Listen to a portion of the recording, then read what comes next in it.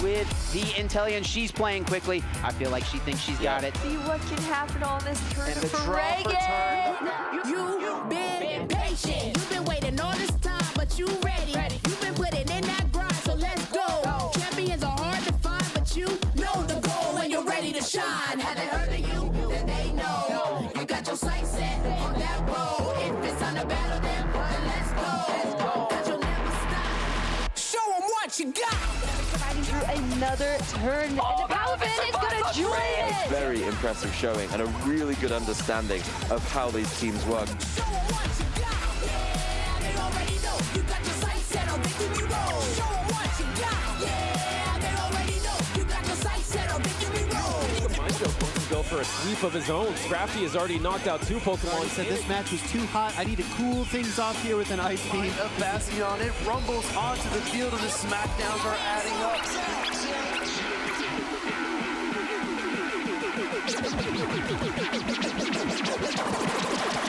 Show 'em what you got. Yeah, they already know. You got your sights set on victory road. Show 'em what you got. Yeah, they already know. You got your sights set on victory road. Put your hands.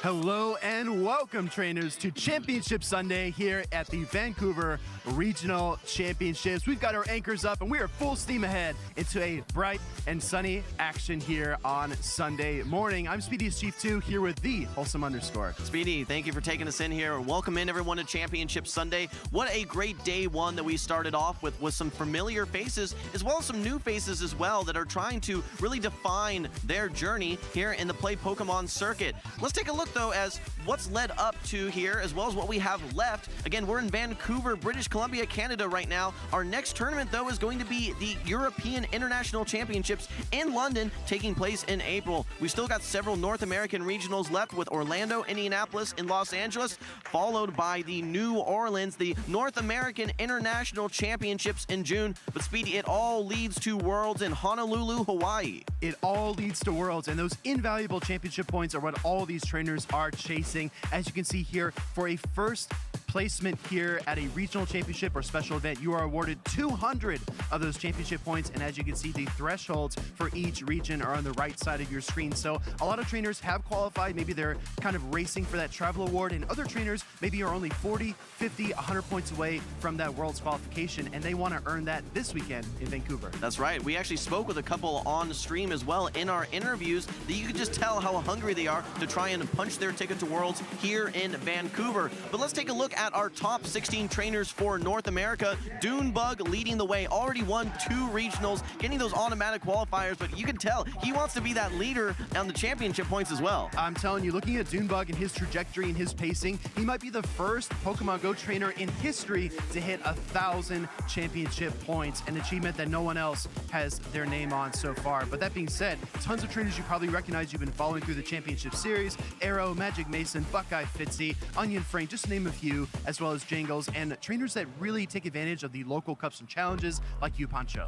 Yeah, we only have 3 North American regionals left, so some of those trainers that are close, they're going to need to get there very soon. All right, well, let's move across the pond and take a look at our European region as well. We can see our leaderboard is Pokémon, someone that we've seen take second place many times, most recently actually winning a regional as well. He's got 717 points. Yeah, that was absolutely a breakthrough moment for the young trainer from Spain. Pokémon at the top of the leaderboards there, but Pablandinas, Tonton Batus, and so many other notable trainers are still trying to earn those travel awards to Honolulu, Hawaii. That being said, though, Jim, it's going to be really exciting to see how the action plays out today, because we're going to crown a regional champion. That's right. Someone will get a qualifier for Worlds, and I'm really excited, speaking of Worlds, to take a look at some of our Worlds qualifiers here already. We can see we had very recently LNDS trainer Steiner over in the LATAM region, but what an incredible list that we have in general. People that we've seen before at Worlds, as well as some new faces. So many exciting names. We've got J-Jen, It's Axon, Arrow, Dunebug, Nighttime Clasher, who is the first trainer in Pokemon Go history to actually go out of region and win a regional championship in Liverpool. Yeah, it's great to see some former international championship winners like JW Naldo as well as some folks that we've seen on the casting desk like Inadequance and Tomahawk as well. It's going to be an exciting Worlds event as we continue to roll down this list. Just Muniz as well in the LATAM region, a very notable trainer.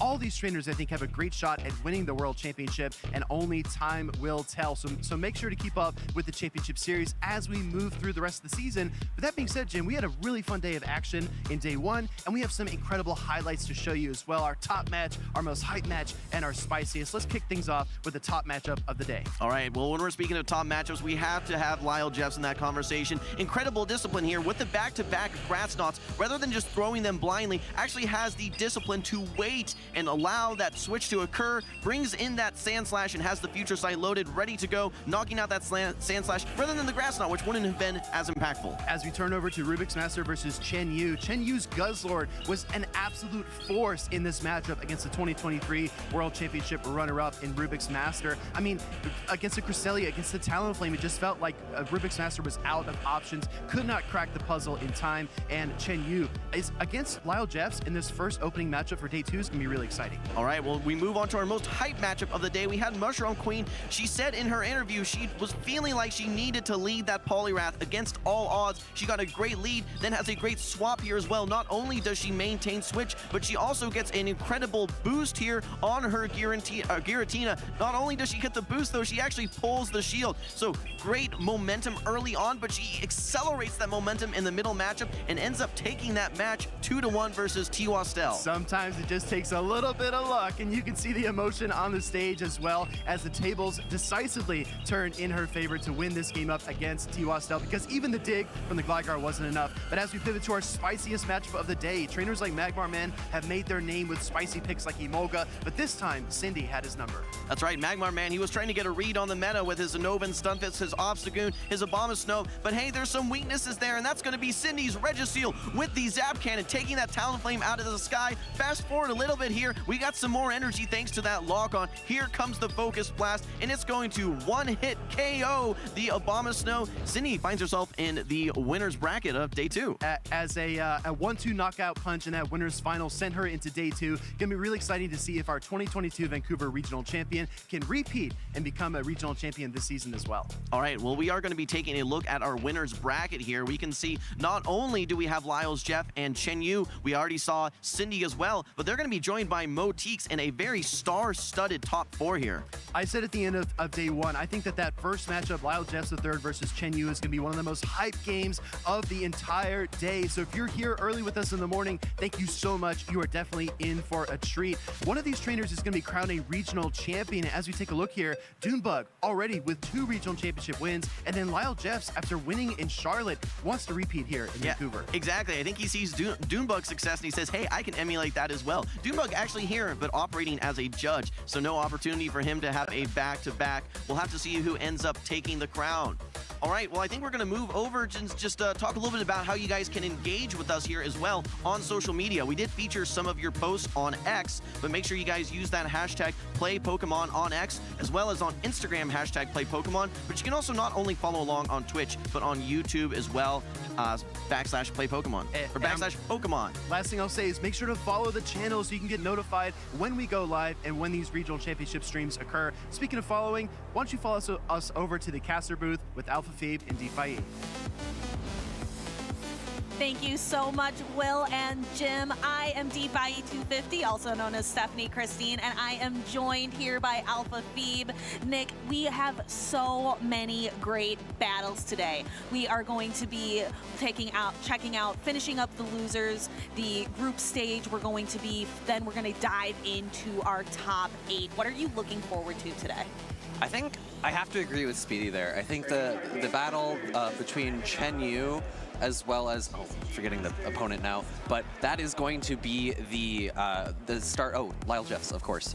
That's going to be probably my highlight of the beginning this morning, but I'm also excited to, as you said, wrap up those group stages. We have people who are still fighting their way to try to make it to that top 8.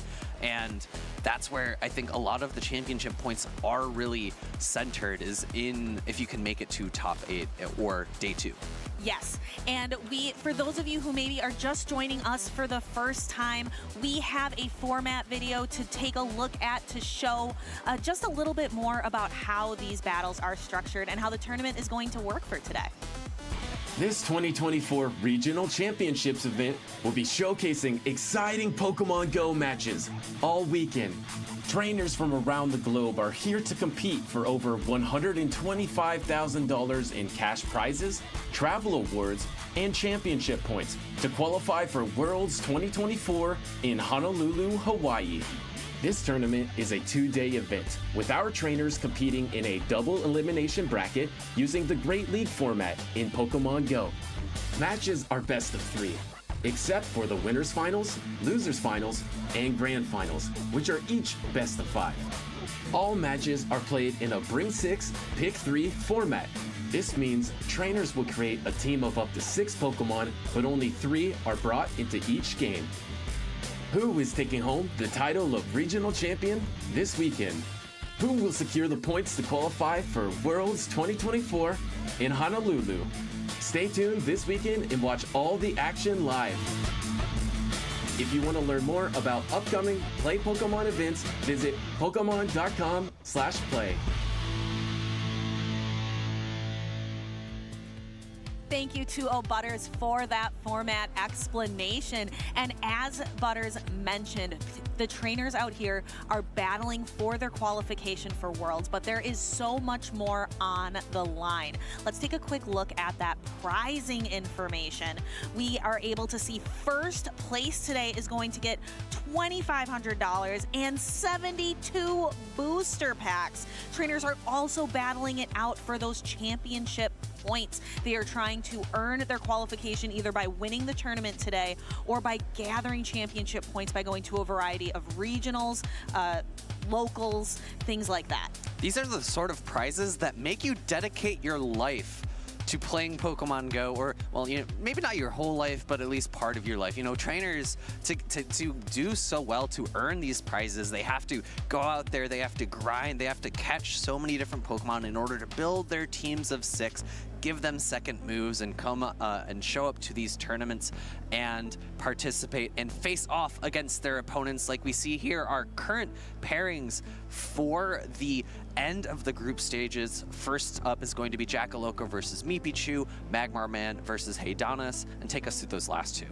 I will definitely do that. We will have Mushroom Queen versus Rubik's Master. Remember, Rubik's Master is looking for his first tournament win. It's Axon nowhere in sight. He is sick of coming in second place. And then we have Blob NA versus Dapper Discs. Yes. That is, all 4 of those matchups are going to be very exciting. You know, they are fighting to, as I had said earlier, to make it into top 8, where so much of that prizing lies. So it's like we talk about at the end of day 1. They're fighting for a lot. They're fighting for day 2, and their day 1 technically hasn't ended it. They are still fighting for so much of what is to be offered here at a regional event. Yes, we are going to be getting ready to finish up this group stage. Our battlers are getting ready on the stage. Again, we are starting off with that Jackal, Loco, and Meepychu match from the group stage, kind of finishing up where we left off yesterday. And if you are a very observant viewer, you might notice that we do not have day 2 usage as of yet. That is because day 2 usage has not finished. We actually are going to be waiting for these 4 matches to play out. And once we get that, then we'll get that day 2 usage. And I think it was Wholesome who had mentioned during our end of cast yesterday that he loves to see how day 1 usage translates into day 2 usage. And I cannot agree more, because seeing the meta trends is somewhat obvious from day 1 usage, but you can really see what's performing well at the top level by translating, by correlating between those 2 sets of numbers. Yes, day 1 is more about popularity. Day 2 is about performance. Let's go ahead and take a look at the performance these 2 trainers on the stage are going to put on for us today. We have Jackal, Loco on the left and Meepychu on the right. I see that Skeledirge, I see that Guzzlord from my predictions, and some other fantastic picks as well. I really see on Jackal, Loco's side of the screen a lot of that core meta choices, really popular Pokemon. If you take a look at that day 1 usage, Jackal, Loco is a Toronto Regional top 4 finalist from this season. We can take a look at his very, what has come to become kind of the standard meta from this current season, the Season of Wonders. Yeah, the double flyer is the most common pairing that we've seen, that Shadow, Gligar, and Skarmory. Throughout here in Vancouver, we've seen Shadow Gligar kind of alternate to other maybe Dragon variants, but on the other side of the table, we have Meepychu, and the team, as you'd mentioned, has a bit more of the spice picks. Skeledirge, Guzzlord, you know, at some point we can't necessarily call them spice if the casters are putting them in the predictions and they're getting those predictions correctly. Of note, Moonblast on Cresselia, Crunch on Guzzlord, and pretty much standard movesets elsewhere. Yes, Spark on Lantern isn't always mandatory, but you know, Water Gun is definitely fallen out of the meta for certain team compositions. I believe it was Onion Frank at Knoxville that was, or Knoxville or Charlotte, that ran the Water Gun variant. Yeah, and Water Gun definitely has an interesting usage. However, that is not the case here, and we have our trainers that are getting locked in, and they are almost ready to go. Here we go, trainers locked in. I am excited. I am looking forward to see who is going to be on the stage, and we have Vigoroth versus Skeledirge. This is an interesting matchup. Yeah, it's not necessarily that straightforward. Vigoroth doing double resisted damage with those counters and cannot really opt for Body Slam, but pacing 2 Rock Slides quite quickly, and Skeledirge does not have an option to go for super hard-hitting charge attack damage because Shadow Ball is double resisted by that normal typing of Vigoroth. 2 more counters and then actually a switch out into Shadow Whiscash for Meepychu. Yes, and that Vigoroth is going to try to unleash some of that charge attack pressure. Will Jackal, Loco make a switch? He does have that switch luck clock available, but looks like he's going to stay in and shield. So really it looks like he wants to really utilize that energy he got earlier in the matchup. Opting to stay in, he's over 2 Body Slams and is going to unleash some energy here. Perhaps wanting to save that Whiscash or that Lickitung for later on in the match, and clearing out that Shadow Whiscash here. Yeah, I actually really like this from Jackal, Loco because he stayed in that matchup. He was able to realign the Vigoroth against a Pokemon that it was able to pressure a bit more with its fast attack damage and the Body Slams. Really great timing from Jackal, Loco. 1 counter, then throwing, because if he threw 2 counters, the Incinerate damage might have applied and it knocked out. So really smart. Yes, it really goes to show the precision from these top battlers here in Vancouver. Skeledirge now is able to unleash that same type attack bonus Shadow Ball. It would have gone nowhere against the Vigoroth, but now it can really show off that power. We see Meepychu bringing in the Cresselia, as Meepychu doesn't have a Grass-type Pokemon on his team, but does have Grass Knot available on Cresselia. We often call these two Pokemon, Cresselia and Lickitung, kind of your pseudo-grass types, because they are some Pokemon that are bulky. They are known for their bulk, and that's really how we utilize them, but also have this really phenomenal grass-type coverage that is really lacking in the meta right now. Yeah, grass typing not so great as a defensive typing, but has a lot of usage as an offensive typing in metas where water and water ground types are so dominant. Cresselia now being answered by the Lickitung. Lickitung feeling very comfortable in this matchup with the health advantage provided by the landed Scald from Whiscash. Moonblast coming through, going to do a nice little bit of chunk. I think Jackalope will likely be threatening a full farm down because he allowed Meepychu to get this Grass Knot off. Oh, and going for a bit of an undercharge with the Grass Knot, and then switching into the Skeledirge and one Incinerate.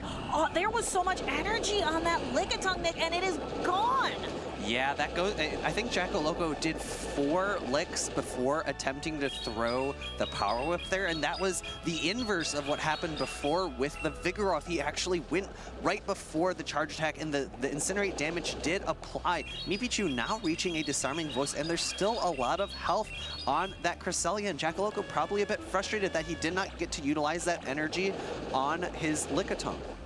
Yes, and here is that Mud Bomb. This is going to connect. No Protect Shields remaining. This is going to be super effective against that Fire-type Skeledirge, but the Cresselia is still in. Can he get to a Mud Bomb? He can. That is going to clear the Cresselia away.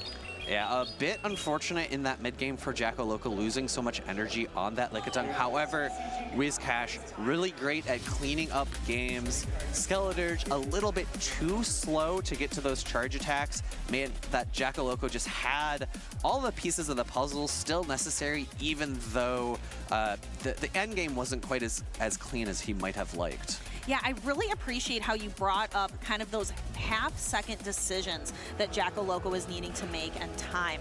Really talking about, we will see here, we'll go with the Lickitung, so where he made those 4 licks, and then all of that energy just went to waste. Mud Bomb coming through, able to pick up the knockout onto Cresselia, and that's game number 1. Really solid mechanics from both trainers, but something to really focus in on, as you can see on screen, is this is actually a rematch from yesterday. Loco was the person who knocked Meepychu out of the winners in groups. Loco then later losing to get knocked down to losers himself. So this is a bit of a grudge match from day 1. I believe it was a 2-0 score for Loco. So it has continued the same trend so far, but Meepychu, of course, all the time in the world to fight back. 2 more games still possible for him to win. And these trainers are locking in, and just again, those half-second moments. A turn in Pokemon Go is half of a second. The precision that is necessary for these trainers. And we are going to see a match here of the Lickitung versus the Whiscash. Shadow Whiscash can do quite a bit more damage, but it has to watch out for the Power Whip from Loco's shiny Lickitung. Yeah, you were mentioning earlier, pseudo grass type. You might think, oh, a pseudo grass type versus this water ground type Pokemon would be a very obvious matchup. However, because Whiscash outpaces so quickly to those Scalds, it can often land a few Scalds, maybe get a debuff, and then pivot out, or maybe utilize more shields to win the matchup because Power Whip is slow to get to. However, Meepychu landing the Scald, switching out into Cresselia, which he sees as very safe. We didn't see the Charge Bug. We didn't see the Skarmory in game number 1. It's actually the same exact lineup from Loco in game number 2. So I'm noticing here that this Lickitung is debuffed by one stage. That Scald did land, and it did drop the attack of this Lickitung, but Jackal Loco is still staying in. His options to switch out to clear the debuff, the Vigoroth and the Whiscash, just aren't good options here. He's kind of stuck. Yeah, Vigoroth is going to be the better of the two because it is not threatened by a one-hit knockout, but you're still dealing resisted damage with your counter, so we do actually see him pivot out in the end, maybe trying to keep energy on that Lickitung later for maybe trying to land a Power Whip into a Whiscash. Moonblast coming through, doing a good amount of chip damage, and the issue is that, oh, actually, I was going to say the Vigoroth is going to have a hard time farming down, but Meepychu pivoting out into the Skarmory, I like this play a lot. And the Vigoroth is being able to do a lot of neutral damage with the counters, and then is going to be able to throw some neutral rock slides as well. Vigoroth really well known for just being able to apply some very spammy, very quick, neutral charge attack pressure. Meepychu has 2 shields. I think this would be a great option for a shield. We have seen Jackal Loco not being really willing to bait, but it actually goes through 2 more counters. This Skarmory is on its last wings, and it has to watch out for a potential catch as well, because the Whiscash that Jackal Loco has in the back is very healthy, but the Lickitung is very low.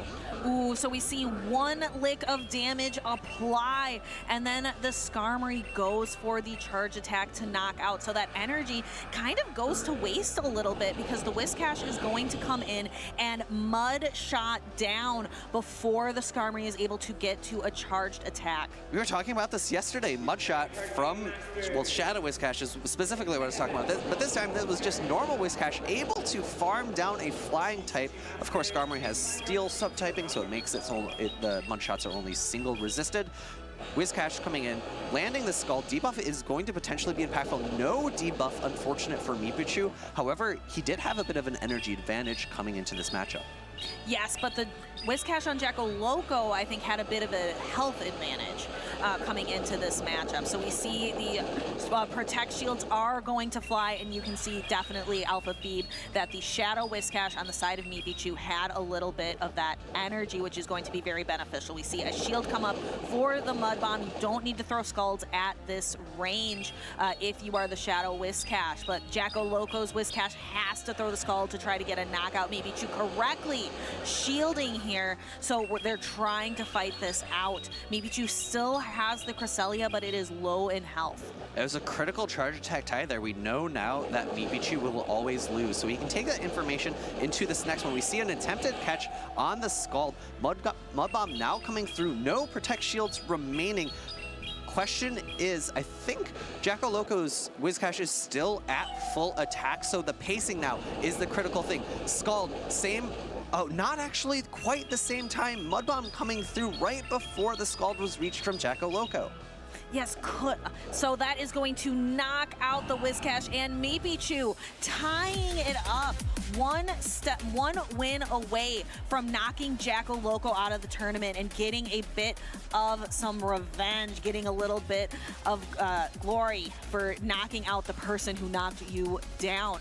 Now, I noticed there in that last matchup that Jackal Loco was just like 1 Mudshot shy, I think, of getting the Skull needed to knock out Meepychu's Whiscash. Could he have gotten that off of the Cresselia? I think so. I think that the Cresselia was still a bit away, but we'll be able to tell in the replay. This was a bit unfortunate from Meepychu. I think the full farm down, no shielding and rock slide cost him a lot of energy on this Skarmory. The Mudshot down was a bit tough. The Cresselia knocked out by the Spun Bomb. I think maybe 1 or 2 more Mudshots were still possible because as Whiscash, you win that charge attack tie. But Meepychu able to keep that energy advantage on that Whiscash, meaning that he was able to secure that endgame. Now, Stephanie, I want to talk about my cheerleader, the Guzzlord. It's been on the sidelines for this entire game, kind of cheering on the rest of its teammates. Do you think it'll be brought in game number 3? I'm not really sure. Guzzlord provides kind of a hard stop to the Lickitung that Jackal Loco has been really favoring. However, I'm not sure if I love its matchups across the board, taking a look at Jackal Loco's team as a whole. Meepychu, if Meepychu were to bring the Guzzlord, he would want to get it aligned specifically on that Lickitung. Lickitung, Whiscash is also pretty solid. Gligar can be very energy dependent, but you're right, it really wants to avoid that Skarmory. Skarmory would be a pretty tough matchup. Steel typing, resisting the dragon damage. You have a little bit of play in the higher shield matchups if you are able to land a crunch debuff, but the players are locked and ready. Game number 3. This is win and move on, lose and go home. Lickitung versus Skarmory.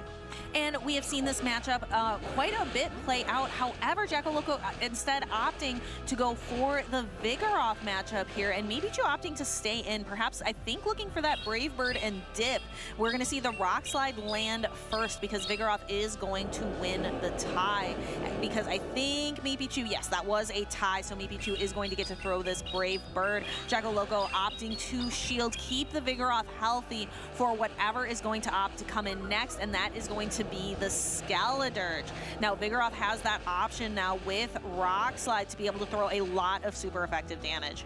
Rock Slide coming through. I think this would be a pretty safe shield from Meepychu. It does come up. Jackal Loco has shown a hesitancy to bait in matchups where the bait, if it gets called, is incredibly impactful. Disarming Voice coming out right before another Rock Slide was reached from Jackal Loco. Good patience and understanding from Meepychu. Disarming Voice going to be enough to knock out. I'm sure he would have preferred a complete Incinerate down, but it wasn't quite possible. No, with that Vigoroth, it would have been allowed to throw that Rock Slide, and that is not what Meepychu would have preferred. So here we are going to get to see the Whiscash. The Skeledirge is stuck. It cannot, so the switch timer still has a few seconds left, so Skeledirge has to stay in. But now Meepychu will have the option if he wants to shield and then swap out, or he can let the Skeledirge go, and it looks like he is choosing the latter of those two options. Jackal Loco's Whiscash is pretty low on health, only has about a third of its HP bar remaining, can bring in the full health, 20% boosted Shadow Whiscash to come in to try to get the knockout. Scald coming through from Jackal Loco. I think this is a very comfortable no shield from Meepychu. He only really needs to land a Mud Bomb. The debuff coming through, I think Mud Bomb is still enough, but unfortunately for Meepychu, falling for the charge attack tie. We've seen it twice in games number 1 and 2 where his Whiscash loses this tie. Mud Bomb coming through, shielded up correctly. Meepychu throwing his own Mud Bomb. I think this will be enough to pick up the knockout. Yes, but Jackal Loco still has a full health Lickitung to come in. This Lickitung has to clear the Whiscash and the Skarmory, which it is so healthy. It should not have a problem in doing that. Let's see if this Scald is going to debuff. It does not. That would have been really helpful for Meepychu. Yeah, the question now is this Body Slam going to be enough to pick up the knockout? I think because of the Shadow variant of Whiscash on the other side of the field, it will be just enough. And the Skarmory, now the question for the Skarmory is can it get to a Sky Attack and Brave Bird combination, or will potentially Jackal Loco let a Brave Bird through, expecting it to be a Sky Attack? We will have to see. This Body Slam is going to connect. It is resisted against the Steel type, so it is not quite enough. We can't get to 2 moves. The Lickitung wins the matchup, having that healthy, bulky Pokemon in the end. Lickitung doesn't need shields. It's got bulk for days. And a bit unfortunate on that last Scald debuff. I think if the Licks were doing a little bit more damage, Meepychu would have had a little bit more play in that endgame. But congratulations to Jackal Loco for pushing his way to top 8, and Meepychu for getting a game back, because that, you know, if you face up against someone who previously swept you, it can be a little bit daunting. You want to make sure that you don't have the same thing happen, so fighting back against the talented trainer. I think Jackal Loco has not been to all that many regional events, and as you recall, he got top 4 in Toronto, which that was a pretty stacked regional as well, so that's a really solid feat. Let's take a look at the matchup that led Jackal Loco to the top 8 today. Jackal Loco, you can see here we are going back to game 1 Alpha Feed. Incinerate coming through, picking up the knockout. A bit unfortunate for Jackal Loco, but enough in the back with this Whiscash, able to reach multiple charge attacks to pick up the key knockouts. Then transitioning into game number 2, a no shield on that rock slide, allowing the near farm down from Vigoroth, but then one lick from Lickitung, 2 mud shots from that Whiscash, able to pick up the knockout and deny a significant amount of energy from Meepychu. And then we are going to be connecting into game after this knockout here with the Whiscash. We are going to be knocking into game number 3 because there is that Whiscash knockout that gets Meepychu the win, making Jackal Loco sweat a little bit. And then we are going to see the Vigoroth get knocked out with all of that energy. Meepychu conceding, letting the Skeledirge go. Mud Bomb picking up the knockout for the Whiscash, and unfortunately in the end game, Body Slam, even though it's resisted, did just enough damage to allow the lick down in the end. Skarmory not quite bulky enough. It's not Noctowl, it does not double resist those licks. That matchup is significantly more favorable for Noctowl against Lickitung. Even though Skarmory resists the body slams, it's just sometimes not quite enough. Noctowl is not a Pokemon that I have thought about in the championship series for a hot minute, Nick. What makes Noctowl come to mind? Just because it is probably the premier answer to Lickitung as a flying type. So flying types do well against Grass Knot, Power Whip, excuse me, the grass type coverage move that Lickitung has, but if you're not going to be able to resist Body Slam, resisting licks or double resisting licks takes off a lot of that pressure. Ghost typing as an offensive typing is really good. There aren't that many resistances out in the meta. You have Dark, you have Normal. So the only things that resist Ghost. And those typings aren't too prevalent. You know, you have Umbreon, right? You have Mandibuzz, you have Vigoroth. But outside of those few Pokemon in the meta, you know, like Azumarill, Whiscash, you have so many other water types, and those Pokemon don't typically have resistances to Lick. All right, let's go ahead and find out a little bit more about Jackal Loco, our winner, who has secured a place in our top cut. Take it away, Jim. I don't hear the casters, guys. All right, thank you, casters. I am Wholesome_ here with Jackal Loco, fresh off his victory. First off, just want to ask you, how do you feel the game went for you? Well, you know, I think I should have baited a couple of Mud Bombs in the game, but overall, I think it was fairly smooth. Like, I'm not trying to be braggy, but I think it went all right. You know, I made a couple of mistakes, but overall, I think it was pretty good. Well, we saw a lot of that double normal strategy from you with that tag team of Vigoroth and Lickitung. Have you been employing that most of the tournament, or is that specific to this matchup? No, I have actually. Like, double normal's just very, you know, normal or neutral until a lot of the meta, so, you know, it just felt very safe, like, against a lot of opponents. If you had to pick one Pokemon this tournament that has been your MVP, your most valuable Pokemon, which would you think that is? Probably Vigoroth. It's just very good. It's got a lot of coverage. Okay, we've seen a lot of success with previous regional winners as well. All right, well, what does it mean to you to be at this stage here in day 2? Obviously, lots of great battlers that you've already faced, and it's only going to get harder as you go, but what does it mean to you to be here in Championship Sunday? Well, you know, it's amazing. You know, it's kind of a dream come true. Like, it truly is amazing to be here. All right, well, lastly, any shout-outs or anyone that you want to thank here before we wrap up? Yeah, a few people, actually. Well, first, my parents and my mom that's actually sitting here in the crowd. Then, you know, the Icingwing crew, Mango, the captain, and my 2 friends that I play Pokemon Go with most, Mason and Joey. If you're watching this, hi. All right, well, lots of people to thank along the way. Guys, that's all we have. Thank you, Jackal Loco. Good luck to you in the rest of your battles. Casters, back to you. All right, thank you, Jim. It's always great to hear about friends and family being impactful in trainers' moments, in trainers' journeys at these regionals. And, you know, I too hope that, you know, everyone else who's here has family and friends watching for them. This is such a community game in Pokemon Go. That is one of my favorite parts of being involved in this game, is the supportive community, how welcoming everyone is. I know I really felt that when I was at the Pokemon Go Challenge, which is one opportunity to get championship points. If you're ever interested in getting involved, going to those local challenges or coming to a regional, and there's usually a challenge or a cup pretty frequently, at least a few of them, to earn points. And just how welcoming and kind everybody is at those tournaments, whether you're a well-known player who we've seen these storylines or if you're someone brand new. Yeah, and I think that's definitely important for those viewers out there who haven't made that first step to a tournament. I know you were talking so much about it yesterday, and I think it's so critical to repeat that. You know, there are people here who have not attended a regional level tournament. There are people here who have not attended a local level tournament yet.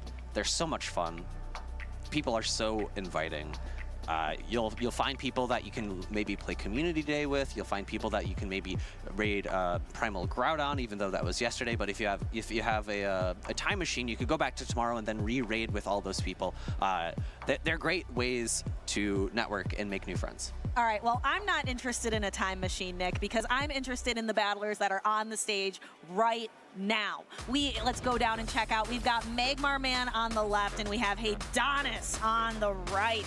And I love this spread of Pokemon. Haydonus is your champion with the Dugong pick on the right. I also am loving that choice of Goodra. And then Magmar Man, the king of spice, is out here trying to defend his off-meta picks. And did someone drop a bottle of capsaicin in my food last night? This is spicy. We have Abomasnow, Talonflame, Cresselia, Jellicent, Obstagoon, and Unnovan Stunfisk. So many Pokemon on Magmar Man's team that aren't present in those top 12 graphics. Of course, they've been kind of present throughout the Pokemon Championship Series, but you know, Magmar Man is a man of spice. Top 4 in Toronto. He did it there with spice as well. You know, he always comes to events with a niche pick, whether it be Shadow Hitmonchan or Alolan Raichu, and he's really, I think the two that speak to me the most from this team in particular are that Unnovan Stunfisk and Jellicent. Hex, Surf, Shadow Ball provides a lot of good coverage. Thundershock, Discharge, Mud Bomb also answering some of the flyers, but also answering a pick such as Lantern that we've seen dominate the meta for so long. Yes, and we have Haydonus, who is out here looking for those championship points, out there looking for another top cut to add to Portland and Fort Wayne. And what makes Dugong so special to you, Alpha Phoebe? You were looking for this ice type coverage.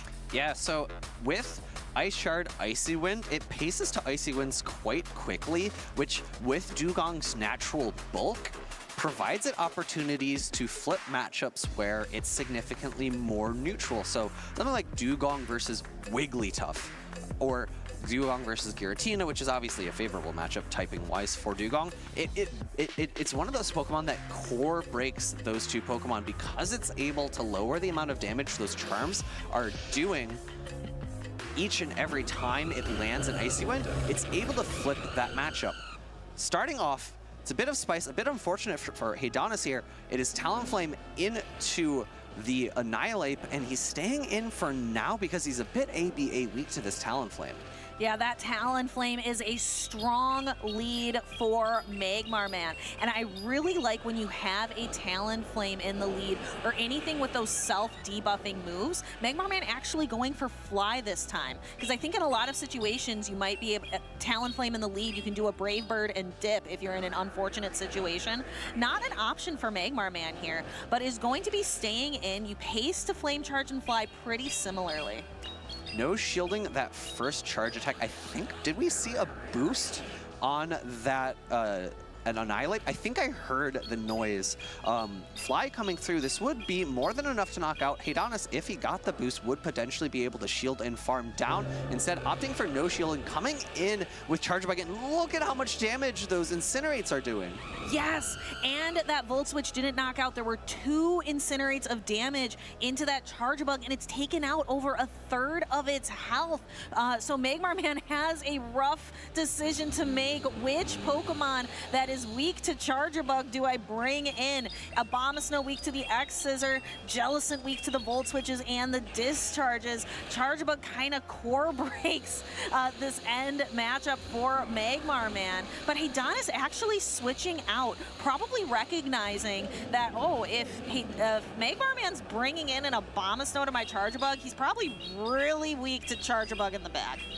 This is going way back, but I'd be curious to see potentially in the replay if Magmar Man had the opportunity to throw a second fly into that Charger Bug, because I think it was 3 Volt Switches that knocked out. If Magmar Man did 2 Incinerates and then a fly, the fly would have been possible. Instead, moving back into the present, Shadow Ball landing, I think this is another matchup where Jellicent's going to be pretty happy, even though the debuff landed so early on. Hex being neutral, Shadow Ball being really solid, same type attack bonus neutral, and able to pace very similarly to these charge attacks. A good charge attack tie as well for Magmar Man, recognizing when Dugong will pace to its next charge attack. Yeah, the patience and being able to keep track of your opponent's energy is such a high level skill for these trainers here in Losers Finals Group B. We have the drill run. It is not going to knock out, and the Abomasnow coming in, being able to both throw one fast attack and then the Abomasnow being able to immediately throw the Weather Ball. We see a shield from Haydonus and another fast attack thrown. We're going to see that damage apply, but I don't think it's going to be enough to knock out because the Dugong is going to faint from the charge attack there.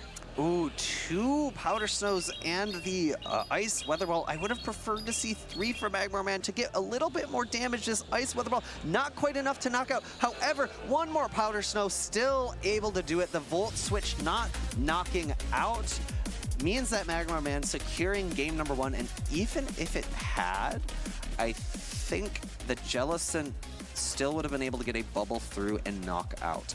Yeah, I'm really curious about that Weather Ball throw into the Dugong and the shield that Haydonus put up. Because Magmar Man had 2 charge attacks, we'll have to talk about it after the replay here. Yeah, so we actually get to see that's 3 Volt Switches. A fly definitely could have been thrown there from Magmar Man, but this is the end game that you're talking about. Weather Ball, I think it's shielded from Haydonus because Haydonus wanted the extra damage from that Ice Shard that happened during that previous Weather Ball. And there is the Abomasnow, 1 HP in a dream to survive and take Magmar Man up 1-0 against Haydonus. Remember, this is the Losers Finals. We can take a quick peek at Magmar Man. His favorite Pokemon is Venusaur, Pokemon number 3, I believe, in the Pokedex. Not 1, not 2, but 3. That's some quick maths with Stephanie Christine, or quick counting, I guess. Anyways, I'm a bit surprised, given that knowledge, that he's not actually running Venusaur on the team, right? Yeah, Venusaur, actually, I would consider Venusaur to be an off-meta pick as well. It's good. It's definitely a good, solid pick for grass type, but as you mentioned earlier, grass is not a good defensive typing. For example, on the Abomasnow that he is running, the grass typing that Abomasnow has makes it weak to quite a bit, like that Charger Bug, the X Scissor. As well as Gligar, so having the ice type coverage shores up one of those most common flyers in the meta. Gligar taking double super effective damage from ice coverage. So I think that's probably why he opted for Abomasnow rather than Venusaur, but you know, maybe we'll have to hear from him later on why he opted to leave his favorite Pokemon behind. Not even on his team of 6. And here we go. We have a Jellicent, which is a rough lead for Magmar Man. Jellicent being weak to both the fast and charge attacks on the Charger Bug. And then we see Magmar Man make it a switch out to another Pokemon weak to Charger Bug, which was the Abomasnow, which gives Haydonus the alignment, bringing in that Annihilate. Maybe Magmar Man trying to draw it out, make the Jellicent a little bit safer later on? I'm not entirely sure about that. He actually more or less brought 3 Pokemon that are weak to Charger Bug here. The entire farm down from Haydonus means that this Annihilate has nearly 100 energy coming out, but Jellicent is not going to like the energy that the Annihilate has in a typically winning matchup for Jellicent, because it has ghost type fast attacks, we're going to have to see if Magmar Man decides to shield the Shadow Ball. It would be really impactful. Great shield call for Magmar Man. Yeah, Jellicent weak to both of the charge attacks coming from Annihilate, the very heavy hitting Shadow Ball, but also the Night Slashes that are known to cause a boost. Look at all of that damage, and then we're gonna see Talonflame come in, but that Goodra was there waiting for it. Haydonus said, you know, fool me once, shame on me, but you will not fool me twice. I am going to make a team that is going to be so strong against the Jellicent, against the Talonflame, against the Abomasnow. Haydonus ready for this line of 3. I think Magmar Man had a very, very, very small opening there if he had landed the fly to knock out the Goodra. However, it would have been putting him in a really tough spot against that Charge Bug. As I had said earlier on, Charge Bug looks so good against all 3 of the Pokemon that Magmar Man brought. So a really solid line, as you called out, from Haydonus. Catching the correct lead, but also having perfect coverage behind that Charge Bug to answer any switch that Magmar Man could have made. Exactly. Haydonus leaving the Dugong on the bench in favor of the Goodra this time. And you can just see Haydonus really controlling this matchup from the word go. Farming down the entire Abomasnow, even though he gave up a shield, provided him the ability to reach 2 Shadow Balls against the Jellicent, land that super effective ghost type damage, and Goodra in the back able to sweep up one of the best answers that Haydonus has on his team for that Talonflame, because the only type of damage that it can apply that is neutral is that fly. Incinerate, Flame Charge, both not very effective. Yes, Haydonus, a trainer that we know to have a lot of really good consistent performances. Top 24 at NAIC last year, top 16 in Pittsburgh this year, top 12 in San Antonio, but looking really to add more top cuts, looking to add a championship win to his accolades here in Vancouver, is 1 win away. Remember, this is win or go home here in the losers finals, Group B, trying to make it into that top 8. And it's game number 3. Everything's on the line for these trainers, making sure that they are crafting lines of 3 that are unbeatable. I think Magmar Man going to need to think how he can better adjust for that Charge Bug. It was so potent against his first and second lines of 3, especially that second line of 3. Just nowhere he could place it where it felt all that comfortable. So maybe leaning a little bit more on that Unobin Stunfisk, maybe leaning a little bit on that Talonflame in different positioning. The Charge Bug had every solid matchup in that last game. I mean, Talonflame is a bit iffy, of course, but because you pace a little quicker to your charged attacks, or your first charge attack as Charge Bug, I feel like it's pretty comfortable. And here we go, game number 3, Goodra versus Talonflame. And Magmar Man bringing out the Jellicent, but that draws out the Charge Bug, which is going to be really helpful because, again, Magmar Man bringing Pokemon that are weak to Charge Bug. He brought in the Cresselia this time in the back, which is weak to those X-Scissors. And I think it was a great team compositional read for Magmar Man in that sense. He's going to be pulling out the Charge Bug, leaving that Cresselia alone, and in the back, Haydonus has 2 Pokemon that are a bit weak, and great knowledge there. He would not survive this Volt Switch, so he needs to throw the Surf right away, and he's actually going to get shield advantage out of that counter swap. And now the Talonflame is a little safer to come in, is going to have to shield a charge attack, but Magmar Man with that shield advantage now is going to have those shields available. Let's see how this next one is going to play out. The Charge Bug faints to the next Incinerate, and Magmar Man swapping immediately into the Cresselia.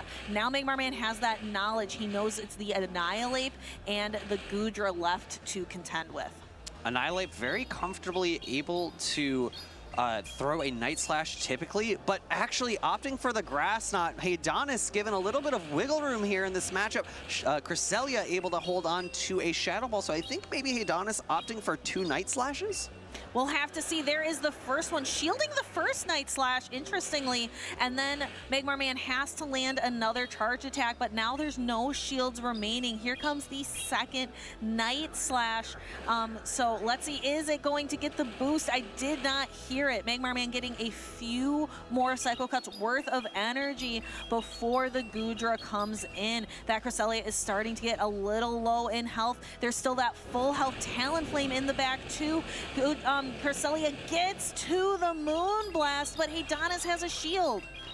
Shield needs to come up. Moonblast going to be the only super effective damage left. And the question now becomes, is Aqua Tail going to be enough damage? Is the Dragon Breath going to be enough damage to pressure that Talonflame? We saw it had 2 Incinerates as it was able to farm down the Charger Bug. 1 more Incinerate, reaching the Fly. Magmar Man actually doing 2 Incinerates before.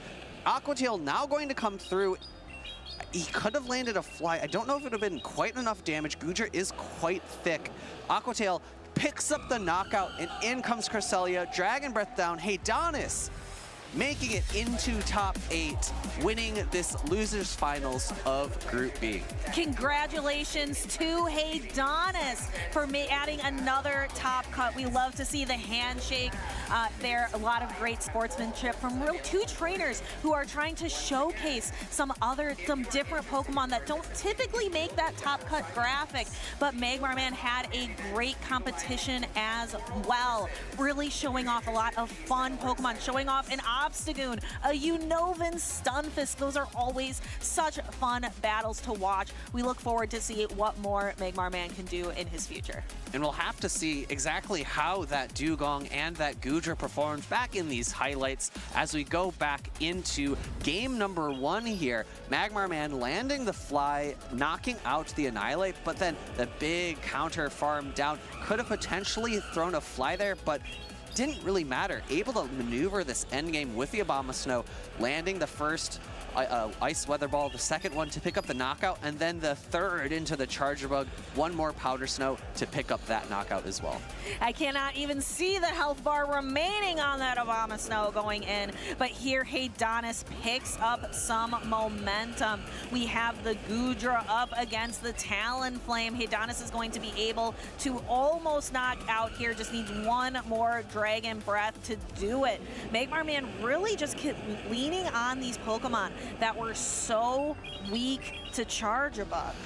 Yeah, Charger Bug looked very solid for Haydonus. Volt Switch coming through. Great knowledge in game number 3 by Magmar Man that he could not throw another fast attack. The Incinerate down. Grass Knot coming through. Able to pick up the knockout, and Goodra having to put so much on its back. Aqua Tail newly buffed to knockout. Dragon Breath down the Cresselia, and Haydonus taking game number 3. Yes, and taking a look at Magmar Man's entire team, really, he brought the Abomasnow, the Talonflame, the Cresselia, the Jellicent, all have a weakness to Charge Bug. So does Obstagoon, being a Dark-type Pokemon. The only one that is going to only take neutral or resisted damage was that Unnovan Stunfisk. Why do you think that stayed on the bench? It's a good question.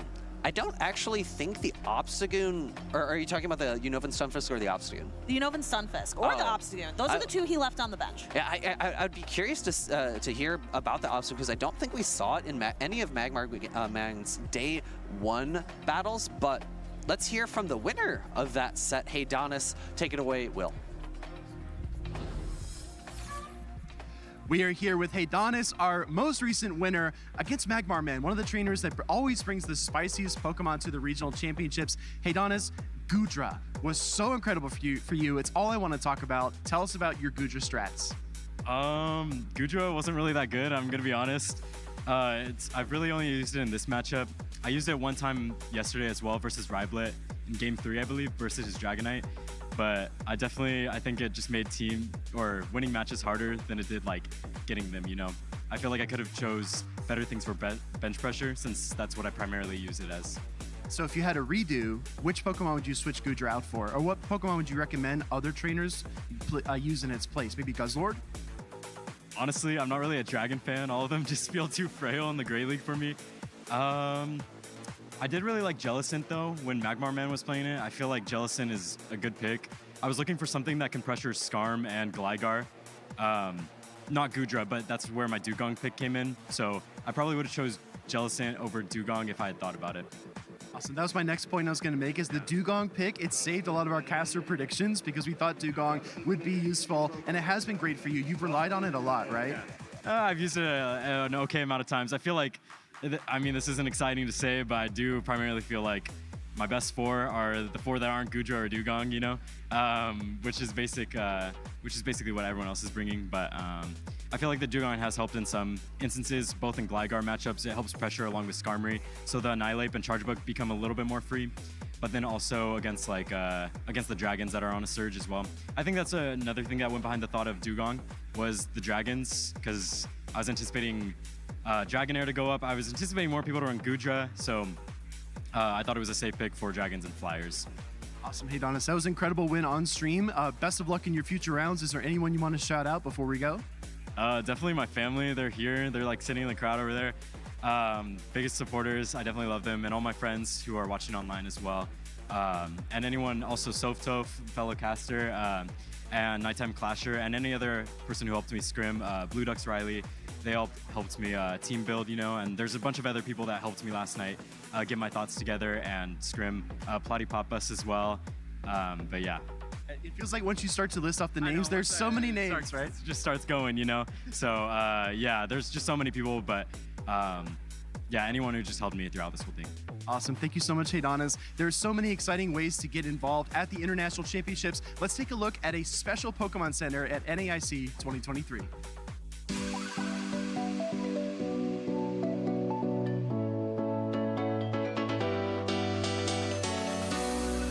Welcome, Pokemon trainers, to the first ever Pokemon Sweep Run here at the Pokemon Center pop-up store at the North American International Championships in Columbus, Ohio. I am joined here by 2 incredible trainers, Trainer Polaris and Trainer Cyrus, as they will be competing for their opportunity to win as many unique items from this Pokemon Center as possible. Trainers, you have 60 seconds each to run through the Pokemon Center and pick out one of whatever item you fancy. It has to fit in the bags that are provided, but feel free to get a little bit creative as what fit actually means. And you have 2 incredible coaches to help you as well. So Coach Necra and Coach Spraggles, please use this time to coach your trainers. Wait, this is actually the Pokemon Center. Yeah, this is actually the Pokemon Center. This is it right here. All right, so remember our plan. We're small, but we're mighty, okay? We need to get in there. We need to get aggressive handshake. Let's do this thing. Boom, boom, boom. Nice, we got this. All right, we've got the height advantage, so we gotta get all this stuff on the top shelf, right? All right, so TCG cards over here, we got our plush over here, got the big Squishmallows in the back. Oh yeah, I think that's a good plan. We've got the good plan. All right, we have 60 seconds on the clock. Cyrus, Polaris, are you ready? Yes. All right, I love the energy. Let's get started in 3, 2, 1, sweep! All right, let's go. Let's do this. All right, it looks like our trainers are hitting up the Pokeballs first. I see a Cherish Ball from Cyrus, very nice. Polaris going for the Funko Pops, very, very stylish. And now it looks like Cyrus has made a beeline for the plush. Polaris is not that far behind, picking up the Togepi Squishmallow. Oh no, Koraidon just fell on the floor, but Cyrus saved him and gave him a beautiful home. Trainers, the clock is ticking. There is 30 seconds left. We're skipping the keychains, it looks like, going straight for the Charmander, Squirtle, and Gengar hat. Oh, we got the Charmander hat and backpack from Cyrus. Now that is a very bold play. Oh, how about the exclusive merch? 10 seconds left. 9, 8, 7, 6, 5, 4, 3, 2, 1. Trainers, that is time. Please take your items up to the front. Trainers, congratulations. Polaris, let's start with you. What you get? All right, what do we get here? a bunch of play mats, deck boxes. Oh, dump them all out. Let's see them all. Yeah, there we go. Oh, and a cherish ball too. That's very special. Got it. Woo! All right, Cyrus, let's see your haul. Incredible stuff. Look at that, 2 backpacks. Wow. We've been running this for about 3 months every other day, doing this run. So a lot of great stuff. We kind of knew what we wanted coming in. Oh, I see that. Really big. This was a big one for us. Oh, is that Haydonus? Yeah, let's see it all. Look at all those plush. I also got I got the Komodo and the Megalodon. You did? Are those your favorites? Yeah, and this is how we were planning to win today.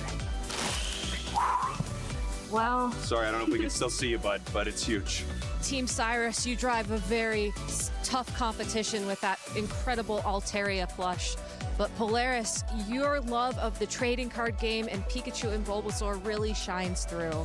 Well, guess what? Everybody is going to be a winner today. So why don't you all pick out your favorite item, as you can get all of this exciting merchandise and more at the Pokemon Center.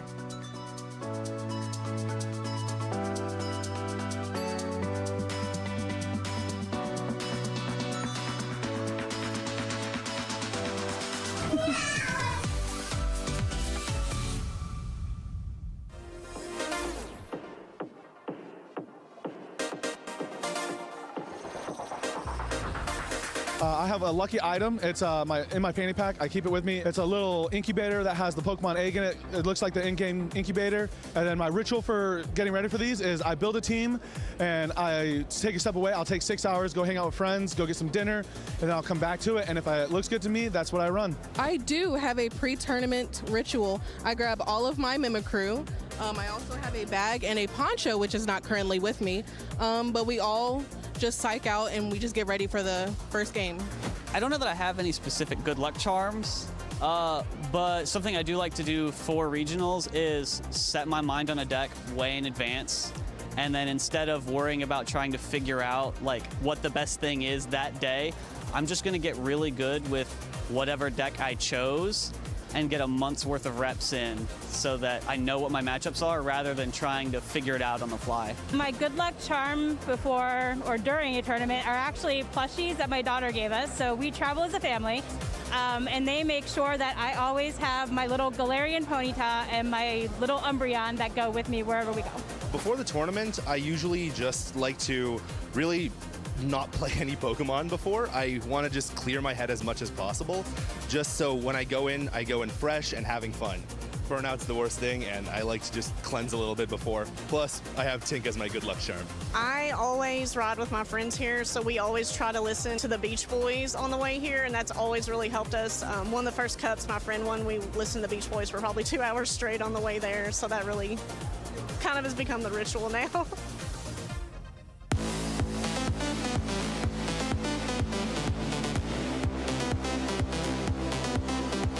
All right, welcome back to the Pacific Northwest. We're here in Vancouver, British Columbia, Canada.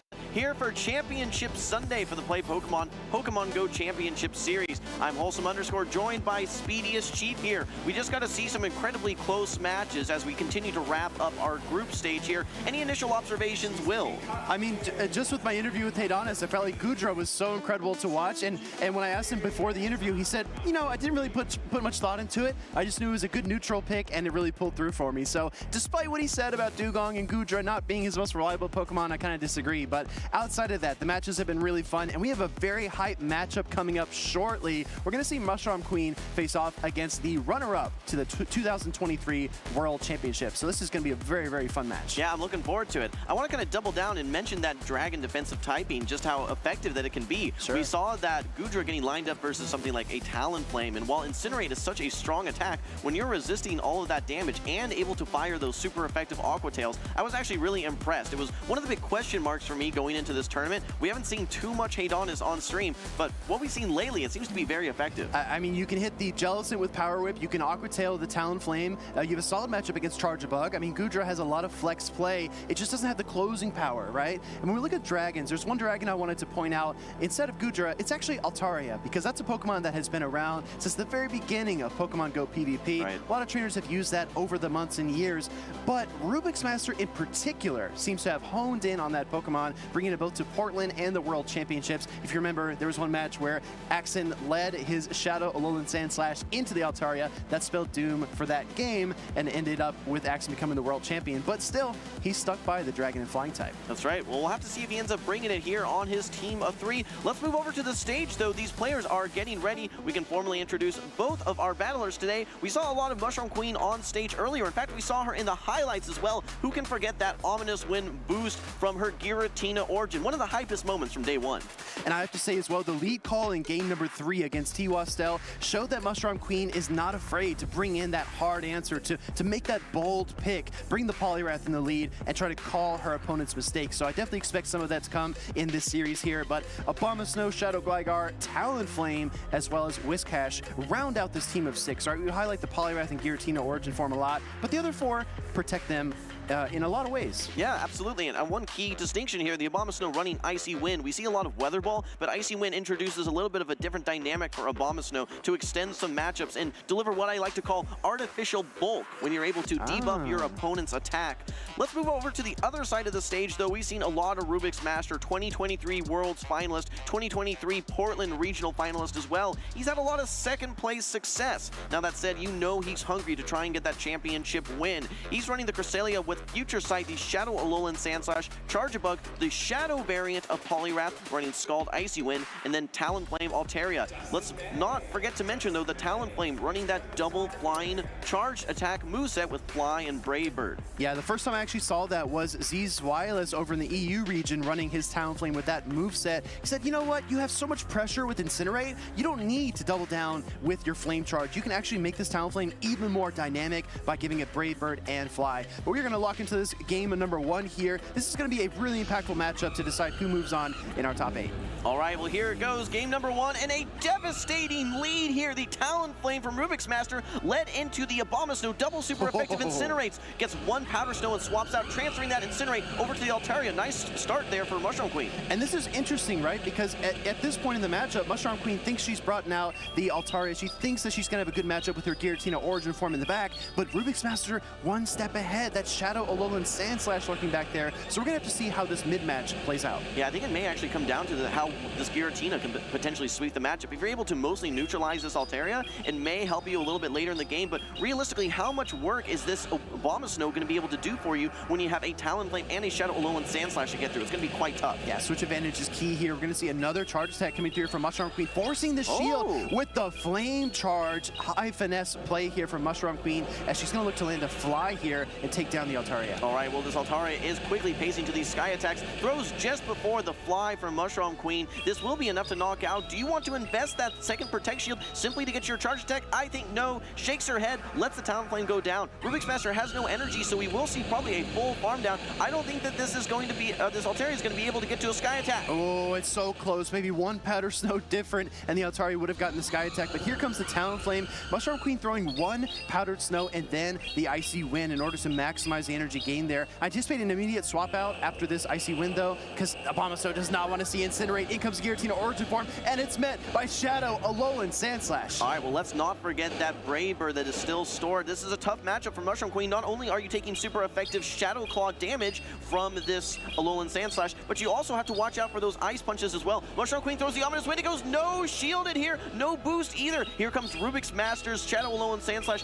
Has the Ice Punch ready to go. Things are looking great for Rubik's Master at this point in the game. Rubik's Master really putting himself in his opponent's shoes, saying that a bait of the Ominous Wind here is the way to win this matchup here, and calls it in a key moment of this match. Now we're going to see another Ominous Wind get fired off here. Shadow Alolan Sandslash might actually be able to hang on, but it's going to be close, and it does, and it gets to the Ice Punch to boot. Yeah, some great calls here from Rubik's Master. You kind of have to think, all right, what's going to be my win conditions at this point? Shadow Alolan Sandslash looking very strong. How can I get even further ahead? Let's no-shield some Ominous Winds. So a decent amount of energy here on this Abomasnow, but Rubik's Master does have the charge attack ready to go here. Fly, Brave Bird, it doesn't matter. This is going to be super effective damage into this Abomasnow. Like I said earlier, Speedy, Abomasnow had nowhere to go in that matchup, and game number 1 goes to Rubik's Master. I'm telling you, this is why a lot of trainers have opted for the Lickitungs, the Whiscash, the the Shadow Glygars in the meta, it's because when you have a bold lead like Abomasnow, if that Talonflame is on the other end, it's just disastrous. And if you can't flip switch advantage in the mid game, it's really tough to find your way back into the matchup, especially against a world's caliber trainer like Rubik's. You know what? I really like that Altaria that Rubik's is hiding in the back. We've seen so much Altaria play. We can see it on our screen right here. Had lots of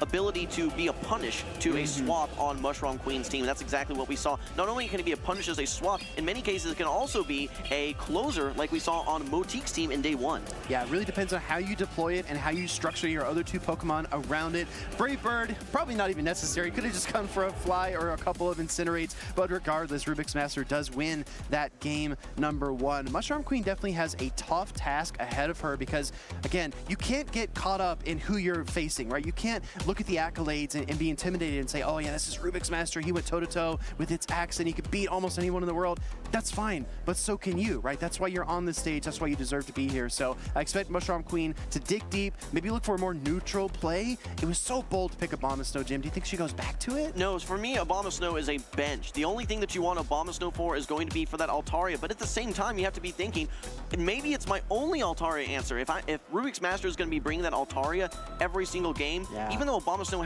it struggles in so many other matchups, it may be that one answer to Altaria. So it's a little bit tough, right? Yeah, it is a little bit tough, and sometimes trainers don't expect you, right? For example, if Rubik's was in command to that degree in game number 1, he probably doesn't expect Abomasnow. He says, oh yeah, there's no way that she'll even think to bring it. And that might be the pivotal moment to bring it again because your opponent would not expect it coming. But that being said, we're jumping right into game number 2 here. Mushroom Queen on the left side of your screen versus Rubik's Master, his Talonflame. All right, a little bit of a tough matchup here for both of these trainers, right? They both have the ability to hit for super effective damage. What I like about the Poliwrath on Mushroom Queen's team is it does have those charge attacks that can build that artificial bulk. Here in this scenario, you are not able to get to your Scald before Rubik's Master is able to get to his charge attack. I expect to see a Protect Shield here. We know that it is going to be super effective. Here comes the fly. First Protect Shield, we're probably going to see 2 counters, then either the Icy Wind or the Scald, going for that guaranteed attack drop here in the form of the Icy Wind. But Mushroom Queen built enough energy to threaten the Scald, and it does peel away that Protect Shield from Rubik's Master. Keep an eye on the pacing here. Talonflame's going to close in on the second charge attack faster than the Poliwrath gets to theirs. So it's going to force a second Protect Shield if Mushroom Queen wants to keep this Pokemon in the matchup, and she definitely does.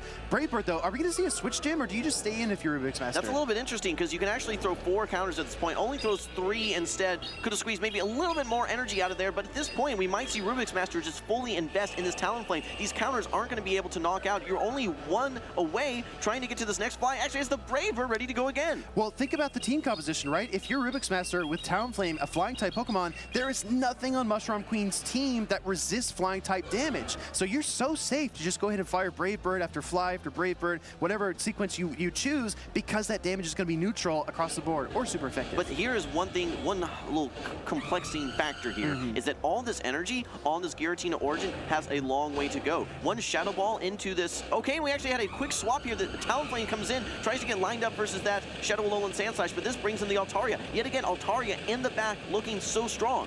Going for the flame charge here. This is a bit interesting as well. I mean, in terms of dealing with Altaria with the shields down, it's going to be tough regardless, but the flame charge kind of set you back a little bit. I think a boosted fly still might not be enough, and meanwhile, Sky Attack will rain down. Yeah, I think that you're going to pace 2 flies at the same rate. It's going to be 3 Incinerates, then 2 Incinerates, both for flame charge fly as well as fly. So I think we would have seen a little bit more optimal play. Need to get to this fly here. All right, this will do some nice damage. Maybe even set up that Giratina to get some farm and throw a Shadow Ball. But if Mushroom Queen can land 1 Incinerate against the, oh my gosh, it doesn't even KO. The fly's not enough. So she's gonna, oh no, and the Incinerate comes through. And the weakened Talonflame does not have enough HP to get to the Incinerate damage, and instead the Sandslash will win. All right, I want to call out one moment there. You actually may have seen, but Altaria did get 1 Dragon Breath in there just to slightly chip enough so that it's not able to get an Incinerate. Ice Punch comes in, almost knocks out the Giratina. Here comes the Shadow Ball. Shields are down at this point, Will. We need this Shadow Ball to knock out for Mushroom Queen. Will it be enough? Here it comes. Shadow Ball hangs on for the Alolan Sandslash, just needs to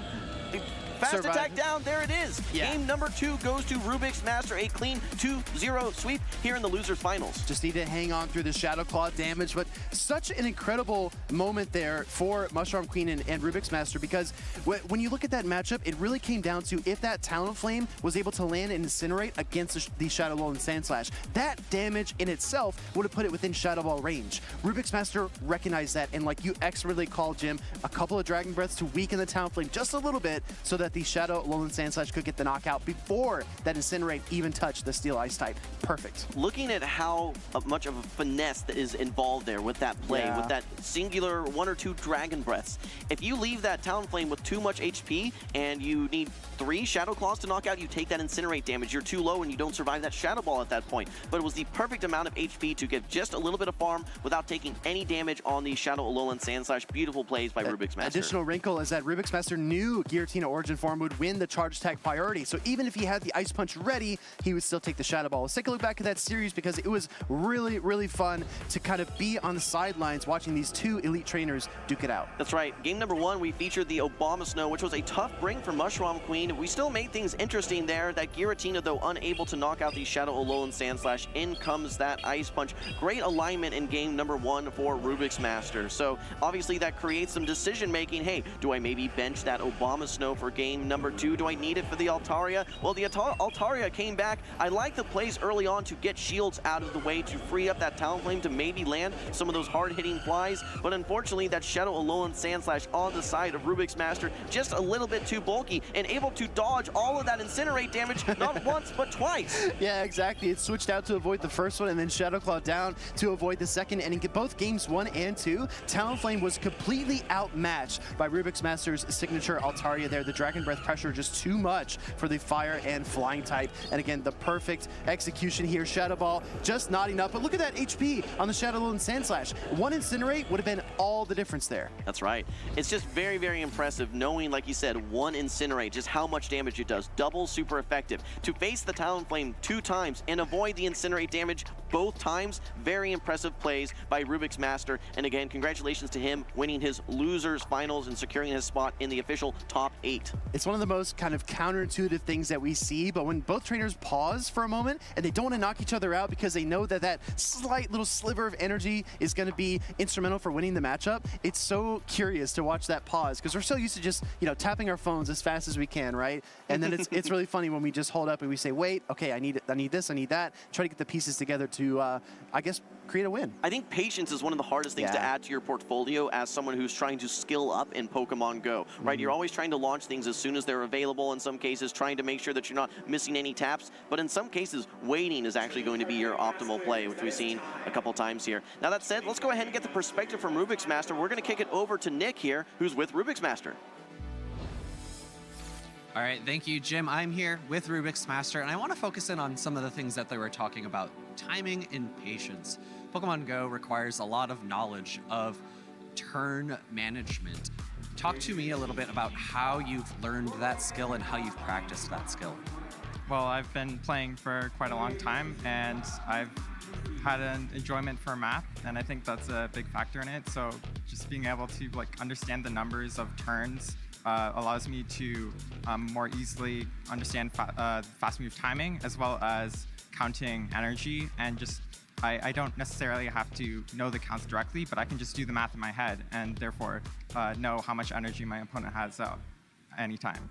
Yeah, so I think a lot of people describe it as rhythm. You are maybe a little more analytical, thinking about the math, the numbers, and I think you can make both approaches to understanding exactly how you should play out each and every matchup. Let's focus on your Pokemon. So a little birdie told me that you have a little bit of a favorite bird on your team. Altaria's made an appearance on so many of your teams and so many of your top cut teams. Altaria, what about that Pokemon speaks to you? I think it's really strong. It's a bulky dragon type, the bulkiest dragon type out there, and Dragon Breath is a really great move, so it's can pretty much win any matchup where Dragon Breath isn't resisted, and that's pretty much everything in the meta right now. There's very few fairies, and the steals are becoming a lot less. I didn't see too many Registeel, so Altaria is becoming a really, really strong pick right now.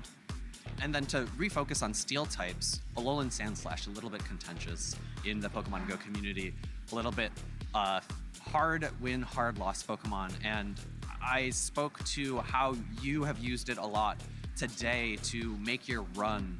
How do you feel like this particular meta in Vancouver has been for Alolan Sandslash? Well, there's a huge amount of Whiscash, which makes it a bit tough for Alolan Sandslash, but the main reason I brought it was to beat that Ice type that can hard counter Gligar, and I don't think I've had an Alolan Sandslash on a Gligar yet, but I think because of its 2 moves having really good coverage, it's able to output a lot of damage against pretty much any matchup. But yeah, when it gets on a good matchup, it's able to win that matchup and then come out with a lot of energy, and you can get a lot of value out of it. Yeah, if you have great coverage in your moves, energy goes a long way. Well, thank you for your time and your insights. Congratulations on your win, and good luck in the rest of the tournament. We'll send it back to the casters. Well, just like his trainer name would suggest, Rubik's Master slid all the pieces into place in order to get that victory against Mushroom Queen. Halston, we only have one more set of our group stage, and then we're heading into our top 8. Are you excited? I'm very excited. I also want to give a little commends to you, because I asked you what you liked about Altaria yesterday, what made it a great spot in the meta, and he said it's a bulky dragon. And from the Altaria Master himself, we just heard that exact same thing. So talented trainer right here, Speedy as Chief. I trust our runner-up in the World Championships, right? Rubik's Master knows what he's doing, so definitely good kind of reassurance to see we both agree on that. Absolutely.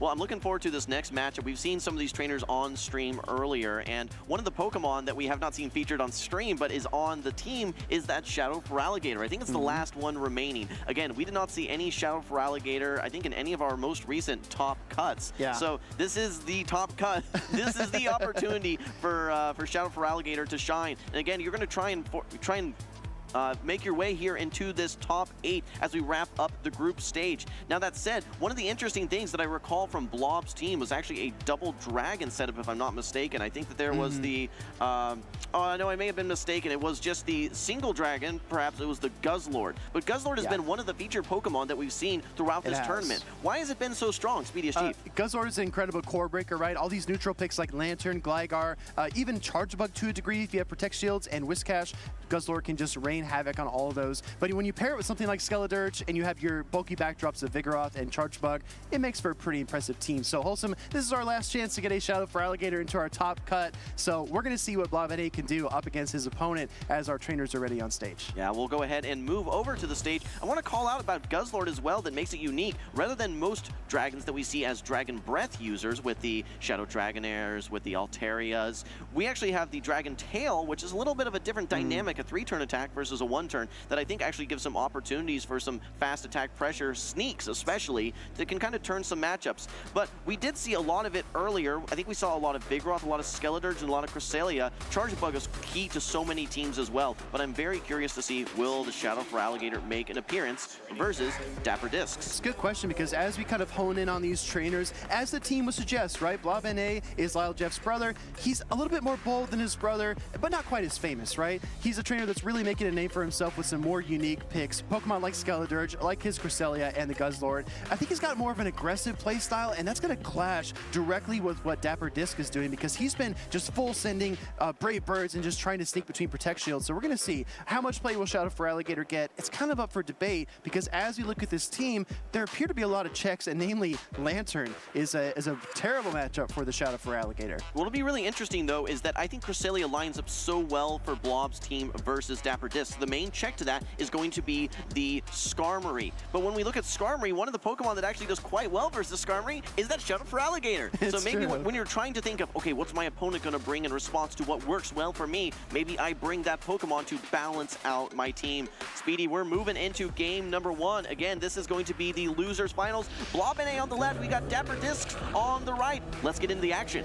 Well, Blob NA made short work of some opponents yesterday by unleashing the Skeledirge and trapping his opponent's team within its jaws. And now we've got Annihilate on the field versus the Skeledirge. Ghost types on both sides. All right, well, what's so scary here for Blob is that his main answer to the Skarmory is currently in the lead here. He needs to probably pivot out of this matchup, draw out that Skarmory so that he can neutralize it a little bit later. Both Cresselia and Guzzlord are going to struggle hard versus that Skarmory. But here we go, lots of energy on the side of Dapper Discs. He has the Night Slash. It's not not enough to knock out. This would be a huge no shield, but Blob does not want to take that Shadow Ball, respects the Shadow Ball, instead shields a Night Slash. Well, that's because Dapper Disc was so aggressive in the earlier matchups, right? Against Andrew Manyaras in day one. Brave Birding the Whiscash through 2 shields is still a play that sticks in my memory. Second Night Slash does go unprotected though, and now the Skeledirge fires off one more Incinerate, tries to fire off the Disarming Voice, but gets caught by the Skarmory. Well, this is interesting because now you do have the alignment that you want. You do resist as well these Steel Wings, so you're going to be able to get some significant damage here, and you will outpace to a Shadow Ball before the Skarmory is able to reach a Sky Attack. So at this point as Dapper Discs, you want to think, how much value do I really want to get out of my Skarmory? Am I willing to let it go down here, or do I simply actually just use this Protect Shield, maybe go for a full Steel Wing down? But no, a quick swap out from Blob into the Guzzlord. Yeah, I think this is pretty clever, right? Because the Skarmory is a bit weakened, and you want to maintain the control switch advantage if you're Blob NA, so that you can line up your Cresselia against that Annihilate.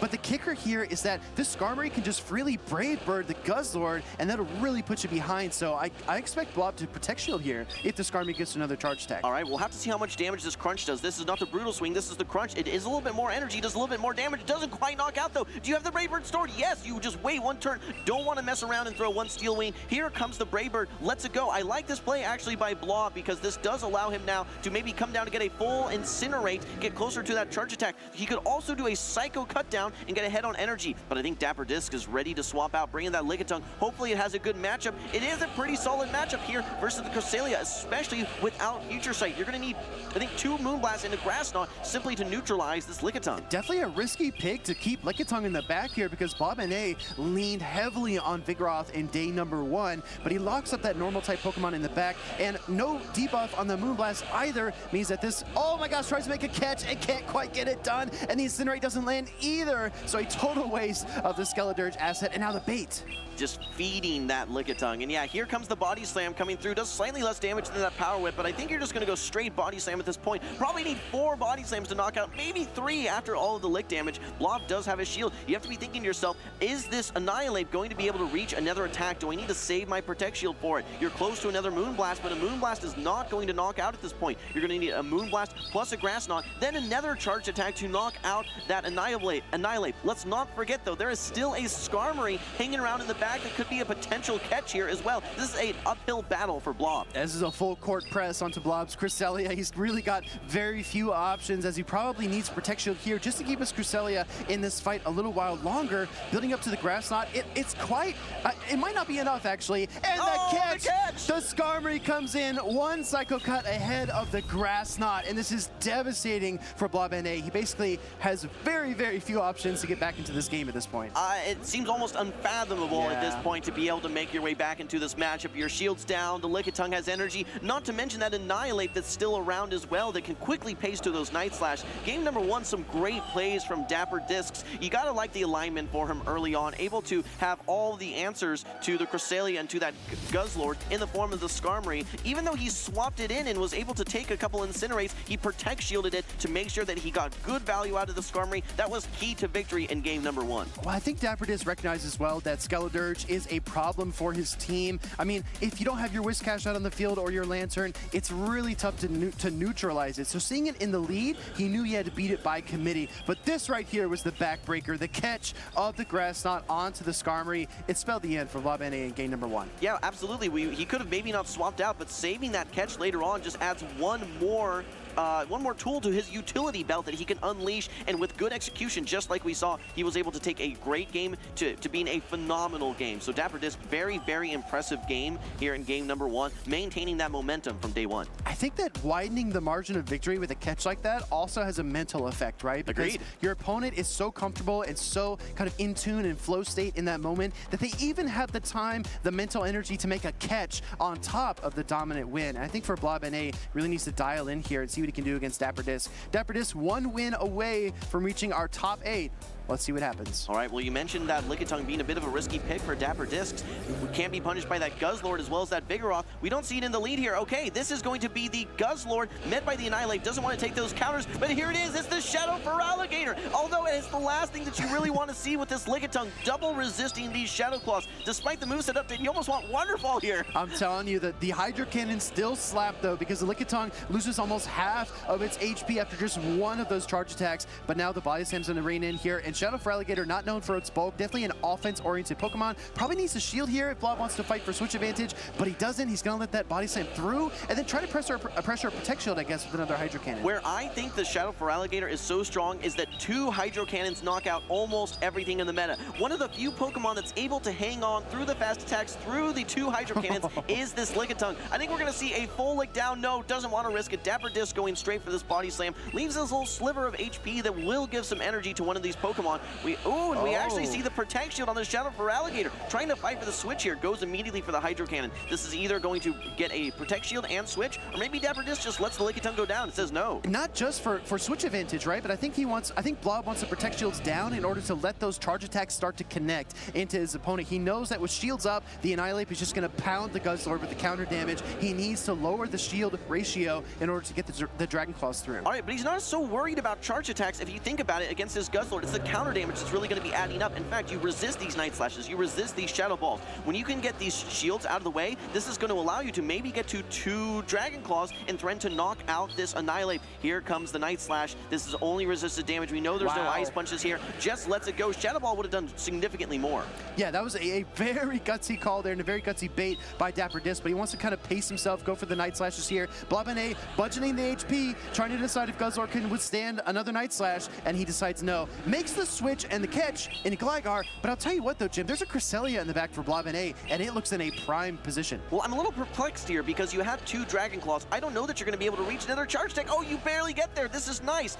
Okay, this may even force a Protect Shield. Knowing how little HP that you have remaining on both of your Pokemon actually lets it go. This is going to take your Pokemon so low. Not much HP. I think at this point you just start spamming out Grass Knots as soon as you reach them as Blob. Dapper Disc going to need to get a lot of value out of these digs from his Shadow Gligar. So yeah, I'm just not sure if as Blob and A, if you just bank the Dragon Claw for later, because now Cresselia's Cycle Cuts are barely doing any damage. You're going to take 2 digs from this Gligar before you fast attack it down. You might even take more damage than that, Jim. You have to fire a Charge Attack, and then there's still a Protect Shield for Dapper Disc. I'm a little surprised here, going for the Aerial Ace rather than the dig. You were 1 away at this point, maybe thinking you need 2 Aerial Aces, but we're actually going to see a full fast attack down at this point. Tons of energy, 2 Grass Knots ready to go. This Annihilate has no energy whatsoever. You do have a Protect Shield, going to shield this first one up, but there's still so much energy on the side of Blob. Blob definitely trusting in his Cresselia, forces away that final Protect Shield, queues up another Grass Knot, doesn't even need the Moonblast here to KO the Annihilate, tie up this series 1-1 versus Dapper Disc, and keep his tournament hopes alive. That's right, Cresselia looking so strong there in the back. Once that Lickitung was out of the way, Cresselia just had all the play in the world. We did get to see the Shadow Feraligatr and at least pressure to shield. Despite having a terrible matchup, it was able to get one of the shields out of the way, and like we were calling earlier in the game, once at least one Protect Shield is out of the way, it frees up that Guzzlord to get some meaningful damage into that Annihilate. So I like the way that Blob played that despite having a relatively tough lead. I just think it's so funny, right? We're a little bit biased towards seeing Shadow Feraligatr in action, and even when it takes a single Protect Shield, we're like, yeah, let's go Shadow Feraligatr. It got some great value there. Great value, great value. Now, like, you know, Vigoroth yesterday actually landing a Rock Slide into Mantine, KOing a Whiscash, and still, continuing the fight. But this was really the pivotal moment. It was the Cycle Cut down onto the Gligar, and then the Grass Knots to tie up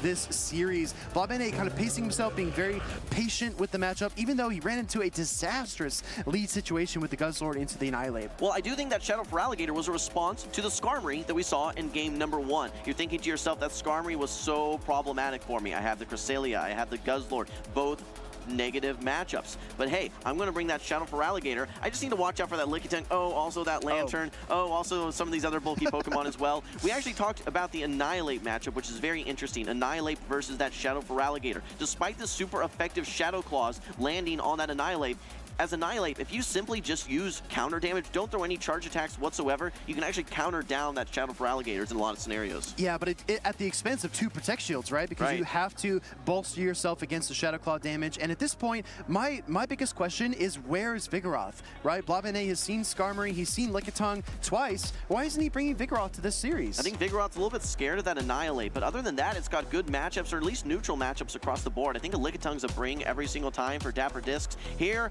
comes comes the matchup that we want to see. Speediest Chief. It's going to be the Shadow for Alligator into the Annihilate. Let's see if they stay in here, or maybe a quick swap out of the Annihilate. No, we're going to see this matchup play out. As they say, the proof is in the pudding. We're going to see if this Annihilate can defeat the Shadow for Alligator. First, the Hydro Cannon will get fired off here. This is another advantage that we haven't mentioned yet. Shadow for Alligator will win the charge attack priority ties, and it is on even pacing with the Annihilate. You know, it's almost identical stats on these two Pokemon. Normally, for Alligator is going to be winning this, but there is opportunity for Annihilate to win in some scenarios as well, potentially in some other matchups. Here comes the Night Slash. There's potential for boost. Actually swaps into the Lickitung here. Where's the punish? Here it is. It is the Guzzlord. No Vigoroth in the back, but almost just as good of a punish. It's going to be this Guzzlord. We go from Tooth and Claws for Alligator to massive jaws on the Guzzlord as it's squared up against the normal type Lickitung, and finally Blob NA is able to line up his Pokemon to defeat this Lickitung on the opposing side. Okay, but it's not all just about the early game matchup, not about the mid game matchup. We have to look at the back as well. There's a Cresselia in the back yet again for Blob. We don't want to see that lined up versus that Skarmory. I think there's still a lot of potential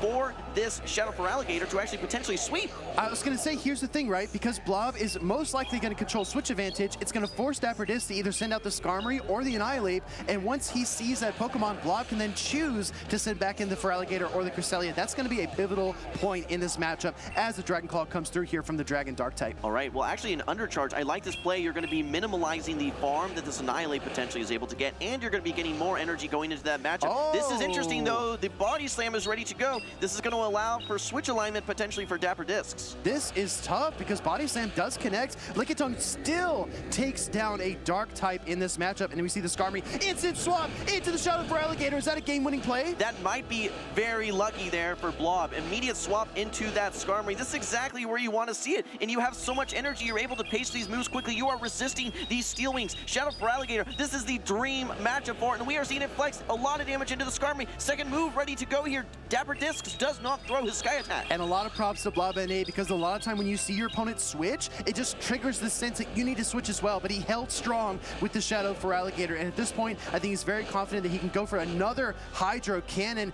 But here comes the charge attack from the Skarmory. You have to shield this. You have no fast attack pressure on your Cresselia whatsoever. You know that you're not going to Psycho Cut down. You need to invest in this Shadow for Alligator. Get the Skarmory off the field. Set up your Cresselia later in the game to try and sweep both that Annihilate as well as the little bit of HP left on that Lickitung. We need to remember that there could be a catch here for Dapper Discs. We saw it in game number 1. Can he do it again in game number 3 with everything on the line? That's a lone win condition, right? Dapper Disc starting to realize he's in a tough spot. Turns a take We see it again! Here comes the Moonblast and the catch from Dapper Discs. Oh my gosh, he says, I did it in game number 1. I'm going to do it again in game number 3. That could be a game-winning play. There is so much energy on this Annihilate. You need to land one Shadow Ball, but I think you need a Night Slash as well, trying to desperately pace to this Grass Knot. Here comes the Shadow Ball. Are you capped on energy? Do you have the Night Slash ready to go? This could be it for Dapper Disc. This could be his game-winning play. Do you have the energy? No, not yet. The Grass Knot is going to be coming through. The question is this enough to knock out the Annihilate? If the Annihilate can hang on here, it does have the Night Slash ready to go. Grass Knot connects. Is it enough? Does it KO? Blob gets the knockout. That's a 2-1 victory, and he advances into our top 8. I gotta give it not only to Blob, but to the Shadow for Alligator there in game number 3. He invested in it. Game number 2 struggled a little bit. Gotta protect shield. We were giving some props there, but in game number 3, it absolutely showed why it has at least some play in this meta. Did a great job not only versus that Skarmory, but some of the other Pokemon as well. They're able to put a lot of pressure out in the form of the Shadow Claws as well as the Hydro Cannons. Congratulations to Blob. That was one of the best series that we've seen all day. I think just being calm in the face of so much pressure was definitely the difference maker there for Blob after getting called on in game number 1, and then also again in game number 3, he still held strong, and when his opponent switched into the Skarmory, right, he didn't budge. He left his Shadow for Alligator in there, stayed cool, calm, and composed, and that's really, in my mind, the most important thing that led to his victory. I want to expand on that. It's the persistence of bringing Cresselia in the back. It didn't work in game number 1. That Skarmory was just too imposing. Game number 2, closing out with the Crest. Game number 3, closing out with the Cresselia as well. Yeah. Just stuck to his guns there, and it worked out for him. Despite the flashy plays that we saw there from Dapper Discs, I gotta hand it to him though. Played his heart out there in that elimination game. I'm telling you, those plays would have beat any trainer outside of the top 8 this weekend, right? Those are incredible plays. Let's take a look back at the series as a whole, because this was one to remember. Blob NA on the left side of your screen, trying to make that top cut. Undercharges the Dragon Claw, and I thought this was going to be really risky because he doesn't get the knockout, and now Lickitung can take control, switch advantage for Dapper Discs. Yeah, but then we see the swap out, remember, right into the Skarmory, allowing Blob to get the alignment that he wants, and that's going to be that Feraligatr into that Skarmory. If he ended up swapping, just like you said, you swap, I swap into that Cresselia, I think it may have been game over there, but gets great value, gets that last Hydro Cannon to eliminate the Skarmory. Like you said, with that swap out, though, it allowed for the timer to come up, and there we see it, a huge catch from Dapper Disc, absorbing that entire Moonblast, but that Cresselia, it's able to weather the storm here, able to no problem tank that Shadow Ball from the Annihilate, get to that next Grass Knot removed from the field, and a 2-1 series victory to Blob NA. Something poetic about 2 games in a row, the Cresselia KOing Annihilate with a Grass Knot both times. Blob NA knew what he needed to do to win that game, and I think the Cresselia makes so much sense, because as you look at the rest of Dapper Disc's team, you had not only Lantern, also Whiscash and Shadow Gligar, and not to mention Annihilate, right? So you had 4 neutral to positive matchups for Cresselia. It seemed like a must-bring. Maybe when Dapper Disc kind of revisits this matchup, hopefully he's not too hard on himself. Maybe he kind of reads into that and makes some adjustments for the next tournament he competes in. Well, I think that we were very in sync with these trainers here. We were talking early on about the strength of Cresselia into the team of Dapper Discs, and then at the same time how strong that Skarmory looks. So we saw game 1 and game 3 both with Skarmory brings. The response to the Skarmory, what was it, Speedy? Response to Skarmory was a Shadow Feraligatr. That's right. So we're in these trainers' minds here. We're seeing it ahead of time. It's beautiful to see it play out. Just the execution, the finesse with these catches, with these reads, with some of this creativity. you love to see it. Well, let's hear from the Guzzlord gamer himself. This is Blob NA and DeFi 250. Thank you so much, Will. I am here with the Guzzlord gamer, like you said, and also a showcase from the Feraligatr on the team. Blob NA, tell me a little bit more about that Guzzlord and Feraligatr in your team building. Yeah, the Guzzlord and Feraligatr seem like a pretty good combination. They help with the electric weakness for the Feraligatr, so they cover each other pretty well. Awesome. And I'm taking a peek behind me. I saw you two talking just before this interview. Your brother is back there on stage. What would it mean for you to be able to go toe-to-toe against him here in the official tournament circuit? It would definitely be a lot of fun. We battle a lot at locals and everything, but to be able to battle with each other on stage would be a pretty cool experience. Awesome.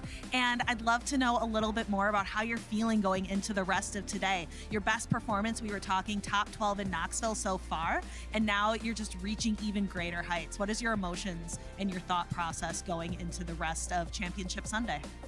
Feeling pretty great. I never really set too high expectations of myself, so I'm really happy with how I'm doing so far. And we are excited to see how well you are able to do in the rest of the tournament. Anyone, I'm sure you're going to shout out Lyall, but is there anyone else you would like to shout out and thank as we move forward with today? Yeah, I would like to shout out my girlfriend, Blobette, my parents for watching, and obviously my brother, Lyall, for coming to all the tournaments with me and supporting my battles and everything. That's awesome. Blob and Blobette, that is wonderful. All right, casters, we have so much more to show. We've got to see this man's brother compete next. Go ahead and take it away. Alrighty, thank you, Stephanie. Thank you for the interview from Blob as well. Great to hear some of his perspective and how he's building his team, building some of those cores and complement each other and covering some of those weaknesses. I think we're moving into the matchup that a lot of us are most excited for here today. We've been hyping up Lyall Jeffs this entire tournament, and he's been living up to his name as a regional winner. He's been making all the plays. He's going to be facing off versus Chenu coming up here. What are you excited about here in this matchup, Will?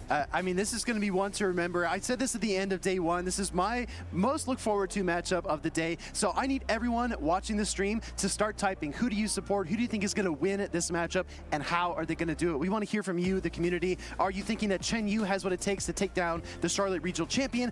Or is Lyall Jeffs just going to continue this incredible streak and try to become a 2-time regional champion here in Vancouver? That's right. We've seen it before with Dunebug. I think Lyall wanting to try to get to that even playing field and get some more championship points and cement his name as one of the top battlers in North America.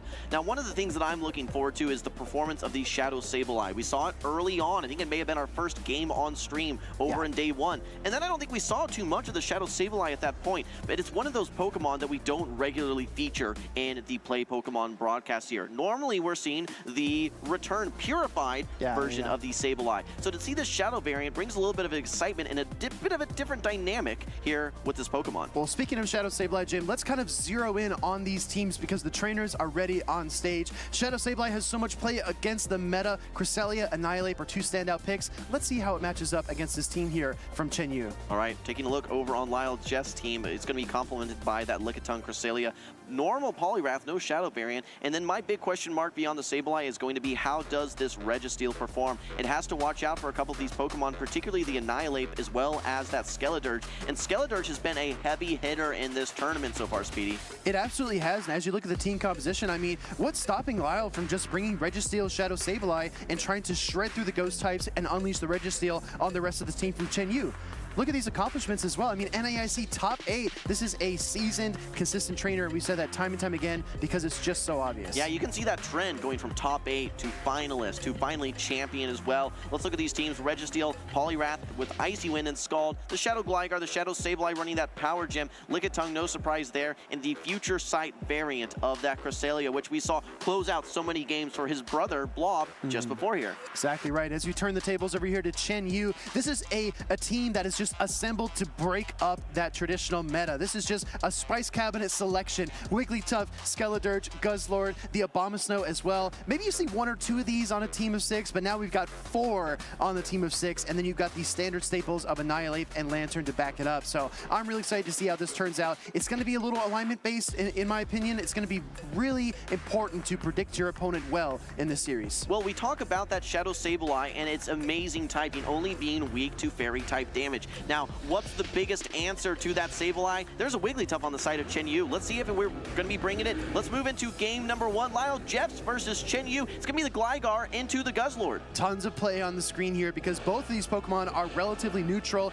in the lead situation. However, you have to give the slight edge to Guzzlord and his superior HP products. We're going to see the Dig get fired off. Like you called out in day number 1, Jim, a lot of these trainers throw those hard-hitting charge attacks early on against bulky Pokemon like Guzzlord and Lickitung. No, one thing I want to talk about specifically for that Lickitung is Lyall Jeffs has to be pretty happy that it's not lined up versus this Guzzlord. There are 2 Pokemon that it has pretty solid play in that Lantern that it can hit with its Power Whips, as well as the super effective Licks going into that Skeledirge. So I don't know that we're going to see Lyall Jeffs actually swap at this point. Maybe just play out this matchup, hoping that his Lickitung is going to be strong in the back. Dig coming through here from the Shadow Gligar. This is not going to knock out, but it does really threaten the Guzzlord, and Chenu recognizes that, throws up the second Protect Shield, and wants to just harness as much energy from this ground and flying type Pokemon, and he can't quite get it done, but it's just the Aerial Ace, and he has to know that this will not knock out either. Well, let's look at what the stage that has been set here. You've mostly neutralized this Guzzlord. You put it now down in range where lock-ons can come through. You're going to absorb all of this energy, especially a resisted Dragon Claw. And what are you setting up here? Hard-hitting charge attacks with shields down, which is going to be the most important thing here, I think, for this Registeel. You can land that Zap Cannon into either of these Pokemon, maybe even go for that attack drop as well. Yeah, Chenu recognizes he's got very little HP, wasn't sure if he could get the Brutal Swing, so he fires the double Dragon Claws instead. Registeel is unleashed now. Protect Shields are down, and just like we saw with Cindy versus Magmar Man, Focus Blast and Zap Cannon is just going to wreak havoc on the back line here for Chenu. He sends in the Lantern. Okay, well, this Lickitung, again, is just looking so strong. Lickitung plus a Zap Cannon, I think, is going to be the answer here. Throw the Zap Cannon, maybe go for that attack debuff here. You can maybe even swap in that Lickitung. I don't even know that you need to, though. You still have that Protect Shield. You can get to another Zap Cannon before this Lantern reaches 2 attacks, and there is the attack drop as well. Attack drop from the Zap Cannon hinders this Lantern even more. Gonna fire up the Surf here to try to chip away at the Registeel because Chenu doesn't have a hard answer, right? We talked about Registeel being problematic for his team, and the Surf is actually gonna pull that first shield before the swap into Skeledirge. All right, well, at this point, I don't think you necessarily want to bring the Lickitung in right away. You need to get some chip damage to allow that Lickitung to then sweep this this potential end of game. You can see a full Lick down here, and I think that's exactly what we're gonna see. Here comes the Lickitung. You're gonna be able to get to 1 Disarming Voice. The question is, can you get to 2? You have a little bit of energy still on your Lantern as Chenu, but I think you're gonna need more than 2 Disarming Voices and a Thunderbolt. This Lickitung is thick. I think it's gonna be able to hang on. Yeah, Registeel provides the alley-oop with the double Zap Cannon debuffs, and now Lickitung gonna look to get the slam dunk here against the Ghost and Water type combination in the back line for Chenu. We're gonna see the Power Whip get fired off here, and this is not gonna quite KO, but I think 2 or 3 licks afterwards might do it. Yeah, you described it perfectly. The alley-oop. You get that little bit of tenderizing there from that Registeel, and then finishing it off with that Lickitung. A clinic here from Lyall Jeffs in game number 1. That Lickitung able to avoid that matchup versus the Guzzlord. Very fortunate that it avoided a lot of different matchups there. You've got the Guzzlord, you've got the Wigglytuff, you've got the Annihilate as well. It's a little bit of a tough brain, but Lyall Jeffs found the placement for that Lickitung. He is able to absorb all of that energy on his Registeel, come out with almost a Zap Cannon, and then just unleash that Lickitung on the back line to close out the game versus the Lantern. Yeah, this was a really tough position for Chenu to be in, because honestly, after the Guzzlord goes down and Registeel's up a Protect Shield, he really had very few options to win that matchup. Lyall Jeffs again on a mission here to win this series, and surprisingly, this is actually a year-over-year rematch between these two trainers. Yeah, we can see actually that Lyall has already defeated Chenu. I believe earlier it was in the 2022 regional in Vancouver. It was their first match at the event actually, and Lyall Jeffs won 2-1. So a little bit of a rematch here, and down 0-1. Chenu really needs to try and figure things out here. Otherwise, Lyall's just going to continue to be that nightmare for him. And here's the thing, right? If you're Chenu, you kind of think of the obvious factor, which is the Registeel. Maybe you bring one or even two answers, maybe the Skeledirge and the Annihilate to counter the Registeel, but then what happens? You leave yourself wide open to Shadow Sableye. So I definitely think that the advantage is in Lyall's court at this point, because he can kind of dictate the pacing for game number 2. I love the way you put it early in when we were kind of going through the teams, that Shadow Sableye and Registeel complement each other so well. The weaknesses like the Wigglytuff, like the Wigglytuff as well as the Annihilate for things like the Lickitung, it can just be covered so well by that Registeel. And Registeel has even things like Zapcan, they could still hit back versus that Skeledirge as well. So I expect to see more Registeel here from Lyall Jeffs. As long as he can keep it away from that Skeledirge, I think it's going to have immense play. Yeah, Skeledirge or the Annihilate, right? You don't want to take that super effective counter damage, but at the same token, it kind of puts Chenu on the back foot, because he needs to find ways to counter the other neutral picks, not just the Shadow Sableye, but also the Lickitung, the Gligar, even Cresselia, right? If he goes with a double ghost strategy, it really leaves him open to a lot of other weaknesses. And I think another thing he needs to keep in mind is the Protect Shield disparity. I sincerely doubt he's going to go down 0 Protect Shields early on in game 2. All right, well, we've seen so much of that Gligar, Lickitung core from Lyall Jeffs. We're going to be seeing it again here also with the Registeel. Same team from Lyall Jeffs. Here comes the Gligar. A little bit of a better matchup here. Able to get a line versus the Fire-type Pokemon with Skeledirge. If you're able to land one of these digs, that is going to be a one-hit knockout. Chenu respects that dig and actually is going to get fooled here with the bait in the Aerial Ace. Yeah, I think Chenu doesn't want to take damage on the Skeledirge. He knows he needs it for the Registeel, because he's running an ABB weak team to Registeel. Skeledirge is really his only answer, and he actually gets the shield back with a Disarming Voice bait, but I anticipate a switch out into one of his 2 back Pokemon at any moment. What's going to be so interesting, though, is this backline for Lyall Jeffs. You have the Lickitung, which is very weak versus that Wigglytuff and Guzzlord core, but then you have the Registeel, which hard counters both of them. Here comes the second bait and the second shield, though. This Gligar is stripping all the Protect Shields from Chenu's Skeledirge. Disarming Voice will be enough. Lyall Jeffs actually choosing to deploy his second Protect Shield as well. He wants to force the Skeledirge off the map, because he recognizes it's probably the only answer to the Registeel. I really don't mind this play here whatsoever. Actually, it tries to go for the catch, does Chenu, but he's locked into that Incinerate. Lyall throws on perfect timing, 4 turns within that 5-turn Incinerate, is able to get the knockout with some HP to boot. This Registeel now in the back with shields down looks so strong. Going to be able to get a Zap Cannon versus that Wigglytuff eventually, but definitely a Focus Blast here into this Guzzlord. One Focus Blast after these lock-ons may even be enough to knock out. This is going to be really tough for Chenu. He's got to lean on the Guzzlord's HP factor here, because if he can get through this Registeel, right, maybe 2 or 3 Brutal Swings, if he can chew through the Steel-type Pokemon here and open things up for the Wigglytuff in the back. No, he switches the Wigglytuff in, trying to catch the Focus Blast onto the Fairy Normal type, and absorbs a Zap Cannon instead. Well, Will, you have to be thinking, what play can I make for myself right now as Chenu? Okay, maybe I go catch this Focus Blast. It's still neutral, but no, has the patience, does Lyall Jeffs, to go for the Zap Cannon instead, and even gets the attack drop. Things are looking great right now for the Registeel on the side of Lyall Jeffs.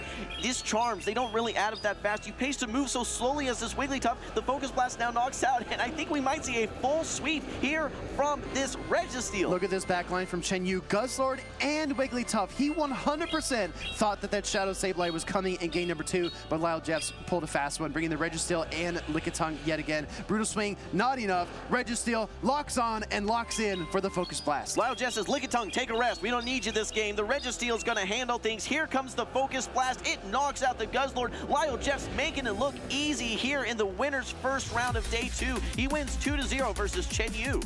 Very, very commanding win by our Charlotte Regional Champion, Lyall Jeffs, against Chenu. Like we called out before the game even started, Jim, so much of that came down to team prediction. Honestly, if I was in Chenu's position, I would think Shadow Sableye was coming as well. I would anticipate, if I was Lyall, that Chenu would bring both Annihilate and Skeledirge to counter the Registeel, and that Shadow Sableye would be the right pick, and in turn, it makes sense what Chenu picked, but Lyall Jeffs was just one step ahead. If you're looking at day number 1, okay, yes, that Gligar is going to be flexible and hard to adapt to, of course, but then we saw so much of the Lickitung, we saw so much of the Shadow Sableye. All right, I'm going to bring that Wigglytuff, I'm going to be bringing that Guzzlord. They beat both of those Pokemon. Yeah. That was not the case. The Registeel comes in both games, and it just looked unstoppable there. Sweeping games, setting up even times where the Lickitung is like, hey, I just need you to do just a little bit here. In those 2 games, Lickitung really didn't have to do that much because Registeel was carrying the load. You know what I just remembered, Jim? What's that? Registeel was one of my caster predictions. Was it now? It was. Very interesting. Guzzlord, I believe, was across the board there, but I gotta say that Registeel looked, at least in this matchup, way stronger. Pretty elite. But speaking of elite, let's take a look back at this series. This is a 2-0 victory for Lyall Jeffs over over Chenu in a very, very decisive series to open up our top 8 play. In both games, we saw 2 Protect Shields invested in the lead matchup by Chenu, and that allowed that Registeel to unleash its charge attacks, land those Zap Cannons, land those Focus Blasts, and put this Lickitung in a position to close out the game. In game number 2, though, again, 2 Protect Shields used, a double bait with Aerial Ace by Lyall Jeffs. This allowed Registeel yet again to have positive matchups, land the Zap Cannon, land the Focus Blast, and then finally, Lickitung, we don't need you. I've got one more Focus Blast ready to go here. Let's take this Guzzlord off the field. Lyall Jeffs, a clean cut 2-0 sweep versus Chenu. Yeah, very controlling, right? In a solid position in order to win 2 versus 3 in that decisive game number 2. Have you noticed this about Lyall Jeffs? He tends to run back the same team 1 or 2 games in a row. Yeah. And I think that's because he typically wins that first game and he knocks his opponent off balance and then anticipates that they will overcorrect. And then he just goes with the same strategy again, and it tends to work out for him. We mentioned perseverance earlier, I think, with Rubik's Master. I think consistency is something that we can definitely attribute to Lyall Jeffs there. And like I mentioned earlier, those Pokemon that we see so many people play, the Gligar, the Lickitung, he has mastered them. If we see those mirror matchups, in many cases, he's the one that comes out ahead because of how much prowess that he has with those very, very strong, flexible Pokemon. It reminds you a lot of Jakobrovich over in the APAC region, right? That's a trainer that will pick safe leads, safe switches, and safe teams in general, and then just be able to outplay his opponent because he just knows the matchups a couple percentage points better. He just controls the pacing of the match just slightly better than his opponent, and he's able to eke out wins consistently. It reminds me a lot of Lyall Jeffs' play style as well. Very controlled, very consistent. Absolutely. And you mentioned this earlier, but if you've got just that 5% differential, sometimes that can translate to huge differences in terms of win percentage. That said, we're going to hear from Lyall Jeffs. We have Alpha Phoebe standing by. Nick, over to you. All right, thank you, Jim. I'm with Lyall. Lyall, tell us about the 5% difference that you have that has given you so much success in these championship events. I don't know. I just try to play as cleanly as possible and, you know, to use whatever advantage I can. And like, honestly, like it's kind of a thing where I hope my opponent makes a small mistake that I can potentially capitalize on, because sometimes you need that. And I just try to play as clean as possible and make it as difficult on them as I possibly can. So, yeah. I think that's very true of Pokemon Go PvP. Oftentimes you have to rely on your opponents making mistakes, because if both trainers are playing at the top of their level, it's tough. It comes down very much to alignment. So having situational awareness that allows you to kind of capitalize on the moments is really key. And you and I were talking a little bit before the interview about his team, Chenu's team. It's a little bit unorthodox, some interesting picks. When you're going up against a team like that, how do you refocus on your own team and which Pokemon that you like to choose to each game of 3? Well, I knew my Gligar was pretty solid into his team, and I did like Registeel as well, so my main strategy was to just aggressively shield Gligar and try to get shields down, essentially, and hope that Registeel can just start zap cannoning things or focus blasting things in the back, which is what ended up happening for me, so. Steel types kind of come in and out of the meta. If you had to give one word to our viewers about why they should bring a Registeel to a bring 6, show 6, bring 3 format tournament, why would you opt for Registeel? Funny thing you should say that, because those are the first 2 games I've used Registeel this entire tournament, and it's there for those types of situations. I don't bring it all the time, but I bring it when I need to, and it definitely fills a vital role, I think, on teams, and it's definitely very good bench pressure against Skarmory, Lickitung, and all of those things as well, so. Definitely a great answer to Lickitung. Well, thank you for your insights, and good luck in the rest of the tournament, and congratulations on your win. We'll have to take a short break before we get back to the action, so stick around. I was just asking.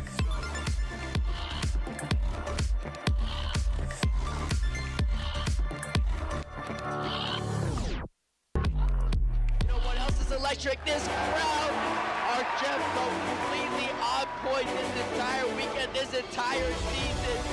My strategy preparing for the LAIC was to practice a lot, to know every single matchup, to know everything that I could possibly happen when I was playing.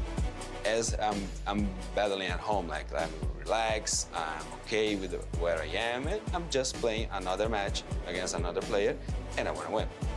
Hard Jeff getting into knockout against Javier in game number 1. I tried to adapt myself against my opponents. I was worried about like Dragon types Pokemon and Fairy type Pokemon, and I really thought about changing my team because of that. But I focus on like, I have a good team and I can be unpredictable from my opponent, so I will keep it.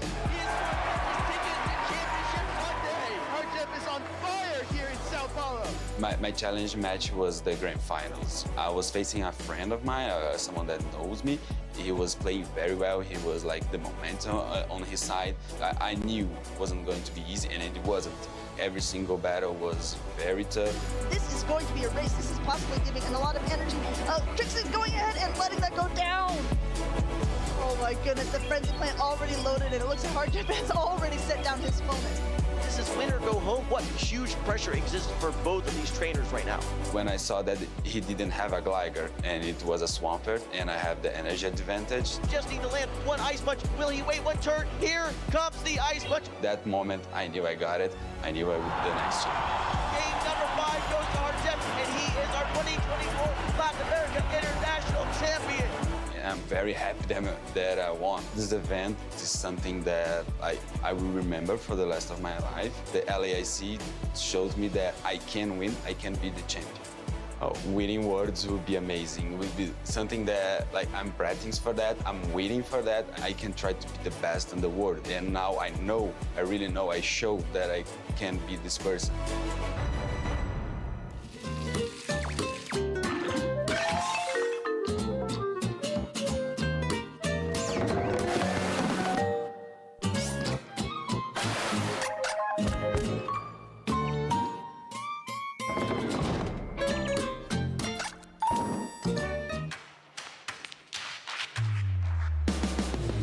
Playing Pokemon Blue, that was like a big part of like kind of growing up and getting introduced into the Pokemon world.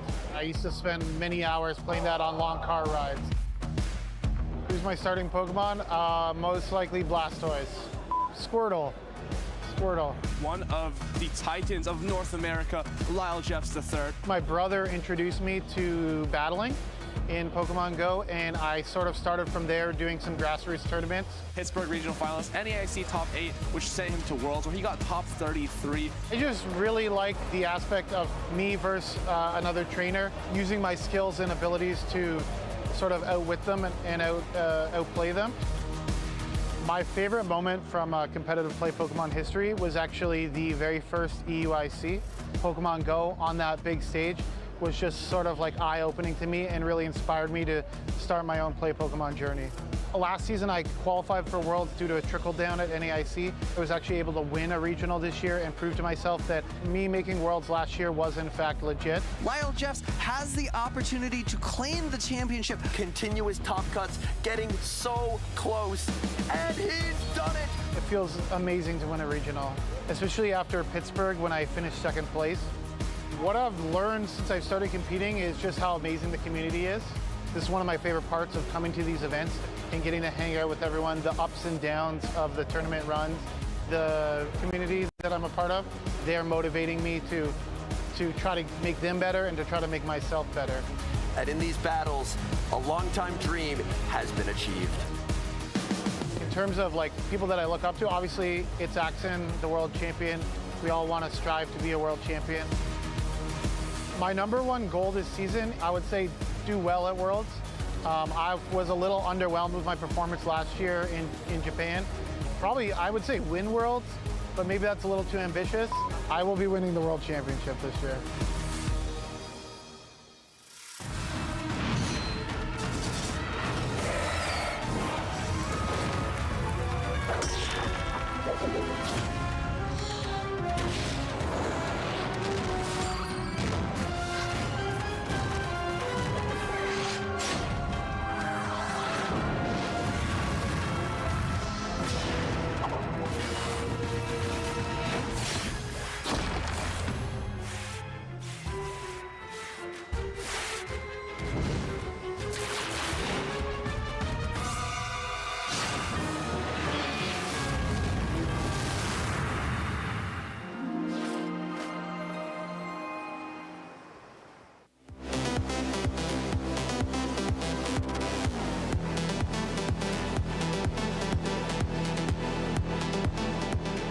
Just had Lyall Jeffs, the third on screen battling, and we got to see his spotlight, talking a little bit more about how he likes to outwit and outplay his performance. What really stood out to you when you were able to interview him, Nick?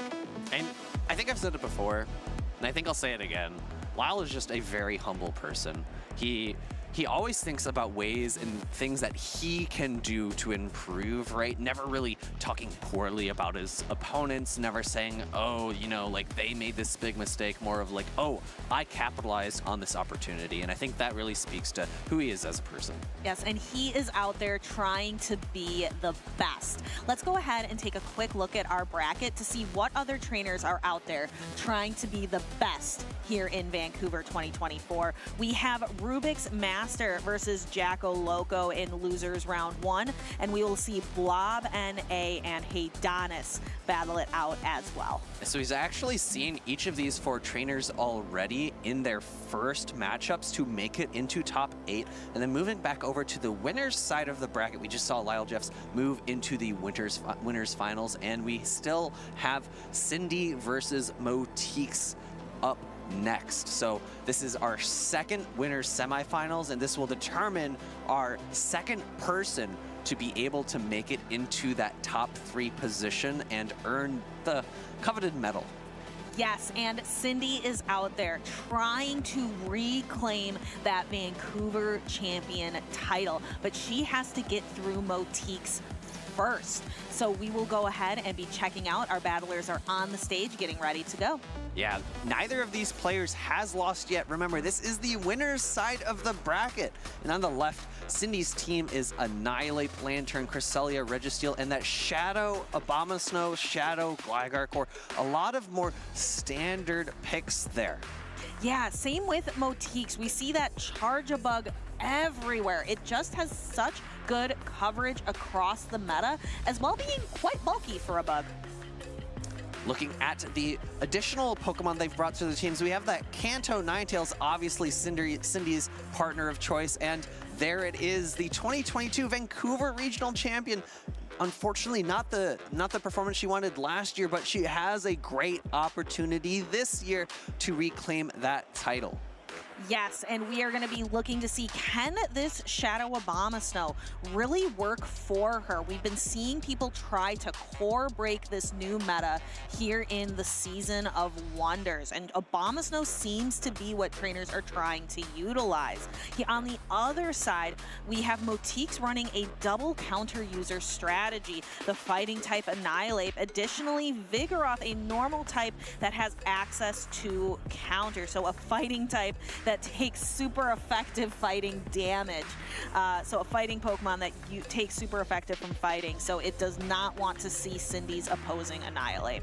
It's funny, I think he himself in an interview called them his two punchers, one of them taking super effective, one of them taking double resisted, on nearly opposite sides of that spectrum in terms of damage. Starting off game number 1, great lead for Motiks. Switching out, Cindy goes into Lantern, her safe switch of choice. Yes, and it looks like Motiks content to stay in a little bit because now this Vigoroth has an energy advantage coming in from that first matchup. So going to get a little bit of chip damage on the Lantern before swapping out into the Shadow Gligar. Because Lantern is not running Water Gun, we've talked about how that can be kind of an alternate, little bit spicier choice. Does it resist the fast attack damage? However, these Surfs are super effective and do a lot. It's actually an interesting decision for Motiks. Motiks switched in the Shadow Gligar as opposed to the Charjabug. Both of them have more neutral matchups than one might think based on ground type or electric type going up against a water and electric type. However, because of the additional damage Motiks applied with that Vigoroth, he's able to shore up this matchup, pull a second dig here, landing that super effective damage and knocking out Cindy's Lantern.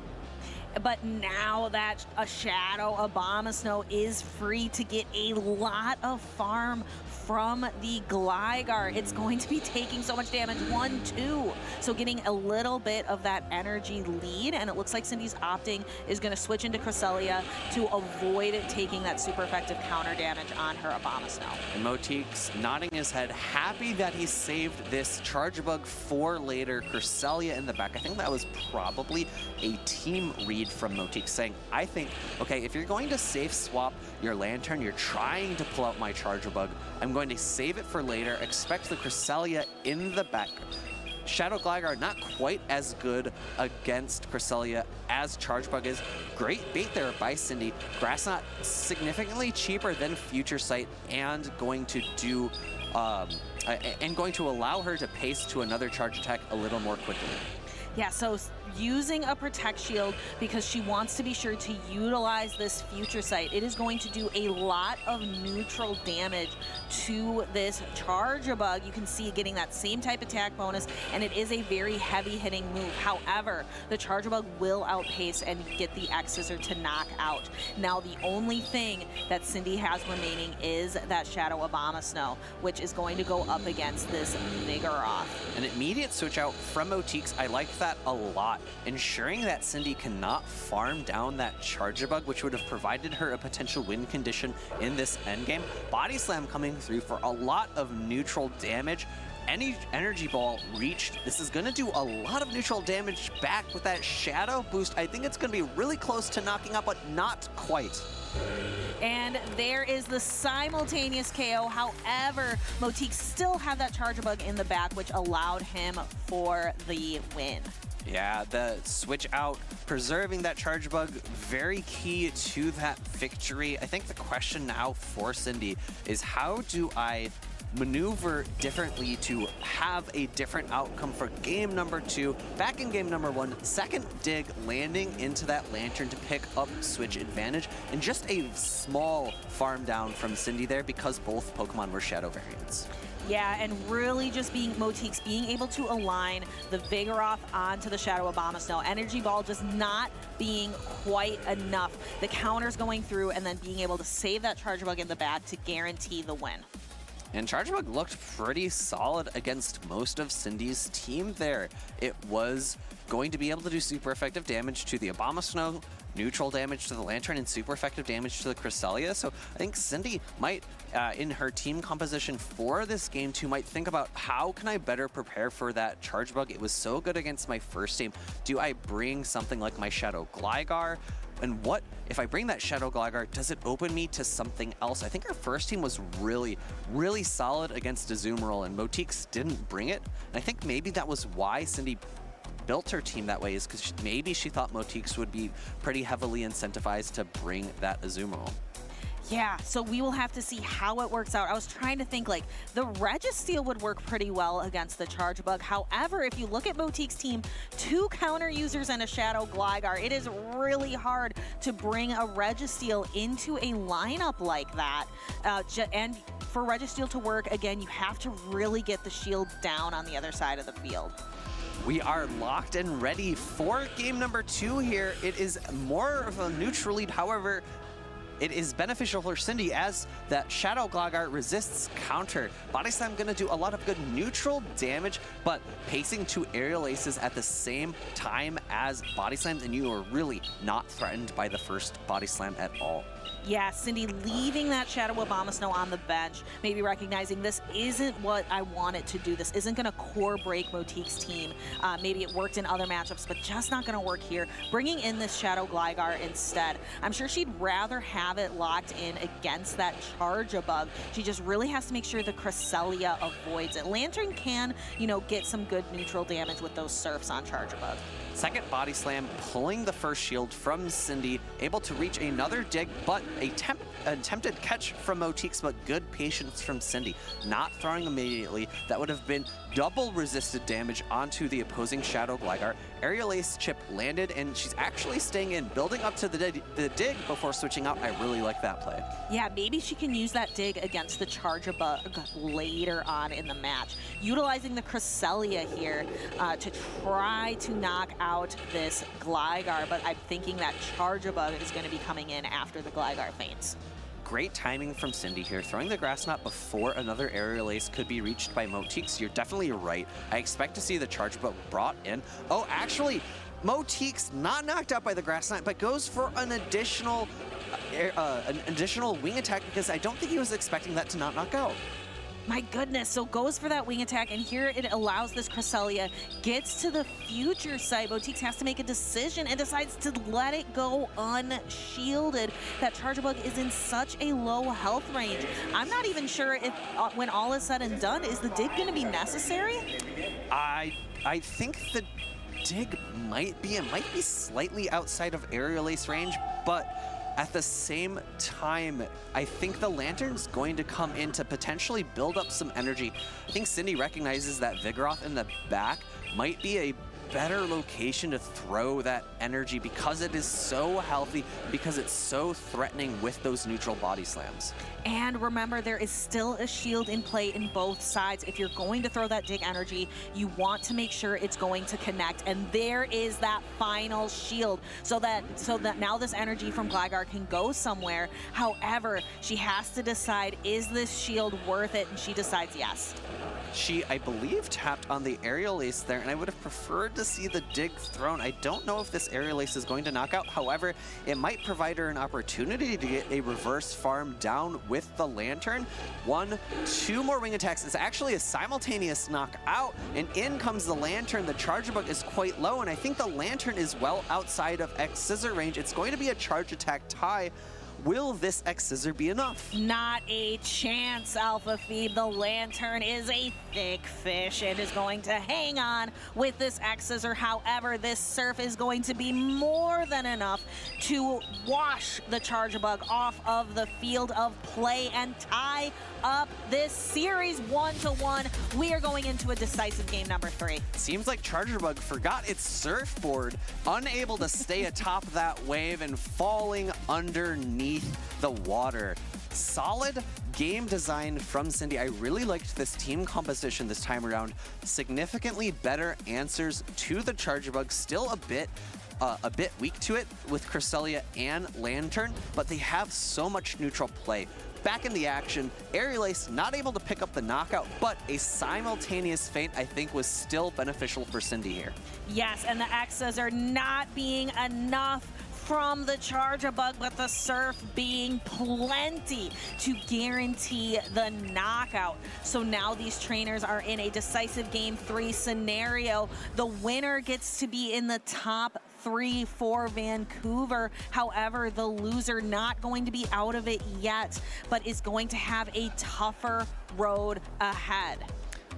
Going into the grand finals is always significantly easier as the winner coming from winners finals. So I think both of these trainers really want to win here, to go to the winners finals, so that if they do win that matchup, they are going into grand finals. Because if you come in from the loser side, Stephanie, you have to win not only one best of 5, but 2 best of 5s in order to win the entire tournament. That's how these double elimination tournaments work. And we can see too, so double elimination, but you have that chance though. You can come from the winner's side and you can still lose. You can take games 2-1, right? You can continue. You can lose an individual game as long as you take the series.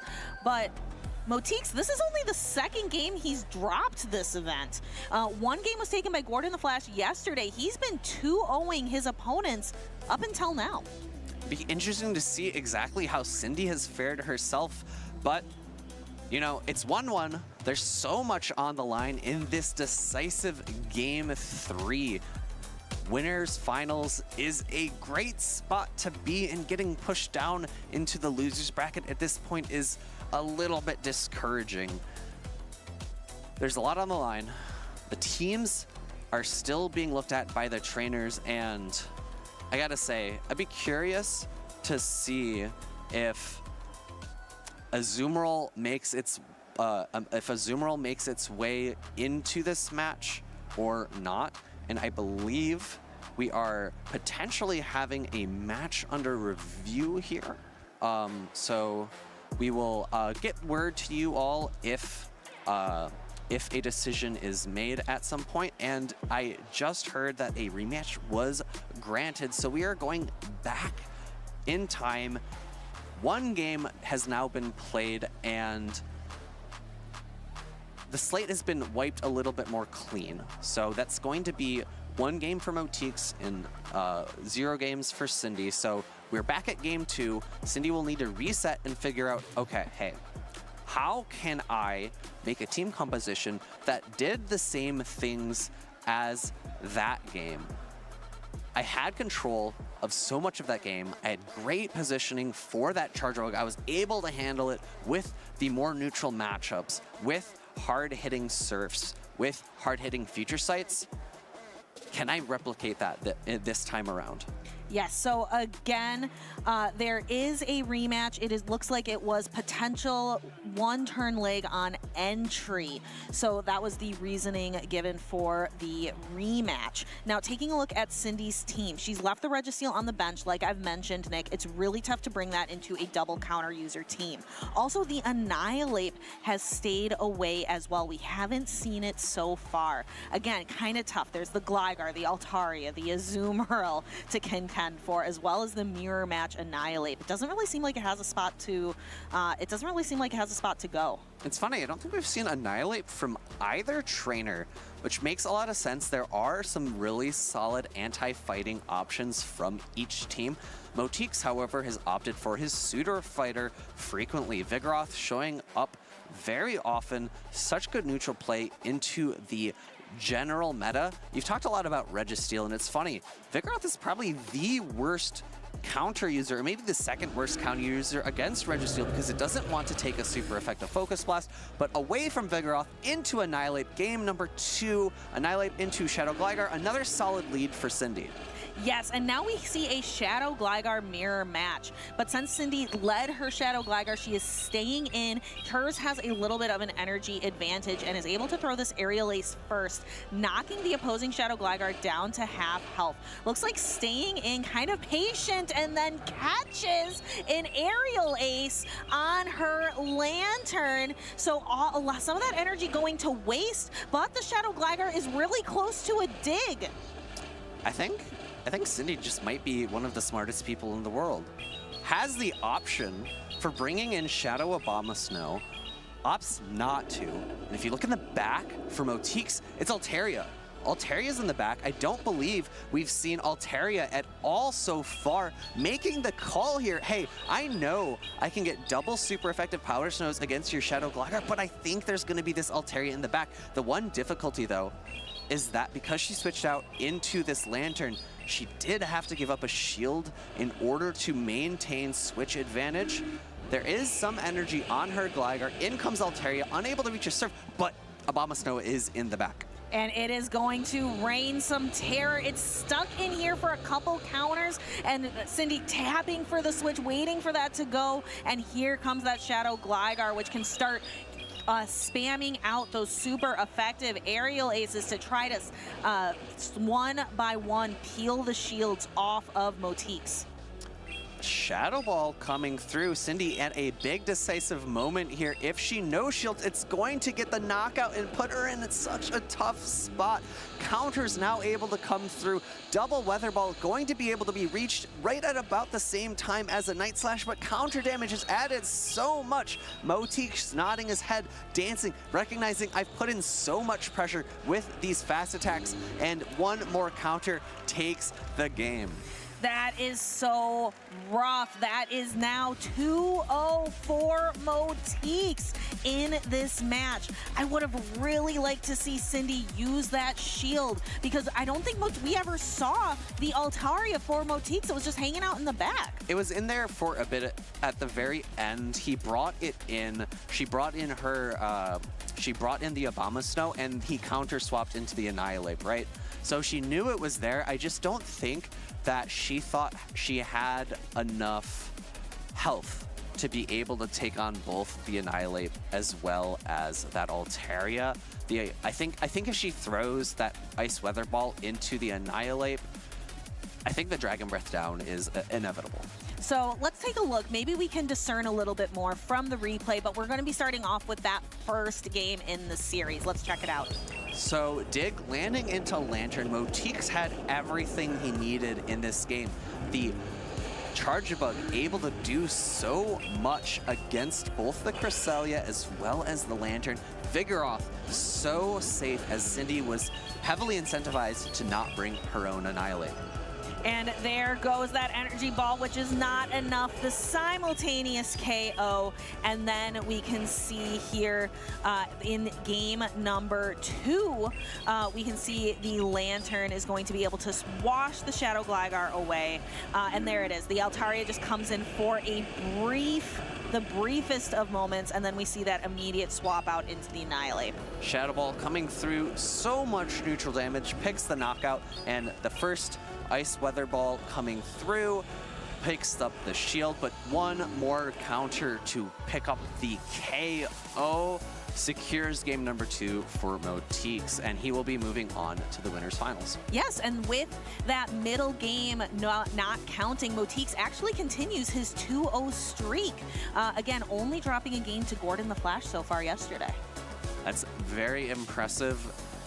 One loss out of, what, 7, 8 rounds is very impressive. Let's go ahead and hear a little bit more from that impressive trainer, Motiques. Take it away, Jim. Thank you, Stephanie. I am here with the one and only Motiques, fresh off his 2-0 victory. I believe that's what? How many consecutive 2-0s that we've seen from you? I think that's 4 in a row. I lost my first game on stream, first game of the whole day, and then I haven't lost since, so. Impressive, absolutely. Well, give us some initial reactions from your matchup with Cindy. I was so scared of her team. When I built my team, it was Cresselia's a problem, Lantern's a problem. Okay, Cindy has both of those, and I just tried to do whatever I could to come up with getting to a neutral spot and seeing if I could play my way out of it. Well, I want to specifically ask you about that Cresselia. I saw a lot of Charge Bug action. Has that been your main answer to responding to those Cresselias we see? Yeah, it's really my only answer. That and Altaria, and with Cindy having the Abomasnow, Altaria was super, super risky to bring. But yeah, it's something that I know my team is so weak to Cresselia, so I know that it's going to be there every single time I face it. And in that way, I kind of make the mind games easier. So I only have to predict 2 out of the 3 Pokemon that are coming, because I know Cresselia will always be there. playing the percentage games. I get it. All right, well, we've seen a lot of success from you on stream already. I don't know if this moment is fully sunk in yet, but I think we're top 4 here for you. What does that mean to you individually?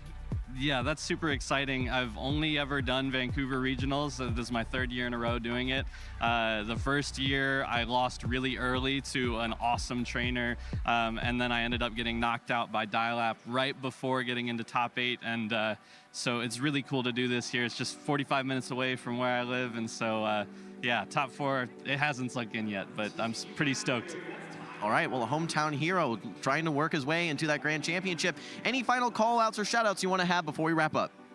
Yeah, I mean, I mentioned some folks yesterday, my team Wing Attack, King Alexander, who's really been helping, my best friend Maya, and also I really want to appreciate my wife, who is so supportive. She doesn't play the game at all, but she's, I'm sure, watching the stream and making up fun names for the Pokemon, and I just, without her support, I couldn't do it, so.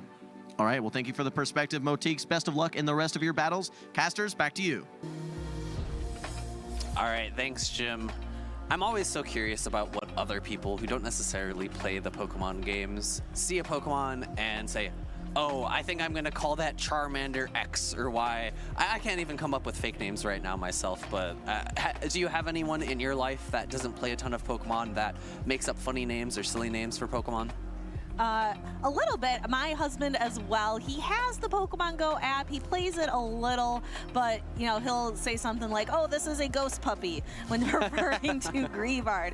Something where he might not know the name of the Pokemon, or he'll just see the shadow. But you can still give a lot of support to your loved ones, to your friends and family. I also love how Motique shouted out his teammates as well. This is such a great community. I cannot state that enough. Everybody here supporting each other. We all want each other to do well. Yeah. So we've been working our way through those 2 winners semis. The winners finals is ready, but now we have to transition to the loser's side of the bracket. Once more, our players are ready up on stage. Let's see who is there. It is going to be Rubik's Master pushing his way, trying to make it into another grand finals, and Jackal Loco on another significant run since Toronto.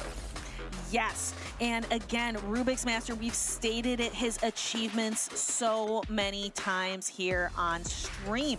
He's the winner's he's the finalist at Worlds. He's the Portland finalist, but we haven't seen him take that championship, that first prize medal, and that is what he is out here looking for today. I love the Shadow Poliwrath. I love that Rubik's Master is out here representing this Pokemon that I know can just do so well. Yeah, Shadow Poliwrath, Shadow, Alolan Sandslash, 2 kind of more signature picks to his team here, and for Jackal Loco, a more traditional team, that Whiscash, Vigoroth, Charjabug, Skarmory, Lickitung, Shadow, Gligar. I think Skarmory, Shadow, Gligar is the core that I really focus on for this team. One of them being super weak to Lantern, the other being pretty good against it. Super effective digs, as we saw in that last matchup, do a lot of damage to even the bulkiest of Lanterns.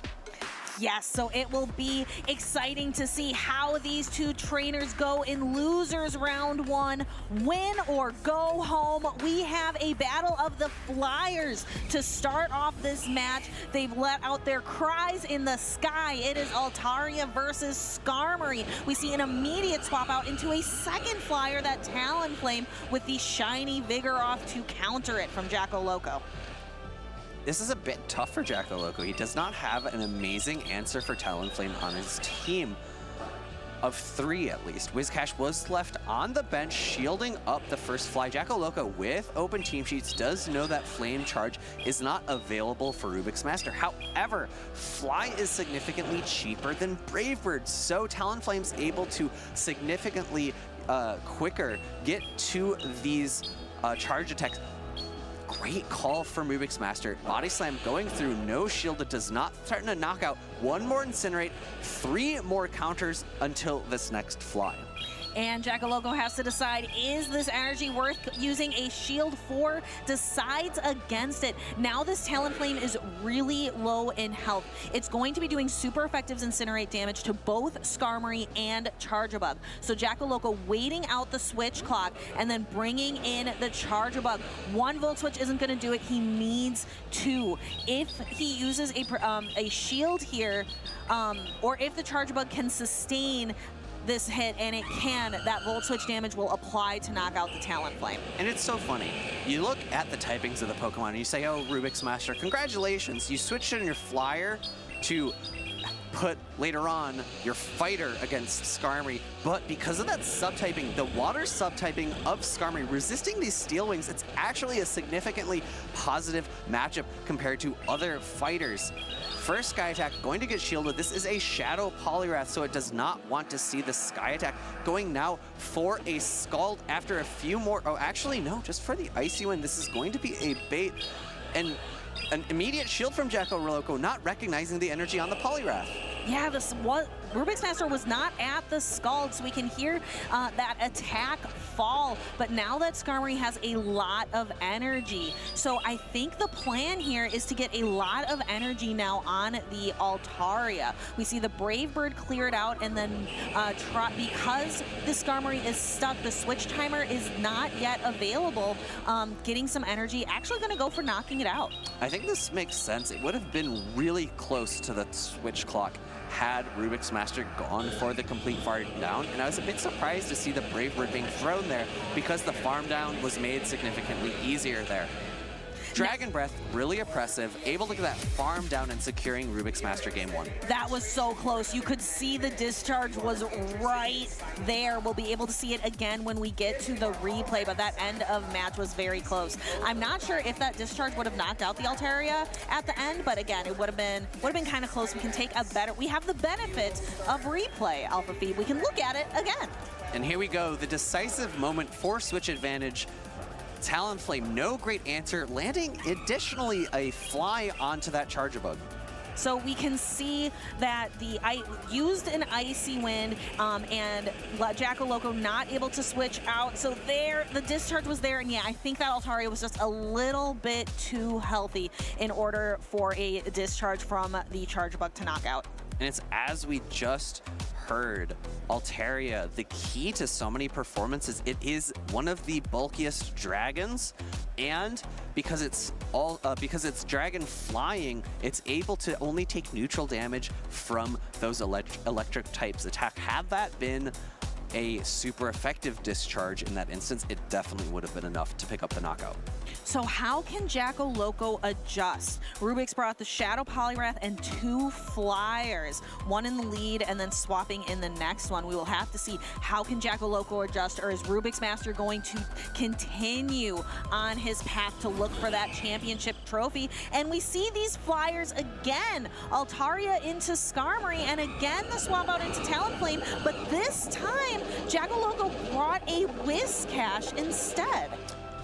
Jackal Loco definitely making the adjustments to be able to counter that line from Rubik's Master. I think Jackal Loco recognizing, okay, Rubik's Master was okay with safe swapping the Talonflame even into a potential Whiscash. So, since that first line worked out so well for him, I'm going to try it again. Rubik's Master making his own adjustments, taking away the Poliwrath, putting in the Charjabug for a better answer for Skarmory in the back. And here we can see Rubik's Master not having that fire type attack to boost up and start ramping up Talonflame. Instead is going to be going for a series of the charge attack Fly that was added to Talonflame a season or 2 ago, I think. Fly, significantly cheaper than Brave Bird, might allow Rubik's Master to have some interesting play in the 2-shield matchup. However, opting to no-shield the Scald, it's a not Shadow Whiscash, but it just does enough to pick up the knockout. Rubik's Master with Altaria is going to be able to get a very solid reverse farm down in this situation because it's not threatened by Scald nor Mud Bomb.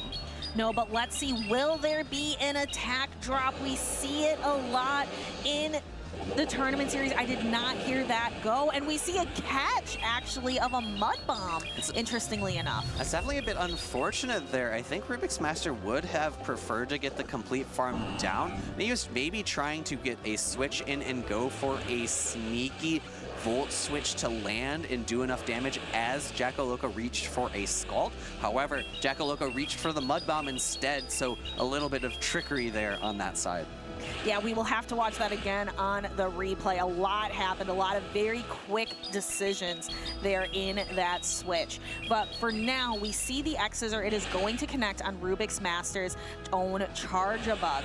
And if we take a look at the back, there's one shield each, and then we see the two flyers in the back that we saw in the lead matchup, the Skarmory versus the Altaria. And the Skarmory definitely has the advantage in that matchup. X-Scissor coming through from Rubik's Master. He has two loaded. Will Jackal Loco decide to shield here? I wouldn't be surprised by a no shield, preserving it for the Skarmory. Rubik's Master now going for another Volt Switch, almost attempted for the Volt Switch down, catching the Discharge. Jackal Loco smirking a little bit through the Discharge instead of the X-Scissor. This is neutral damage and supposed to resist it. Ooh, so smirking a little bit, and then there is the Skarmory. The Dragon Breaths are doing nothing to the Steel Wing user. Altaria going for the Moon Blast when both are resisted. You're going to go for the slightly heavier hitting move that also has a chance for a debuff. Steel typing providing Skarmory the edge in this matchup. Sky Attack coming through, not resisted because Dragon does not resist flying. Discharge is loaded, but with the shield on Jackal Loco's side, that is going to be game number 2, 1-1. Jackal Loco has tied this series up. Yes, and I'm really excited to go back and kind of watch that interplay a little bit in that mid-match switch. But before the replays will be coming up very shortly. That was an intense match and we will be going into a decisive game 3 afterwards. Yeah, I want to call out Jackal Loco's ability to anticipate his opponent's moves, always making small decisions like throwing that Discharge as opposed to X-Scissor when he's expecting his opponent to catch. Here we go, back into the replay. Scald enough to pick up the knockout. I think maybe Rubik's Master was hoping to survive, and then going for Mud Bomb as opposed to Scald means that that Volt Switch does not pick up the knockout. It does not. So, and then we see the X-Scissor going, weakening this Charge-A-Bug. We see one more Volt Switch and then going for the Altaria, but it is not an X-Scissor catch. He is not able to quickly dispose of the Charge-A-Bug. It's the Discharge instead. So really rough match there for Rubik's Master, bringing us to 1-1 here in losers round 1. So this is going to be the last battle of Vancouver 2024 for one of these trainers. Who will be going home and who will continue their long, difficult journey in the loser side of the bracket? Will it be Rubik's Master? Will it be Jackal Loco? And we have a very interesting matchup to start. It is a Talonflame and a Charge-A-Bug. We've talked about the interplay with these two Pokemon already a bit today, Alpha Phoebe. Yeah, it can be a little bit weird to play either side of this matchup. 4-turn fast attacks into 5-turn fast attacks are not very common, but it's significantly easier to play if you are the 4-turn fast attack user. Going for the fly now after 2 Incinerates, no shield from Jackal Loco, recognizing, okay, if Rubik's Master has shielded once already, I'm fine with just a shield advantage here. Bringing in Whiscash, one Brave Bird going to be thrown here. This is exactly why Rubik's Master brought Brave Bird as opposed to Flame Charge. It provides a little bit more damage in this particular matchup. Ooh, and it connects, and actually Talonflame just staying in and kind of forcing Jackal Loco. Even with debuffed, you can't mud shot this Talonflame down. So kind of forcing Jackal Loco to throw some energy before Rubik's Master brings in the Poliwrath to counter the Whiscash. Interesting bringing in the Poliwrath here. Mud Bomb coming through, no shield, makes a lot of sense. I think the reason Rubik's Master brought in the Poliwrath is that he's expecting that Skarmory in the back, and if this Poliwrath can land some Icy Winds with the extra energy gained from farming during that Whiscash's attempted Mud Bomb, is going to allow him to pivot around with the Altaria and play a little more safe.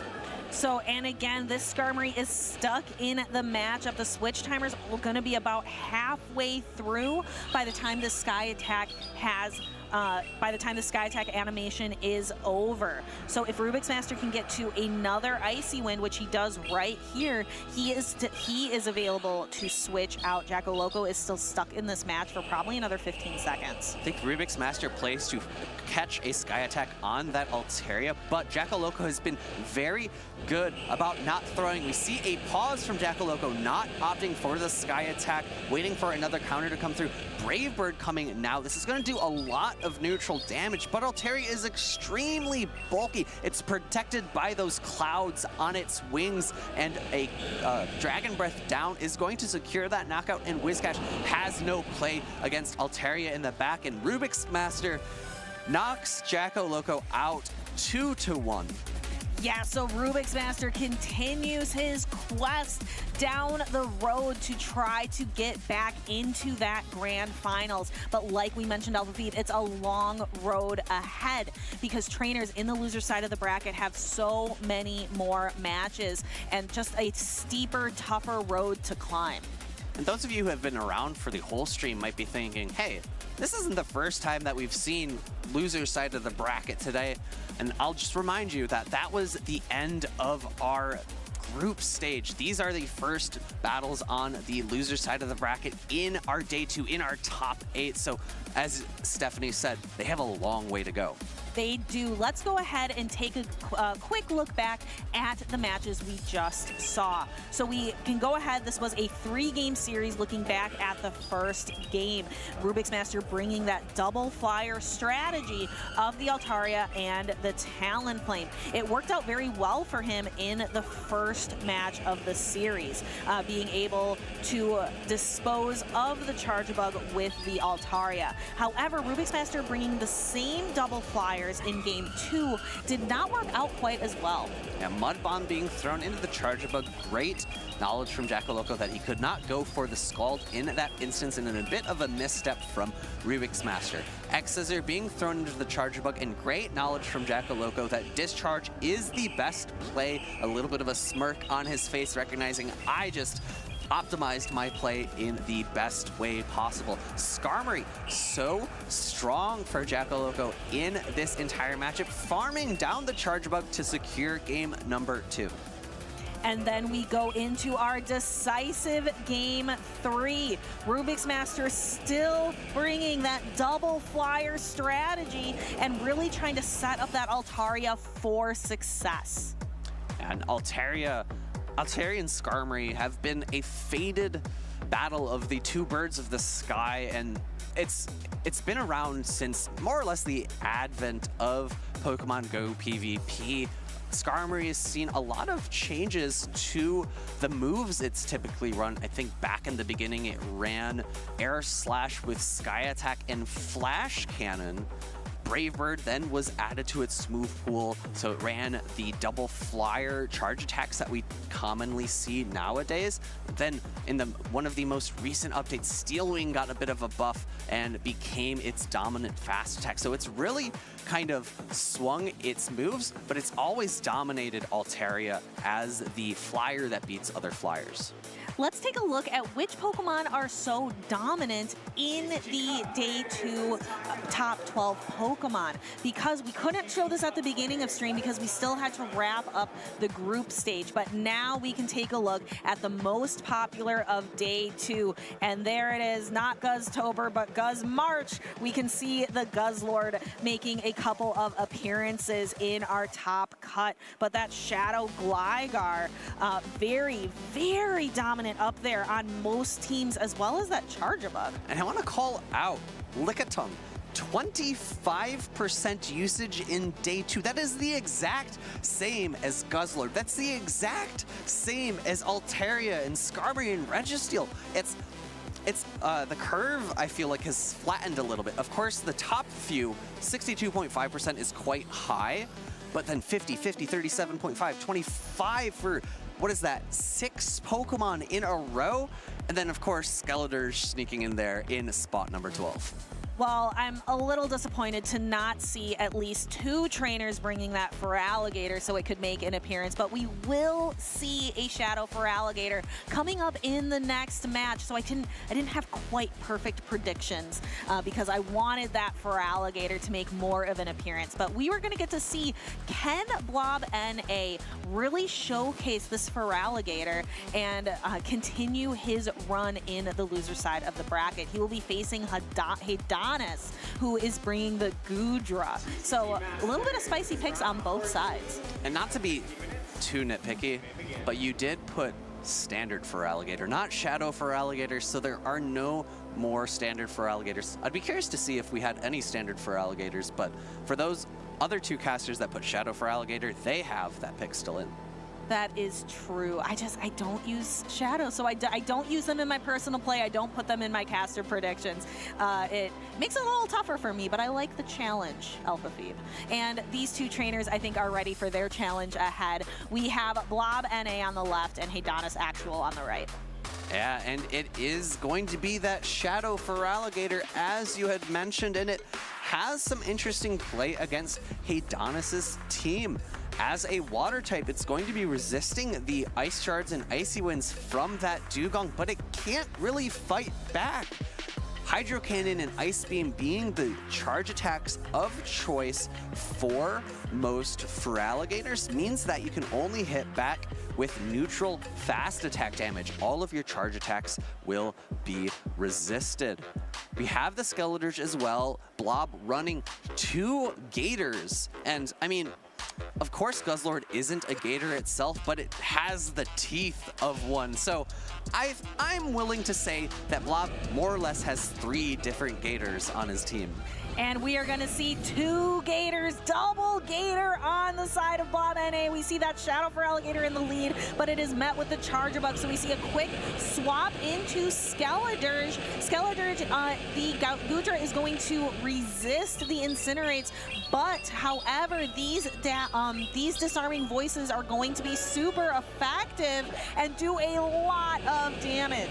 I think the difficult thing for Haydonus here is by letting that first charge attack go, I think he gives Blob the opportunity to shield up this Aqua Tail and potentially shield 1 more Aqua Tail and go for an entire Incinerate down, giving Blob switch advantage for using his shields. Here is that Aqua Tail. It is going to be met with that Protect Shield, so going all in on the Skeletor's. And here we are going to get to see 1 Incinerate worth of damage and then a Shadow Ball, trying to get some of those shields back from Haydonus. But Haydonus says, no, I am saving my shields for later, perhaps for that Shadow Gligar. Going for 2 more Volt Switches, Haydonus is now required to shield up this Disarming Voice if he wants to preserve the energy on that Charge Bug. In comes the Vigoroth. Both players switch. Feraligatr now up against a Shadow Gligar. Hydro Cannon is likely going to be shielded here. Haydonus with shield advantage still remaining from that initial save swap from Blob means that he's going to be able to land a dig and come out with extra energy for that Vigoroth later. And here is a Shadow Dig. Feraligatr, not necessarily known for its bulk. This is going to do a lot of damage and clear Feraligatr off the field. Now it is Vigoroth. Vigoroth has to contend with the Shadow Gligar and the Charger Bug that is in the back. I really like this choice from Haydonus, going for the Aerial Ace here as opposed for the dig. I believe it's because he's going to be able to comfortably make 1 more Aerial Ace. Actually now reaching for the dig on the charge attack tie. Great recognition from Blob, now throwing the Rock Slide as opposed to the same type attack bonus Body Slam, because Rock Slide does just marginally more damage, but still not enough to pick up the knockout. Not quite. That was so decisive. If that had knocked out, this could have been a completely different match. However, the Shadow Gligar flies strong in the matchup, getting an early win for Haydonus here in losers round 1. Flying strong, but digging through the ground. A bit of a trickster Gligar can be. Flying and ground typing is so strong in the meta. Although it does not provide a resistance to fire types, it's only actually rock types that resist fire, means that it's a little less comfortable against Skeledirge. But back in the action, we see the Shadow Feraligatr going down and Vigoroth just barely not picking up the knockout against that Shadow Gligar. That is so tough when you can just barely see, as if you're the Vigoroth user and you can just barely see the health bar on the Shadow Gligar, just not quite go down. So here we have again Blob NA trying to fight to move his way through, showcasing the double Feraligatr and then the Guzzlord, the Ultra Beast on his team as well. Haydonus really showcasing the Goodra. Sometimes trainers, they'll bring a spicier pick but then kind of leave it on the bench as pressure. Haydonus, we've seen the Goodra quite a bit, so really showcasing Goodra, which got access to Aqua Tail over Muddy Water, which was its previous choice, and Aqua Tail just a better move. I feel it's like better. I feel like you're saying that on purpose, Stephanie. I do want to call out though that Blob has refused to bring the mirror match of dragons. We have yet to see Goodra versus Guzzlord, and that is a situation that Guzzlord will really shine in because Goodra does not have access to dragon type charge attacks on Haydonus' particular Goodra. Instead of a dragon mirror match, we have a dragon type versus a normal type. Vigoroth's going to feel fairly comfortable in this matchup. It's going to pace to body slams quicker than Goodra can pace to Aqua Tails, because Aqua Tail just requires so much energy. It does, however, still a better move, Alpha Phoebe, than Muddy Water ever dreamed it could be. Moving on, so we have the Annihilate, which loves to see that Vigoroth. And then we have an interesting matchup in Skeledirge versus the Annihilate. Annihilate not able to do a lot with counter, but it's able to ramp up and get to these Night Slashes very quickly, and also can threaten a pretty much a one-hit knockout with Shadow Ball. Because that first Night Slash is shielded, I think Blob NA is not going to have to invest 2 shields in this matchup because Shadow Ball is likely coming from Haydonus. He does have the opportunity to go for another Night Slash bait here if he expects Blob to shield. I think that will provide Haydonus the opportunity to win a 2-shield matchup unless he calls the Night Slash. That is a massive no-shield boost from that Night Slash. However, Haydonus now thinking, will this work? Will I be able to farm down? No shielding the Disarming Voice because of that big no-shield call from Blob.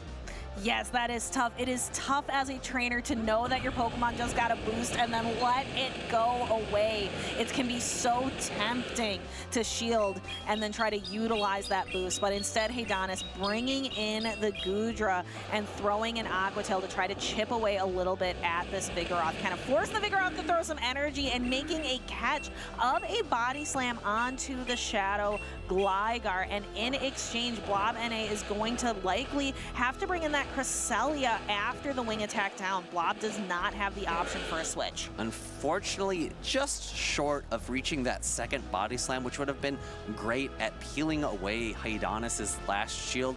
Coming in likely with Cresselia is a fairly decent matchup because Cresselia does outbulk that Shadow Gligar. However, Shadow Gligar with an immense energy advantage, going for the Aerial Ace here, hoping to pull the shield away, and Blob's going to be a little bit frustrated that he just shielded that lesser energy charge attack. Yes, that is a frustrating call, but as you mentioned, the Shadow Gligar has a massive energy advantage, but this Cresselia has a huge health advantage right now and tries to make a catch, but does not, and ends up Haydonus has to throw a charge attack because if not, the Skeledirge might have been able to throw that Disarming Voice. Yeah, Blob was put in a very safe spot there because of that attempted catch.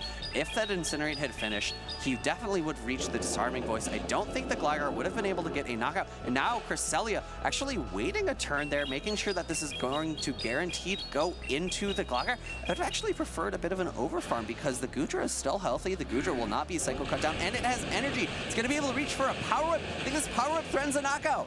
Power Whip does threaten the knockout. Goodra, let's see if it is going to knock out. This is not a Pokemon we see in the Championship Series often, and Power Whip does connect, knocking Blob out of the tournament. Haydonus moves on. And we get to see both Goodra and, of course, Dugong move on further through the tournament, and I'm excited. I'm gonna make a face every time I see Dugong move further on in this tournament. But we didn't even see the Dugong Alpha Feed. The Dugong did not make a single appearance in this matchup today. We saw the Goodra make a double appearance, so we can definitely talk about how Haydonus is a Goodra gamer, but not the Dugong. It didn't, but we can see which Pokemon did show up in the replays. Let's go ahead and take it to the replay match. And there is that Skeledirge, which is a favorite Pokemon of mine, but just not cutting it here in this matchup for Blob NA. Instead, from the side of Haydonus, we can see the Dig knock out the Feraligatr. That Shadow Gligar just seems so dominant right now. And really great energy management throughout this whole set from Haydonus. You can't take credit away from Blob, though. I think that was a really, really smart Rock Slide throw. Just unfortunate it didn't pick up the knockout.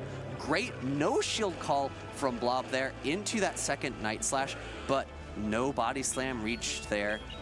No Disarming Voice reached here, and no Overfarm here. Meant that he just didn't have enough energy coming into the Goodra at the end of the game. So it really just sounds like to me that Blob NA is just coming up just a hair short in these matchups. And here is the Power Whip. Haydonus is able to throw it, knock out the Cresselia, and therefore knock out Blob from the tournament. And something that I think is really important, Alpha Phoebe, something that trainers at home, if you are interested in wanting to come to these tournaments as well, something that I would say the first step to understand is type effectiveness. Wouldn't you agree? Definitely. And I want to go back to that point you made. If you have 3 different hair breadths that you didn't quite get, you have a full head of hair. And that's definitely something that Blob has over his brother. That is true. But let's go back to that type effectiveness. We showcased yesterday an awesome video that Speediest Chief, also known as Will Dunphy, put together to teach about type effectiveness as well, super effectiveness as well as resistances, and how they differ a little bit from the trading card game and the video game series. So this is a fantastic video to watch. Go ahead and tune in right now.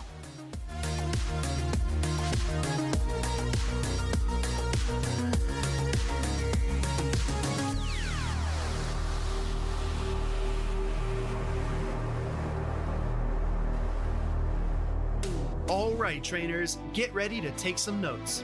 It's time to study Pokemon types. In Pokemon Go, there are 18 total types. Some Pokemon have a single type, while others are dual type. You can identify a Pokemon's type in the inventory menu or on the top right of the battle screen, similar to the Pokemon TCG. Every attack in Pokemon Go has one type property. Similar to VGC, the type property of a Pokemon's charge attacks are displayed on screen during battle. We can use this scale to see how damage applies in Pokemon Go PvP. Neutral, resisted and super effective, double resisted and double super effective, and triple resisted. In VGC, flying type Pokemon are immune to ground type attacks. However, in Pokemon Go, no types are immune to other types. The closest comparison to immunity in Pokemon Go is triple resistance. More on that later. Unlike TCG, no Pokemon in Pokemon Go can use a special ability to remove their type's weaknesses. Therefore, every fast and charge attack will deal at least a tiny bit of damage, leading to improbable, unexpected, and exciting win conditions. Let's begin with the interactions between fire, grass, and water. Fire is super effective to grass, grass is super effective to water, and water is super effective to fire. When two single-type Pokemon battle, their attacks are usually neutral, resisted, or super effective. However, dual-type Pokemon are much more complex. To determine effectiveness for dual-type Pokemon, consider each type individually. For example, a Psychic-type Confusion from Bronzong will deal super effective damage to Poison and Fighting-type opponents. When Bronzong battles Toxicroak, that damage becomes double super effective, because Toxicroak is both a Fighting and Poison type. Some Pokemon single resist, double resist, or even triple resist attacks from other types. For example, Steel-type Pokemon single resist Dragon-type attacks, while Fairy-type Pokemon double resist Dragon. A Fairy and Steel-type Pokemon like Mawile will actually triple resist Dragon-type attacks. These are all of the double resistances in Pokemon Go. If you combine one of these double resistance interactions with another single resistance, you get triple resistance. Let's deep dive into a complex dual-type matchup. Beedrill versus Skeledirge. Beedrill's fast attack Poison Jab is neutral to fire, but resisted by Skeledirge's Ghost type. Skeledirge's Incinerate is neutral to Beedrill's Poison type, but super effective against its Bug type. Beedrill's X-Scissor, a Bug-type attack, is resisted by both Fire and Ghost, making it double resistant. Skeledirge's Disarming Voice is a Fairy-type attack, which is neutral versus Bug, but resisted by Beedrill's Poison type. Skeledirge's Shadow Ball is neutral to both Bug and Poison. Beedrill's Drill Run is neutral versus Ghost, but super effective versus Fire, resulting in super effective damage. Always keep a close eye on the screen while battling. Super effective or not very effective appear when Pokemon use their fast attacks. Protect shields turn red when shielding super effective damage, purple when shielding neutral damage, and blue when shielding resisted damage. Lastly, make sure to check the type icons at the top right corner of your screen. The power of a charge attack depends on the Pokemon using it, so an Earthquake from Swampert likely hits harder than one from Clodsire. A Pokemon that uses an attack that aligns with its type will receive a slight damage bonus, called Same Type Attack Bonus or Stab. Finally, buffs and debuffs can swing the momentum of an entire battle. An Icy Wind debuff will lower all of a Pokemon's attacks, and a Night Slash boost will raise them. That's all from me. Best of luck in your future battles, trainers.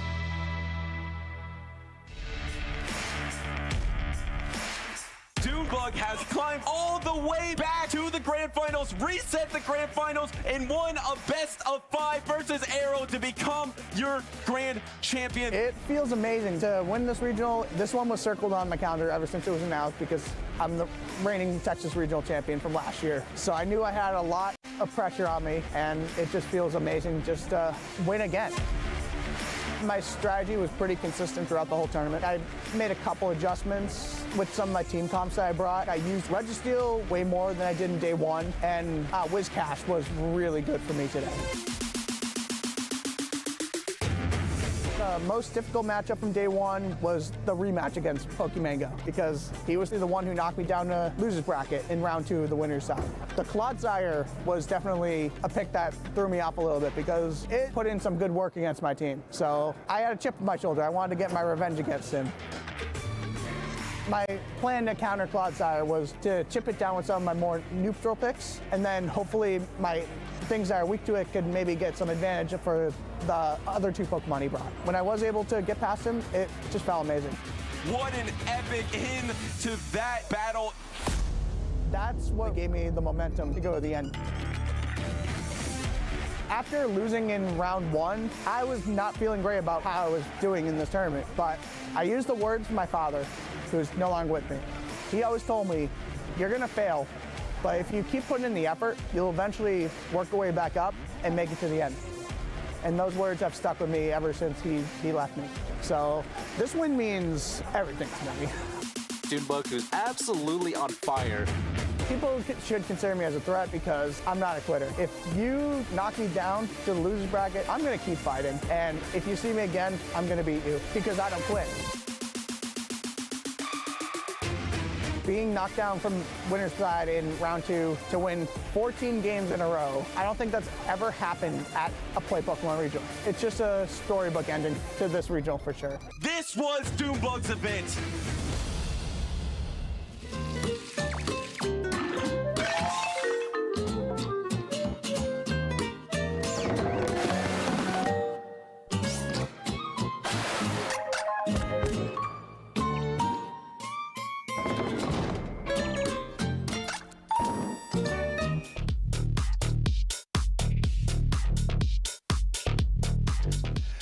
Welcome back, everybody. We are continuing our live coverage of the Vancouver Regional Championships here right in Vancouver Harbor. This is Championship Sunday.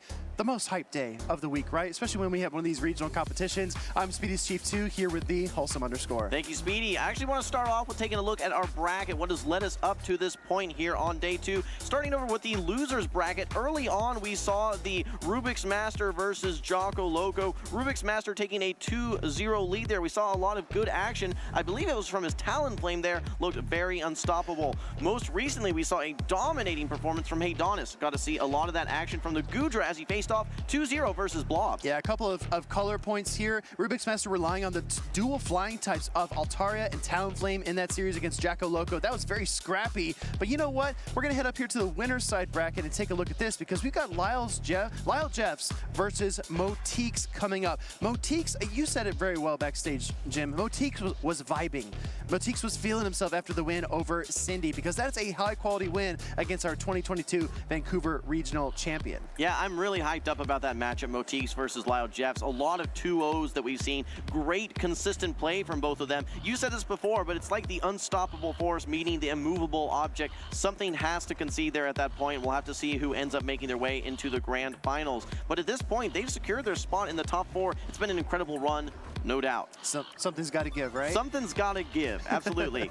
I think we're going to be moving over, though, to the loser side of the bracket, though. We've still got a lot of great trainers in the action here in the lower side of the bracket, but for them, it's win or go home at this point. Exactly, and we're going to turn to our trainers here, and I just want to get them on camera as soon as we possibly can because this matchup is going to be hype. I need to see everybody getting engaged in the chat again. You did a great job making comments with the Lyall Jeffs versus Chenu segment. Let's see some hype for Cindy versus Rubik's Master. This is going to be an incredible series to watch. Well, tons of accolades for both of these trainers. In fact, Cindy is our 2022 Vancouver Regional Champion. Rubik's Master, he has made it all the way to Worlds. Not only made it to Worlds, but also made it to the finals in Worlds as well. He's our second place Portland Regional finalist, as well as our second place Worlds finalist in the 2023 season. Just looking at a glance at these teams here, Rubik's Master's Talonflame seems to have a lot of play. There are some big things that it wants to get lined up against the Abomasnow, the Registeel, maybe in the Cresselia. Let's not waste any time here, Speedy. Take us into game number 1. Absolutely, jumping right into game number 1 here. Annihilate for Cindy versus the Talonflame that you called out, Wholesome. The big question in my mind is Cindy going to deploy the Registeel? Looks like she brought it in game number 1. She's got to get it away from this fire flying type Pokemon first, though. Well, pacing's really awkward for this Annihilate because you're not able to get to the Shadow Ball before Rubik's Master's Talonflame reaches a fly, so it basically guarantees that you have to invest a Protect Shield. Then starts to come the bait games. Do you want to throw this Night Slash, maybe get a boost and try and strip away a Protect Shield? Do you go straight for the Shadow Ball and maybe just play your odds to try and remove this Talonflame from the field? A huge shield from Rubik's Master. Wow, incredibly good read there from Rubik's Master, avoiding the Shadow Ball knockout. In comes the Registeel, switching into the Talonflame, and it's because of the charge attacks. It's double fly, or excuse me, double flying type, so you don't need to worry about anything besides Incinerate. Now, Registeel has an energy lead going into the Charge Bug. Yeah, there's absolutely zero threat from those charge attacks. Brave Bird still does hit hard, of course, but it's only the Incinerate damage that's really going to add up over time. Now, this is an interesting matchup because this Charge Bug actually resists all of the charge attacks from this Registeel. However, a Zap Cannon plus a second either Zap Cannon or Focus Blast, some cases can actually win this matchup for the Registeel if you get a little bit of debuff luck on your side. Now, that said, we see the next move come through. It is going to be the Focus Blast. Not enough to knock out, but Cindy may want to opt to use another shield and actually farm down to try and get that Lantern onto that Talonflame. That's tricky though, right? Because the Volt Switches are adding up against the Registeel, and at this point, if Rubik's Master chooses to do so, he can actually double X Scissor to knock out the Steel type here. He's going to fire the first one, and he has another charge attack banked for whatever Cindy decides to bring in. Yeah, you're right. There's really no situation where you'd want to shield there, knowing that that second X Scissor is banked and it's enough to knock out. This Lantern does still have lots of play, though. It needs to watch out for that Alolan Sandslash hiding in the back, though, with access to Drill Run can be quite devastating. But here comes the next charge attack. Great patience in throwing that Discharge, not opting to go for the resisted X Scissor, actually double resisted X Scissor there. That's some nice chunk of damage. It's all on the Lantern, though, now for Cindy. She needs to try and somehow win this matchup, but it's going to be very difficult with access to Drill Run for the Shadow Alolan Sandslash. Cindy going through the process of elimination. She hasn't seen Cresselia or Altaria, and luckily, it's not either of those two. She would have hoped for Shadow Poliwrath, but instead, it's the Shadow Alolan Sandslash in the back. So she's going to go ahead and fire up the Surf here. Because of the Spark damage, damage because of the pressure that Lantern can consistently apply. She might just need to double surf here. It's going to be really close. Yeah, when we look at this here, this drill run, it's going to be very close to knocking out. We actually have a charge attack priority event coming through here. Again, this is non-same type attack bonus, but still a very efficient move. Shadow plus additional 20 damage takes that Lantern very, very close to being knocked out. Now remember, the Talonflame does have a ton of stored energy, so even if Cindy's able to chew through this Shadow Lowland Sandslash with the Lantern, it's going to be a tough hill to climb. And guess what? Rubik's Master is not even going to let it come to that. He Shadow Calls all the way through the Lantern. All right, well, game number one, very rough there for Cindy. Rubik's Master having a great team alignment there. When we look at the lead, it was the Talonflame into that Annihilate. The switch, you have your Charge Bug, which resists all of the charge attack from Registeel. And guess what? In the back, you have that Shadow Alolan Sandslash with that Drill Run for your Lantern. So great team building there from Rubik's Master. Speedy, walk us through game one. Absolutely. So the Charge Bug getting the better of the Registeel after Cindy switched it in. And that's a point I want to focus on here in just a moment. But the discharge into the Annihilate, just incredible value from the Charge Bug for Rubik's Master. And then he's able to back it up with the Talonflame and the Shadow Alolan Sandslash. Didn't even need to use any of the stored energy on the Talonflame. What I wanted to point out, though, is that it felt like Cindy was just uncomfortable deploying the Registeel. We've seen her zap cannon Talonflames and focus blast through Abomasnows, but she just didn't have the chance to do that. And I think Rubik's Master recognized she's probably going to try to do that, and he just tried to prevent her from executing her win conditions. One of the questions I asked you yesterday was the difference between Pokemon with a lot of hard wins and hard losses, and then Pokemon with neutral matchups. This Registeel in this scenario has a lot of hard wins and hard losses. If you get lined up versus the Cresselia, lined up versus the Altaria, pretty solid matchups there. But look how many rough matchups versus Rubik's Master's team this Registeel has. The Poliwrath, the Talonflame, the Charjabug, the Alolan Sandslash. Let's not forget, shields down, completely different situation. If you're able to get those shields down for the Registeel, it has that one-hit knockout potential. But going up, especially against something like a Talonflame where those Incinerates are just ticking and ticking and ticking, becomes very hard in the two-shield matchup. Let's move into game number two, though. We're going to see more Registeel action, this time versus the Shadow Alolan Sandslash. All right, again, not the optimal position for the exact reasons you laid out there, Wholesome. I mean, there's really no favorable position for Registeel to be, especially when Protect Shields are still up. So the Drill Run does get fired off here by the Shadow Alolan Sandslash. Going to be super effective damage. Not quite enough to knock out, but I expect Cindy to return fire with Focus Blast and maybe look for a switch. What do you think? Well, I find it very interesting that we're seeing actually the same team, but in a different order. It's still ABA weak to this Talonflame. So that's going to be really interesting to see. Cindy might just be playing out, trying to get some Protect Shields, get as much value out of the Registeel as possible, and maybe try and just let this Pokemon go down and trying to bring something in to answer this Alolan Sandslash. But this is, oh wow, a little bit of a timing miscue here from Rubik's Master. Cindy actually able to reach this Focus Blast prior to that Drill Run being launched. This is both Protect Shields now. Registeel's gotten tons of value. The question is, can you farm all the way down here as Rubik's Master? Yeah, absolutely. It takes about 7 or 8 Shadow Claws in order to get the full knockout into the Registeel. Goes for a blind Ice Punch against the Annihilate. Annihilate unable to strike with the counter either, so that double super effective damage is not piling on as quickly as Cindy would like. Yeah, you're going to have to eat 2 charge attacks at this point, but no, a quick swap out into the Charjabug. This is actually going to be your best answer to the Charjabug. Cindy doesn't know this at this point, but this Lantern is very valuable. It needs to be lined up versus this Talonflame, but Rubik's Master has baited it onto the field here. Yeah, I think Cindy, again, keeping in mind that the Talonflame Altaria core was something that Rubik's Master favored earlier on in the tournament, probably expecting the Dragon type in the back, but like you said, it's another Talonflame lineup, and it's lurking back there waiting for the target. Another X-Scissor getting fired up here by the Charjabug is going to chip down the Lantern. Lantern needs to get through this Charjabug, and Cindy needs to start using Protect Shields. That's the very scary thing here, is these Protect Shields that you have remaining, they don't do very much against Incinerates here, Will. So really, this is a tough situation for Cindy, no doubt about it. Here comes the next X-Scissor, though. We're going to see this probably get shielded, I would expect. You really need to figure out some way that you can mitigate some of this damage. No, you're now going to have to tank several other Volt Switches as well. Let's not forget these super effective Shadow Claws or the Incinerates as well. Yeah, trying to put it all on the shoulders of the Annihilate here. The Rage Fist Pokemon. We're going to see an X-Scissor get Protect Shielded up by Cindy, trying to keep this Annihilate a little bit healthier. In comes a Talonflame. Great discipline to throw the 2 counters maximize the damage and energy, but that Incinerate is about to burn through that HP. Yeah, the Shadow Ball is not going to do it, though. Unfortunately, it takes it in almost to the red. I don't even know that a Night Slash does it. You really can't even go for 2 counters at that point because it does threaten to knock you out. You might actually have that Incinerate damage register.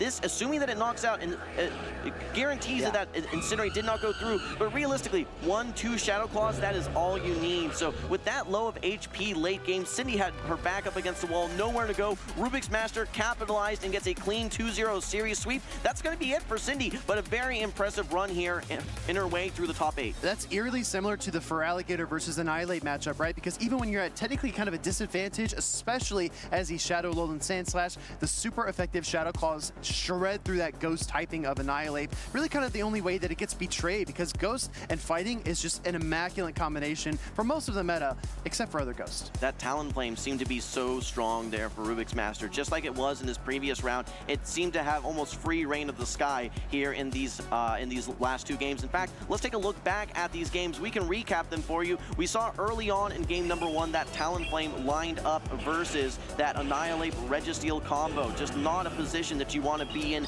as Cindy.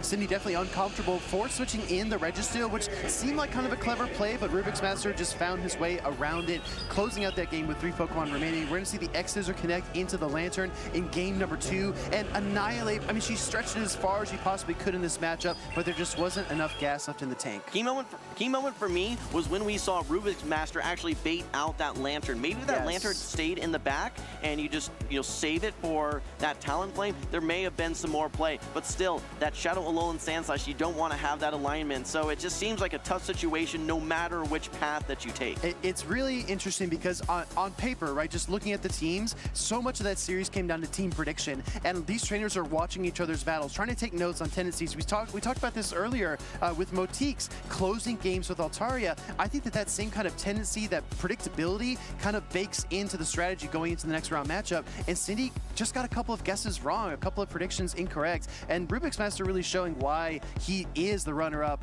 in the 2023 World Championships, just getting the code exactly right. Yeah, you can't count him out. There's no fluke. We heard Lyall actually talk about, hey, I wanted to prove that this wasn't a fluke. I think that we can absolutely see from Rubik's Master that he is one of those top caliber type trainers, navigating his way now into not only top 8, but I believe the next round of losers as well. So he is absolutely succeeding, and he's having a lot of success, not only with the Talonflame, but the Altaria, like you mentioned. And that, for me, has been some of the stories here of our Vancouver Regional, is all the Dragon play that we're seeing. The Guzzlord, the Altaria, even the Goodra on Haydonus' team as well. They all seem very strong, and I'm not seeing a lot of hard answers with any sort of real charm users. We've only seen, I think, the Wigglytuff in very limited scenarios. Otherwise, Dragons seem to have free reign.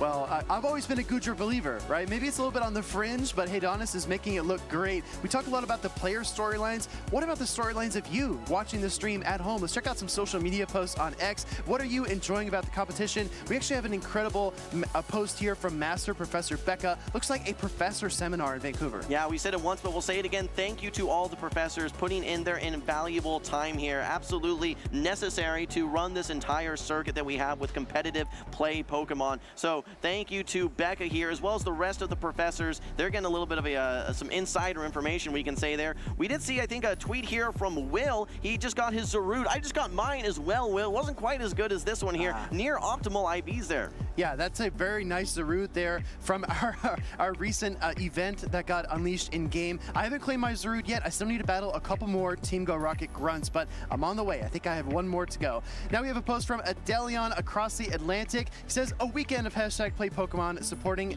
a Pokemon TCG Cup, then hosting a Pokemon Go League and Challenge. Apparently Aero Bubble came away with the cup win. Yeah, Adelion, one of the characters absolutely in the Pokemon scene. You can see he's having the time of his life there. It's great to see all these different local cups and challenges that we get to see and across all the different regions now, something that we were desperately needing in some of the previous seasons. Great to see that expansion here in the 2024 season. Yeah, you can go to those local cups and challenges, not only for card packs, but also for community. Speaking of community, from 7-Eleven Gaming, simply one hashtag. That's all you need to say, hashtag Play Pokemon. Obviously, we've got Rocha Babyface and our colleague, Alpha Phoebe, on camera. That's right. We had a chance actually to talk to Rocha Babyface out in the crowd here. He's having a great time. He mentioned it, but he's been traveling all around the world, it feels feels like to go to these tournaments, which is awesome to see. Trainers outside of their initial geography, we can say, moving over, countries in some cases to attend these tournaments. Yeah, again, just looking back on history, we had Bibalicious versus Dunebug in Arlington last year, almost being the first trainer from out of region to win a regional championship, but Dunebug stopped him in his tracks, and then Nighttime Clasher winning in Liverpool this season. So I think time will tell, right? We'll have a Latin America trainer come up to the North America or EU region and win a championship. I mean, they could be watching the stream right now. Well, I've been following along some of the posts that we see from some of the top battlers in North America on the X platform, and I'm seeing a lot of that American and North American talent that's going to be heading over to the European International Championship. So that's something to look forward to. One of the narratives, you could say, that I think is going to be most exciting as we move into April. But that said, here in Vancouver, we are ready on stage to introduce our next set of battlers. We've seen them quite a bit. In fact, we just very recently featured Haydonus here. We mentioned his Goodra. It's been one of the iconic Pokemons. Let's not forget that Dugong as well. It's been a huge part of his success here in Vancouver. He's going to be facing off versus Chenu. I'm just looking at these teams here. The antithesis to Goodra, right? The antidote is that Wigglytuff on Chenu's side. Maybe a couple of disarming voices from the Skeledirge or even the Ice-type damage from the Abomasnow, but Chenu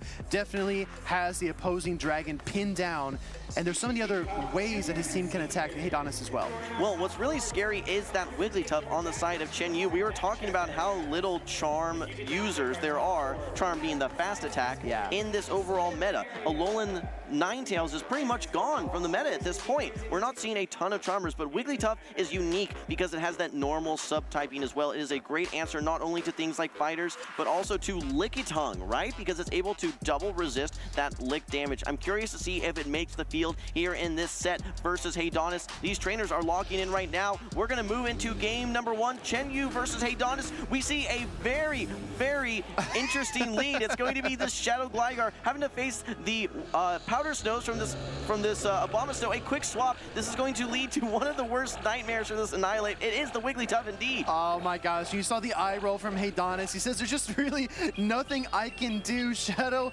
Ball is going to be double resisted against the normal typing from Wigglytuff, but I mean, Haydonus really doesn't have many other options. He can go for an even weaker Night Slash, so I guess in the grand scheme of things that makes sense. He's going to bring in his Gligar into the Wigglytuff, and I just got to say, Jim, we knew it was coming. Everybody watching at home probably knew it was coming, but it's going to be hard to stop. Well, Wigglytuff does feel a bit one-dimensional with its charm damage, but let's not forget it does have access to Icy Wind now as well, which can actually give it another element, which is going to be that debuffing element. Look how much damage that it not only put into the Annihilate, it has taken this Gligar well into the yellow as well, maybe even into the red. It's also dropped its attack. Now there's a ton of energy on this Gligar at this point, which does hit super effective versus the Abomasnow. I'm wondering if maybe you try and even do a trick play, but maybe that could be your lose condition at this point. He sees the grass and ice typing at the top left corner of the screen. It throws the Aerial Ace immediately into the Abomasnow, but like you said, Jim, this is a weakened Gligar. Such a great addition for a Charm user, right? A move that actually debuffs your opponent's attack and makes those Charms even more impressive. Second Aerial Ace getting fired off here. I anticipate Haydonus is going to switch, and the bad news is going to get worse. There's really bad news here, and that is going to be a fire Pokemon. That is the Skeledirge coming through, hitting for super effective. This is actually the hardest hitting fast attack in the game here when you look at both the combination of damage and energy. So this is a great, great spot for Chenu. He can easily hang on versus this Discharge. Just needs to fire away Incinerate after Incinerate. Maybe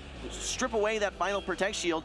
This is still going to be yeah, Haydonus still has a Protect Shield. He's going to be able to hang on. He's close to that next Discharge. I just don't really know that there's a win condition here for Haydonus. Yeah, timing on Incinerate is tough, right? If you throw 2 Incinerates, that's 10 turns versus the 4-turn cycle of Charge Bug. Giving away 3 free turns of energy on that last exchange means that Haydonus can get to the X-Scissor and maybe even pays to another charge attack here because the second Volt Switch will come through and the double X-Scissor is going to be enough to knock out the Skeledirge. All right, well, I don't know that any other Volt Switches are going to be registering at this point. I think this Abomasnow is going to be able to get the full farm down. The question is how much energy is still remaining on that Gligar. I think this Abomasnow will win charge attack priority, has the Icy Wind ready to go, and that is going to be it for game number 1. Haydonus up against a mountain there. Every single position, the lead, the switch, the backline Pokemon as well. Probably its worst nightmare.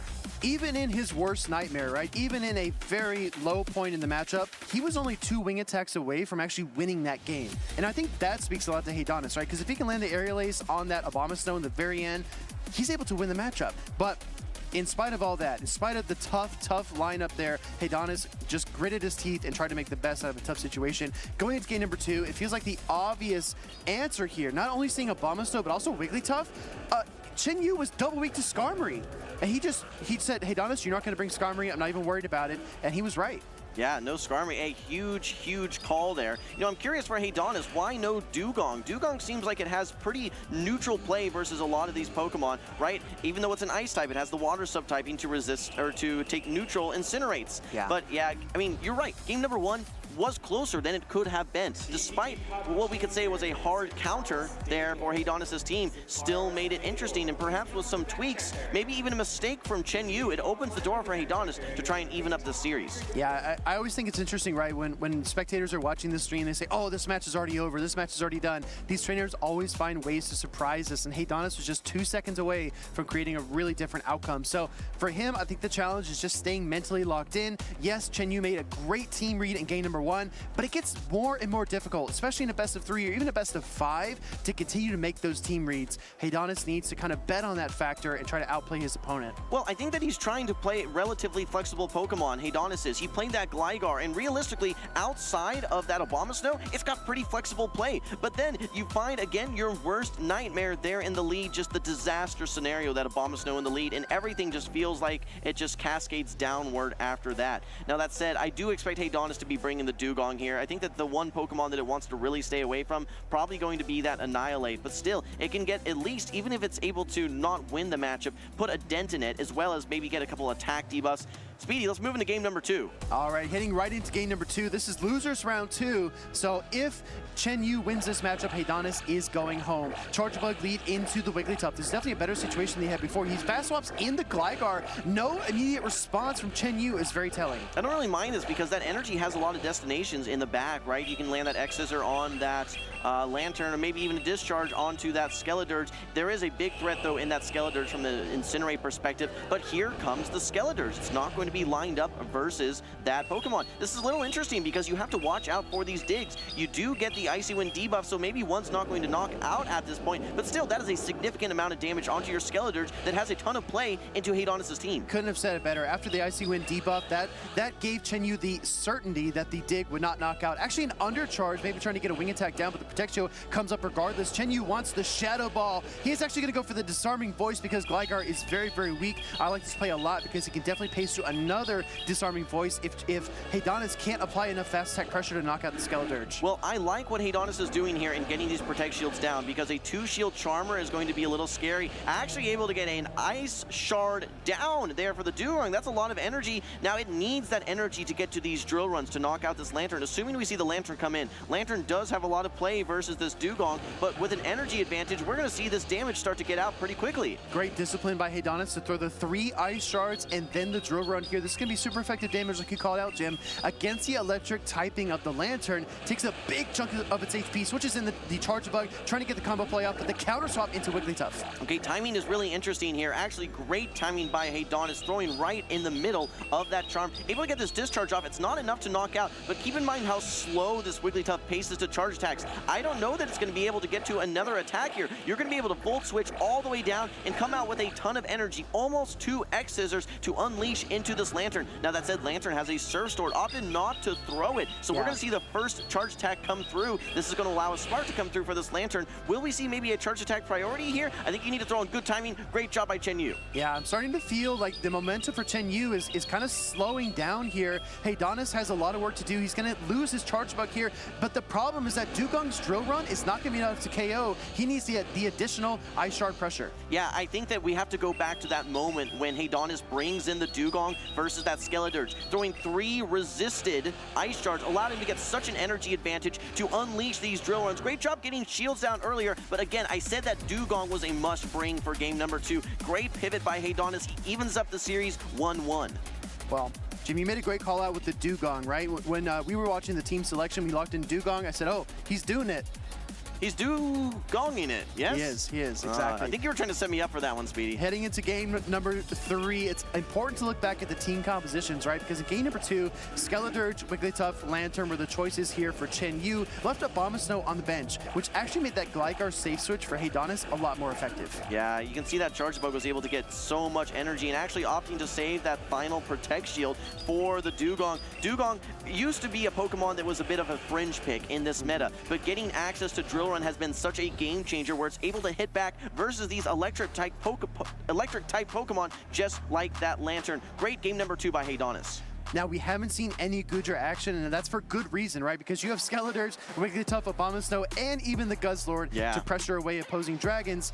What do you expect to see, though, in this decisive game number 3? Because, like we called out, great team read in game 1 by Chenu, but kind of ran out of gas in game number 2. So I really like the combo of the Dugong plus the Shadow Gligar for Haydonus. I think that that's going to be something that he brings. We haven't seen any Skarmory, though, which is very interesting. Skarmory could be that sleeper pick for Haydonus that he unleashes in game number 3 as a bit of a surprise to try and throw off Chenyu's balance. Now that said, I think that actually the Abomasnow does have a decent amount of play. It does need to watch out for that Skarmory, but assuming that Gligar is going to be a good pick, I think it's something that you can justify bringing. Even in Shields Down scenario, if you're able to get to that Energy Ball versus that Dugong, that could be devastating as well. We talk about safe picks, and as I look more at Skarmory, I recognize not only is there a Lantern, there's also a Skeledirge and an Annihilate, which with Protect Shields up can go toe-to-toe with the Flying and Steel type. So if Haydonus chooses to bring Skarmory, it's actually going to shape a lot of his strategy in the matchup. He's going to want to get Protect Shields down and just rain down the Skytex and Brave Birds, and that calls for a different team surrounding the Skarmory pick in general. So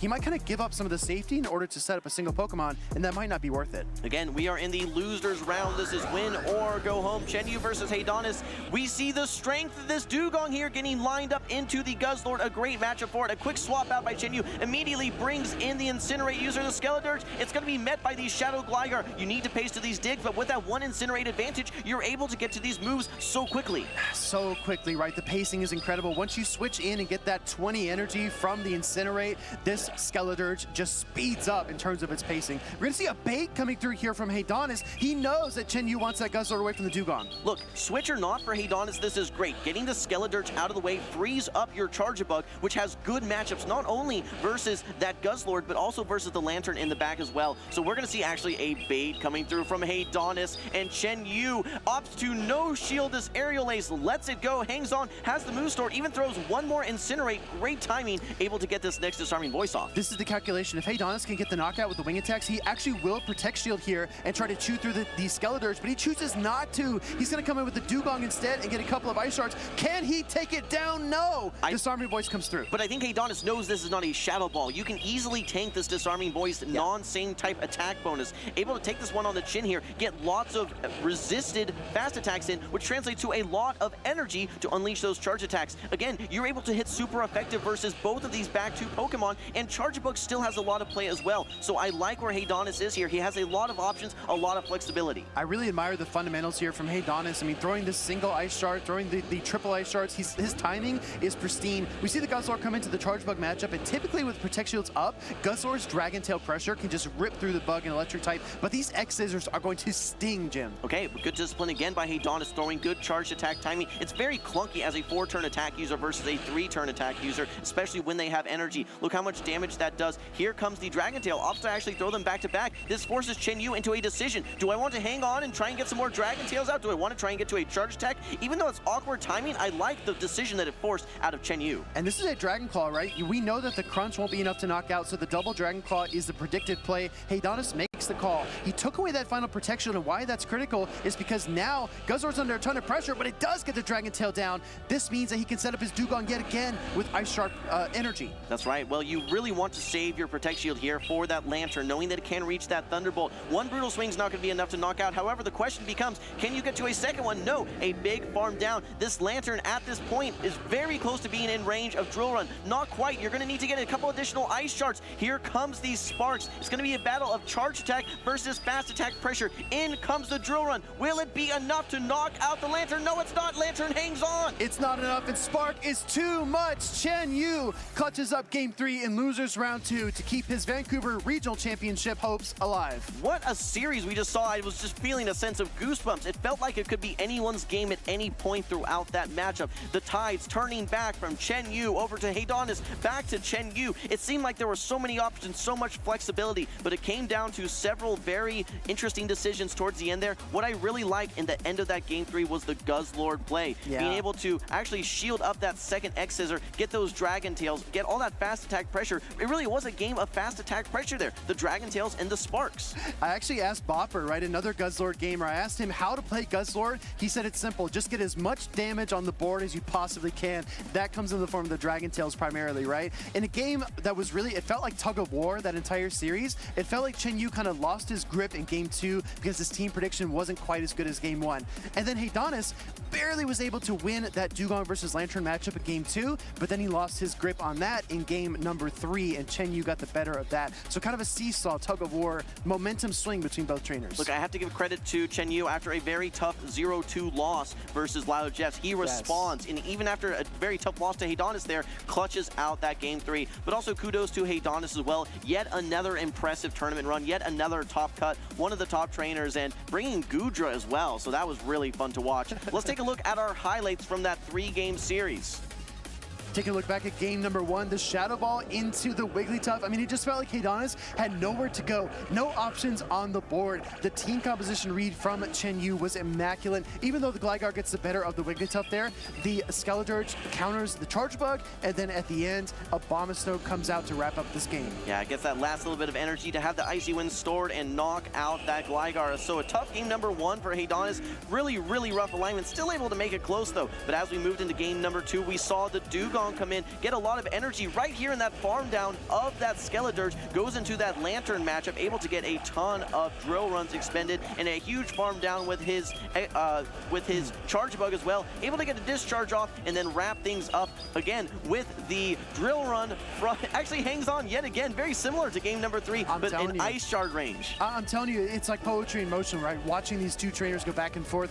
Disarming Voice takes down the Gligar, in comes the Dugong. This energy advantage is what Haydonus needed to beat the Lantern and try to replicate game number 2, but the Guzzlord threw a wrench into those plans. Yeah, those Dragon Tails just so oppressive, able to get a lot of fast attack pressure out regardless of which target that it has. And then you can see this Dugong trying to replicate game number 2 and get it in range that one Ice Shard KO'd. Unfortunately for Haydonus, that was not the case. The Lantern able to hang on, get those last remaining sparks, knock out the Dugong, and move his way into the next round of the losers bracket. Yeah, next round of the losers bracket, and I mean, we've seen, like we saw in the Dunebug interview, right? He's a trainer that came all the way from the loser side bracket to win the entire tournament. In Pokemon Go, especially with our double elimination format, it happens all the time, Jim, in the grand finals. The bracket resets, the loser taking the crown. You never know what happens in a tournament setting, so you definitely don't want to take your eyes off the screen. But speaking of keeping your eyes on the screen, let's actually hear from Chenu, the trainer who just took down Haydonus Actual. All right, thank you, Speedy. I'm here joined by Chenu. How are you feeling after that very tight win? I feel pretty good. We are all pretty close matchups, and finally I pulled the win. That's pretty good. Yeah. So there's a lot of play between Pokemon that we don't see on a lot of teams there. Dugong, Guzzlord. How did you feel about going up against both Dugong as well as Gudra? I don't know if Gudra was really ever brought, but what was on your mind? Yeah, I feel his team it's pretty tough for me, especially for Skarmory, Gudra, Dugong. So what I was thinking is I need to make sure I have say energy advantage on my Skeledirge, so I can basically threaten all of this, and then I still need to make sure I have good alignment, I don't have Wiggly on the Skarmory, for example. Yeah, and then I think I got lucky and pretty much I got the team right to put it out, and it's worked. Yeah.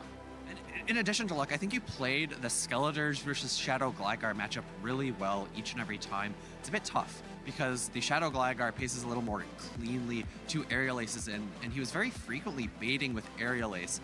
But we saw you being comfortable shielding there, going for those Disarming Voices. tell us a little bit about your knowledge of that matchup and why you feel comfortable Skeledirge into Shadow Gligar. Yeah, I mean, honestly, I feel Shadow Gligar is like pretty like much threatening the Skeledirge because Shadow it hits so hard for like both Air Ace and Dig Right. So, but on the other hand, it's also got hurt by the Incinerate by Skeledirge. So I know I can keep throwing Incinerate and throw Disarming Voice. Like I can force the shell, and then like if they don't just like say throw all the energy, they cannot really win the matchup. All right, well, thank you so much for your insights and congratulations on that big win. I think we're going to see you again very, very soon. So good luck in that next matchup. We'll send it back to the casters. All right, thank you, Nick. Thank you, Chenu, as well. A very impressive 3-game victory there versus Haydonus. And again, we will be seeing Chenu again very quickly, I think, in the loser semis. I want to actually mention that moment that he was just describing and actually having his Skeledirge versus that Shadow Gligar. Just like you said, due to its Shadow typing taking 20% additional, or rather Shadow variant taking 20% additional damage from those Incinerates, you really force those shields very quickly. You can almost dictate the matchup with a 1 or 2 Incinerate advantage. I still remember the first games I watched after Incinerate received its update in terms of damage. Everybody was so shocked, like, oh my gosh, Incinerate is just shredding through these Pokemon. That's definitely what we saw, even in neutral matchups. That fast attack is definitely underrated. I think that's why so many EU trainers are favoring Talonflame, so many LATAM trainers bringing Skeledirge. Incinerate is the truth, and Chenu proved it there in that matchup against Haydonus. Well, there's pros and cons, right? You have the high damage, high energy yield, but at the same time, there's so little flexibility when it comes to swapping Pokemon. So some trainers describe it as feeling a bit clunky. Now, while we wait on Chenu to get set up here for his next matchup, let's take a look at the bracket. We can see a recap for what led us to this moment. Earlier in Losers Round 1, we got to see Rubik's Master facing off versus Jackal. Loco had a close 2-1 series lead, leveraging that Talonflame quite a bit. We saw Haydonus, who we just recently saw get knocked out. He had a great matchup versus Blob, but did just fall 2-1 to Chenu. Over on the other side of the Losers Round 2, our 2022 Vancouver Regional Champion, Cindy, actually fell 2-0 to Rubik's Master as well. Again, more action from that Talonflame. I expect to see more here in these loser semis. Yeah, and as you can see, we're lining up for Rubik's Master and Chenu. Meanwhile, in the winner's side bracket, it's Lyall Jeffs III versus Motix, a trainer that's really surprised a lot of us because we have the Wadages of the world, you know, the Hard Jeffs of the world, these trainers that we know can win a tournament at any given moment, but Motix has been super impressive in his ability to kind of outplay, you know, former regional champions, trainers we expect to do really well. I've been really impressed. I've been really impressed as well, and I think that some of those trainers, like you mentioned, sometimes are trendsetters, right? Trendsetters. Especially with Hard Jeff, with that Charge-a-Bug that we've seen. I feel like it's become one of the most meta Pokemon at this point. We actually saw that day 2 usage chart. It was, I think, top 3, so that's been really, really interesting to see how some individual trainers can define a meta with just one simple pick. That said, though, let's move over to the stage. We're getting our trainers ready here for this loser semifinals. We just saw Chenu, but we're bringing back Rubik's Master as well. Both of these trainers leveraging that Incinerate fast attack. For Rubik's Master, it is the Talonflame. For Chenu, it is that Skeledirge. I just have to say, the ABA flying type strategy that Rubik's Master employed earlier on in the tournament, I don't think it's going to work here because not only do you have Abomasnow for the Altaria, you also have the Skeledirge, you also have the Wigglytuff, and even the Guzzlord applies a lot of pressure. What I anticipate in this matchup in particular, I think that Chenu is going to bring the Guzzlord, he's going to leverage all that neutral damage, and Rubik's Master is really going to have to try hard to line up his Shadow Alolan Sandslash against the Dragon type. Okay, well, we saw Chenu employing that Wigglytuff in our last series. It did so well versus things like Annihilate.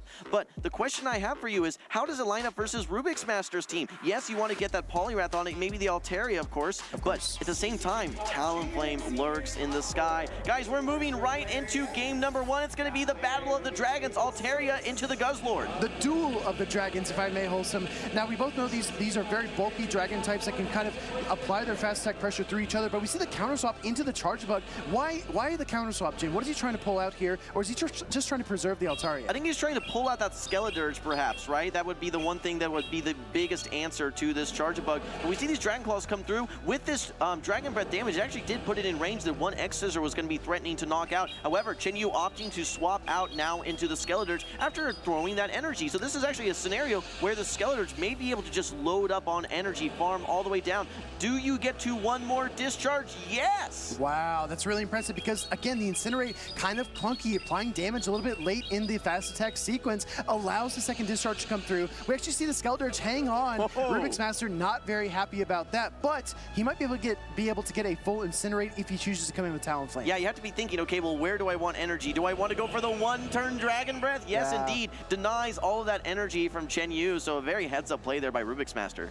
This is fascinating, though, because Chenu is taking control, switch advantage. He can choose to bring in the Guzzlord, and he does, throwing the Dragon Claw. Jim, this is incredible because Chenu is calling the ABA flying type team that Rubik's Master has leaned on. I think he knows there's a Talonflame in the back. Well, if you've been watching any of Rubik's Master's games, you've seen so many double flyers. You've seen that Talonflame in almost every single game. You almost get a full farm down here, but look at Chenu able to reach yet another Dragon Claw. You can just see the look of defeat on Rubik's Master's face. He has to let this Altaria go, and things are going to go from bad to worse here. He'll bring in the Talonflame. He's ready for it. He's got the Lantern. This is the worst case scenario, the nightmare matchup for that Talonflame. All things going the way for Chenu in game one. You saw the sigh of relief as well. Chenu saw the fire and flying type on the top left corner of his screen. He said, okay, I have this matchup.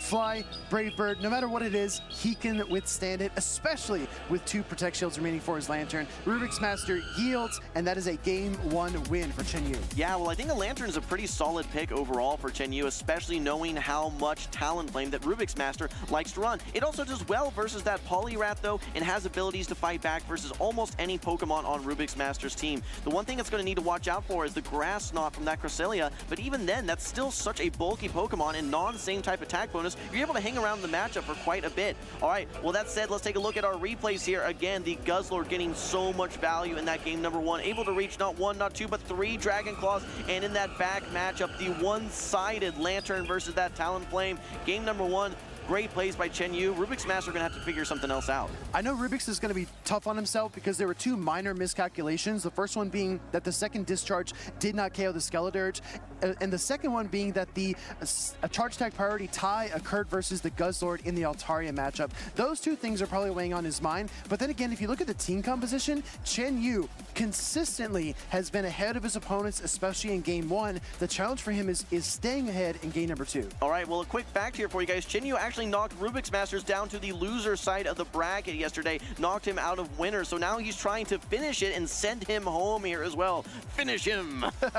Trying to finish the job that he started, right? And continue his tournament run. Again, this is the losers semi. So if Chenu wins this game number 2, Rubik's Master is out of the tournament. His Vancouver Championship hopes are vanquished. Chenu has a lot on his plate, though. I mean, again, we talked about the Shadow Load and Sandslash being a pivot choice here for Rubik's Master. Did not see in game number 1. We also didn't see Wigglytuff in game number 1 from Chenu. All right, well, if you're Rubik's Master and you're bringing answers to that Guzzlord, that's going to be the Poliwrath as well as the Shadow Alolan Sandslash. Now, at the same time, what's the answer to that for Chenu? The Annihilate. If he ends up bringing that in response to those 2 Pokemon, he could be 1 step ahead and actually lock in his place there in those losers finals. So this has been a very, very interesting set of games here already. Chenu seems currently to be 1 step ahead. Let's see how they respond in game number 2. I think there's still some deliberation going on here between these 2 trainers. I'm telling you, picking a team is like setting out on a voyage, right? You can't change things until you return to port after the game. So you need to have the right supplies to win in this matchup and have a successful voyage. This is a great start for Rubik's Master. All right, well, Rubik's Master, just like we said, was preparing for that Guzzlord and gets a great matchup. Now, what's going to be your response to this Lantern, though? Because you really want to maybe get some chip damage before you bring in something like the Altaria. You have 2 answers, though, to that Guzzlord, which is so, so important here. You don't necessarily need to swap out of this matchup as Rubik's Master. 2 answers. He has 3 answers to Guzzlord, right? He's got the Shadow Loan Sandslash. He can use the Poliwrath, and the Altaria can go toe-to-toe with the Dragon-type Pokemon. So Rubik's Master is really honed in on this idea that we're not going to see Wigglytuff. And the additional factor here is that the swap tells him that his Pokemon are safe from a Wigglytuff appearing. So he might need to bail out his Shadow Loan Sandslash if he's expecting the Charmer in the back. That's exactly what I wanted to mention, is that this is really scary, though, for Rubik's Master. He doesn't know that there's no Wigglytuff. He might want to try and force a swap out here, saying, all right, well, I need to save this for later on in the matchup. But he is fully investing here in this Alolan Sandslash. Going for this next drill run, this should be enough to knock out. Chenu, though, does have an answer to it. It's not any sort of Wigglytuff, it's that Skeledirge. If he sees the Guzzlord, I anticipate Rubik's will switch. But he sees the Skeledirge, 1 Shadow Claw, and the drill run. Jim, is this Incinerate going to KO? I don't think it's going to knock out here, but it's going to bring it very, very low to the point where it's not going to be able to reach another charge attack. It did knock out Speediest Chief. Look at the damage. We didn't get to see it all day, and oh my gosh, knocked it out from the yellow. Double super effective damage coming in from Incinerate, and the Disarming Voice, while not same type attack bonus, comes from a relatively high attack stat Pokemon in Skeledirge, and it's super effective versus the Altaria, so it takes about 35 to 40% of its HP. Not only is it super effective versus the Altaria, it's super effective versus that Poliwrath as well, so there is still play for the Skeledirge to potentially sweep the matchup, but like we said, there are multiple answers to this Guzzlord, but when Guzzlord has a little bit of an energy advantage, it can get this Dragon Claw off before you're able to reach that Icy Wind. If you're Rubik's Master now, you know you're going to be taking a lot of Dragon Tail damage. I don't know that you're going to be able to fully farm down, but he's committing to it. Wow. Able to get the farm down, comes out with the Scald. The Skeledirge does not have the move. Here comes the Scald, and great plays from Rubik's Master, able to get to the Scald and knock out this Skeledirge, even up the series 1-1. A world qualified trainer showing his mettle here in the Vancouver Regional Championships. That was perfectly played, playing towards the win condition, right? Because you know that the Altaria doesn't have quite enough damage output to take down that Skeledirge before a second Disarming Voice comes through, so he had to rely on the Poliwrath. Yeah, I think that Annihilate, like we said, would have been such a great pick by Chenu, and it was really risky what Rubik's Master did there in game number 1, staying in with that Sand Slash, never swapped out of it, even threw that Drill Run into the Skeledirge. And let's take a look, actually. So the Drill Run goes into the Lantern, goes down shields, actually, just fully invests, able to get that next Drill Run and the last Protect Shield versus Chenu, and he's so far ahead at this point. It would have been disastrous if we'd seen that Wigglytuff, but no, it is the Skeledirge still remaining as well, and just great alignment there, great energy management by Rubik's Master, committed to that farm down, and he's able to tie up the series 1-1. That matchup, again, was incredibly close. I don't think people really appreciate, like, if the Poliwrath goes down there, I fully anticipate the Skeledirge to get to the Disarming Voice, and Chenu would have won that game. So that was really, really close, down to the wire. Rubik's Master now evening the series. You have to kind of treat this match as like a sudden death, right? This is one chance, one opportunity to keep yourself in this loser's bracket and stay in the tournament. If you lose, you go home. Okay, the iconic Pokemon I'm seeing from Chenu, the must brings, I feel like he keeps bringing that Skeledirge. He likes the Guzzlord quite a bit as well. The big question mark for me is, does he bring the Annihilate? Does he bring the Wigglytuff? I think those are the two Pokemon, maybe even the Lantern, but I think that the Annihilate and the Wigglytuff are the game changers. The safe play, probably go for that Lantern since it has so many more neutral matchups. At this point, though, it is win or go home. Do you go the safe route? Do you take the risk? We're going to find out here very soon. We're still locking in. One of the things that's also very interesting, Rubik's Master, he totally changed up that double fire strategy in game number 2. Does he bring it back in game number 3? You just have to assume that a trainer like Rubik's Master has so many different ways to attack the opponent, and in game 3, it's really kind of anything goes, right? These trainers can choose to opt for a familiar strategy they're comfortable with, or they can kind of hone in on some weaknesses through those first 2 games and just pinpoint what they want to do in terms of strategy for game number 3. So we're gonna have to wait and see, because these 2 trainers have a lot of pressure on their shoulders, and only one of them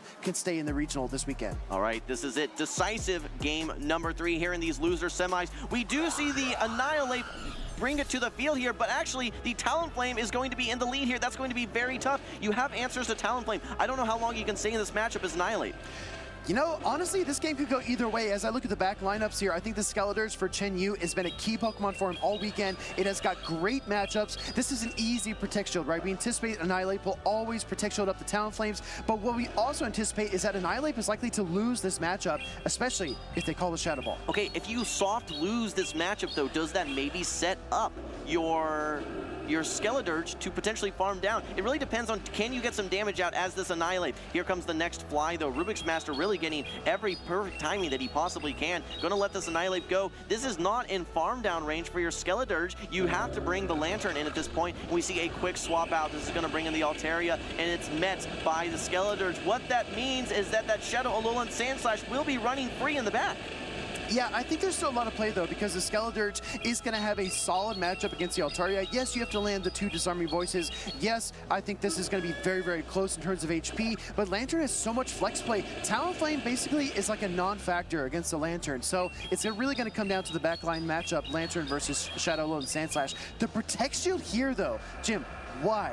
Why are we protectioning the Skeledirge? What do you think? I think that you know that you're going to be weak to that Shadow Alolan Sandslash. You want to be able to get some Incinerate damage, but here's the issue. You still have, I think this could have been a charge attack priority. There's still the risk that you just end up getting a shield here, and then the Sky Attack comes through. Yes, exactly what we're going to be seeing. This is going to be taking down, or at least very close to taking down, the Skeledirge. Now the question becomes, in this zero shield matchup, is this Alolan Sandslash? And, ooh, actually, does not quite knock out. Gets one more Dragon Breath, but the switch timer is up. Here comes the Shadow Alolan Sandslash. It's going to be pacing to these drill runs. Can you get to 2 serves and maybe knock out this Sandslash? You also still need to get through Talonflame. Chenu really wanted to farm down the Altaria with his Lantern, but Rubik's Master's undercharge and the lingering on the screen denied him that ability. So expertly played by Rubik's Master, because now, like you said, Lantern in a tough position has to throw 2 serves, chew through the Talonflame, and also beat the Altaria. I don't know if there's any way that it can pull all that off. All right, well, I think you might have the ability to remove the Sandslash from the field. Yes, you get to that surf, but at what cost? Look at the HP remaining on this Lantern. It's just a sliver. All this Talonflame needs to do is be able to just get that little last bit of HP, and guess what? There's still the Altaria as well. I think you just bring in the Talonflame at this point, force any energy that may still exist to be thrown into it, but no, Incinerate is going to be enough. Rubik's Master, after going down 1-0, able to come back in 2 consecutive games. He's going to be moving on to the losers finals. Big reverse sweep by Rubik's Master. And again, the poetry, right? The poetry of him beating Lantern with Talonflame. I didn't miss that, right? He could have come in with Altaria. He could have found a different way to KO that Pokemon, but he wanted to send a message. He says, you've gotten the better of me in a lot of these exchanges, but not this time. Yeah, he absolutely wanted to send a message. The storyline there, if you remember, Rubik's Master knocked down to the losers bracket by Chenu. What better way to get your revenge? Not only to move on, but to knock out Chenu as well. So definitely very interesting to see some of the dynamics between the, some of these players. Yeah. Well, these players are Pokemon trainers first, but they're also competitors, right? They compete. They try to get into the head of their opponent and try to get every single advantage that they possibly can. So Rubik's Master moves on. After a very impressive run, Chenu's Vancouver dreams come to an end, but I'm really excited to see that trainer compete in more locals, regionals, challenges, cups. I'm really excited to see where he goes. It's really interesting when we can see some of these different Pokemon that are unique, like a Wigglytuff, in a lot of success. Now, we have seen Wigglytuff featured before in Adequance over in the Utrecht special event. Of course. Actually, I think he was running, what, triple normal, perhaps, on his normal. team? Double normal. Wigglytuff, Vigoroth. And Registeel was the third counter. Just lots of answers to that Lickitung, yeah. And you know what? I haven't seen as many Lickitungs in day 2. I don't know if that's maybe been a response to what we've seen from some of these normal counters, Lickitung counters here in the meta. But Wigglytuff, I think, performed where it needed to perform. There still is a question, though, does it have a firm place in the meta, or is it singularly a response to all those Lickitungs? Speaking of performance, let's take a look back at that series, because Rubik's Master, with the reverse sweep, was able to keep his tournament hopes alive. Discharge landing into the Skeledirge, a minor miscalculation, a second miscalculation turns a stumble into a fall, and Rubik's Master has a really tough time in game number 1 because Lantern just surfs to victory against his Talonflame. Yeah, in game number 1, it was really, really tough. That double fire strategy did not pan out. Rubik's Master going for a different team, having answers to that Guzzler, not only in the Shadow Alolan Sandslash, but in that Poliwrath as well. Still maintaining that Altaria, which has been great for him all tournament. He was able to turn things around in game number 2, get a lot of pressure and a huge farm down here, leading to that Scald with 1 HP and a Dream to knock out the Skeledirge and tie up the series 1-1. Poliwrath clutching up that game was incredibly close, but Rubik's Master really widened the margins here with a great team composition, going back to his ABA flying type strategy with that Shadow Alolan Sandslash sandwiched in the middle. That undercharge, I think that I didn't really even recognize it in the moment, but allowing your switch clock to come out to deny all that energy, that is just a masterful play. Rubik's Master able to take that take that Lantern so low that even his Talonflame, the worst possible thing you can have up versus a Lantern, still able to knock out the Lantern. I'm telling you, the Incinerate damage onto Talonflame the Incinerate damage onto Lantern is definitely negligible, and that was a message, right? We talked about it once before. I'm just going to mention it one more time because that was intentional, and Rubik's Master definitely has a chip on his shoulder. He thinks, I deserve to be in the grand finals. I'm going to push myself and try to get where I think I belong. Yeah, when you just look at the storyline behind Rubik's Master, obviously he has not attended so many regionals. It's been rather limited. We've seen Portland a couple times, and of course Worlds. But each tournament that he goes to, he's just had so much success at. But when he's come up short, it's second place. He wants that win. He mentioned it in the interview. He wants to take first place. We've seen people come from the losers bracket before. He's thinking to himself, why not me? Yeah, exactly right. Well, Jim, we're going to take a quick break here to talk to one of our mutual friends. This is Charles, aka CCO.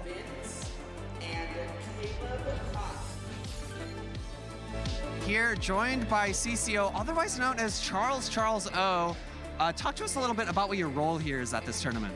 Yeah, of course. I'm the head judge for this tournament, so I'm the last line of defense for the players. I'm in charge of the appeals if it goes to me, but yeah, that's about it. All right, well, you're the one who's helping us get through some of those tough rematch calls. I do have to ask you, though, I heard from a few friends that you're supposed to be 5'3". Is it true? Yeah, it's a kind of a conspiracy theory, but if I'm 5'3", I wonder what you are. I guess I have to be a little bit shorter than you. You know, you're a well-known name out in the community. Why don't you come to these tournaments and participate? I will not speak without my lawyer, unfortunately, on that one. Well, unfortunately, you are from the other side of Canada, so your lawyer did not fly here with you. Any last words, people you'd like to shout out, friends, family, girlfriends?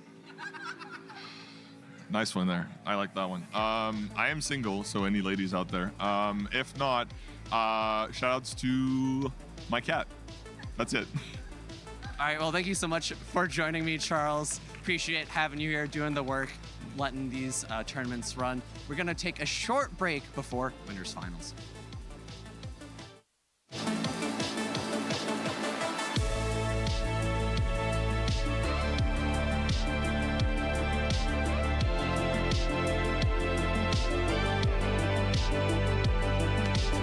Hello, trainers. My name is Caleb Pang. As Pokemon Go entered its second official season in the Championship Series, trainers from around the world were looking for their opportunity to rise to the top. While some trainers were looking to expand on their performance in the first season, others were preparing to make their debut.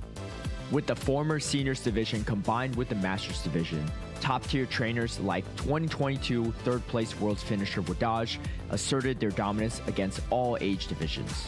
With 6 top 8 finishes in the regular season prior to Worlds and first-place finishes at the Hartford Regional and NAIC, Wadaj's prowess transcended age divisions and was a clear favorite going into World Championships in Yokohama, Japan.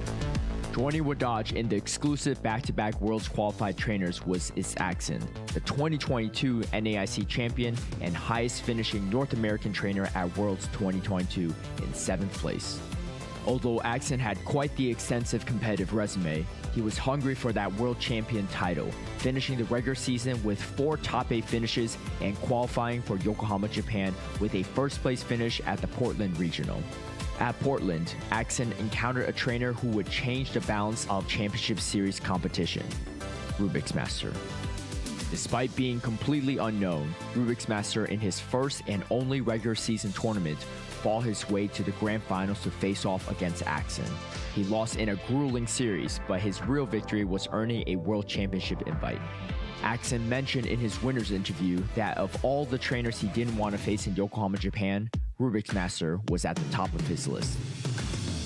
At the World Championships in Yokohama, Japan, Wadaj and Axon sat comfortably on the winner's side of the bracket going into day 2 of competition, and Rubik's Master surprised many with his own place by their side as all 3 started the day undefeated. In the winners semifinals, Axon and Rubik's Master got their fated rematch. Going into a decisive Game 3, Axon pulled off a game-changing Stone Edge catch on his Lantern, followed by a massive no-shield call on Rubik's Master's Mud Bomb bait attempt, solidifying his winners finals matchup against Wadaj. The winners finals of Axon and Wadaj was highly anticipated, featuring a matchup between the 2022 NAIC champion and the 2023 NAIC champion. The best of 5 series seesawed back and forth between the trainers, culminating to a decisive Game 5. Knockout Lantern and give Wadaj the first game win. Up and catch from Wadaj, taking the Thunderbolt on the Medicham with a great catch from his Axon there, sending in his Lantern to take the serve from Wadaj's own Lantern. The Altaria is so close, the Medicham just can't quite get there in time. Game 5 saw both trainers weave in and out between catches and switches with their Pokemon before Axen finally took the game with a single fast attack. Meanwhile, Rubik's Master stormed through the losers bracket until he finally earned himself a spot against Wadaj in the losers finals. He came to prove to the world that he could stand up against the likes of Wadaj, and in 5 close games, Rubik's Master and his signature Deoxys defense closed out the series. Championship Sunday featured the grand finals between Axen and Rubik's Master, a rivalry that seemed unavoidable. In Rubik's Master's incredible Portland and Worlds runs, he had only lost to one person. It's Axen. And of all the trainers Axen didn't want to face, his final opponent was that player, Rubik's Master. Relying on his signature Pokemon Deoxys defense, Rubik's Master tried to core break Axen's team, but Axen was one of the few trainers to bring Sableye, one of the hardest counters to Deoxys defense. Foiling Rubik's Master's plans, Axen headed into Game 4 on match point with the bold strategy of leading Shadow Alone Sandslash, doubly weak to Deoxys defense. Axen's gambit paid off, catching Rubik's Master's Altaria in the perfect lead scenario for Axen. Rubik's Master utilized his Umbreon as a safe swap, but Axen countered him with his Medicham. Rubik's Master responded with a resisted Ice Punch catch onto his Azumarill, but Axen kept the pressure up, and with some final Shadow Claws from Axen's Sableye, he solidified himself as the world champion of Pokemon Go. With the world champion title, its Axen proved that consistency and hard work are the keys to success. However, Rubik's Master's second place performance opens the door for newer trainers to enter the scene and show the world how an underdog can compete with the very best. Thank you for watching the story of a champion and the rivals he met along the way. Be sure to check out Pokemon.com/compete to learn more about how you can join in on the action.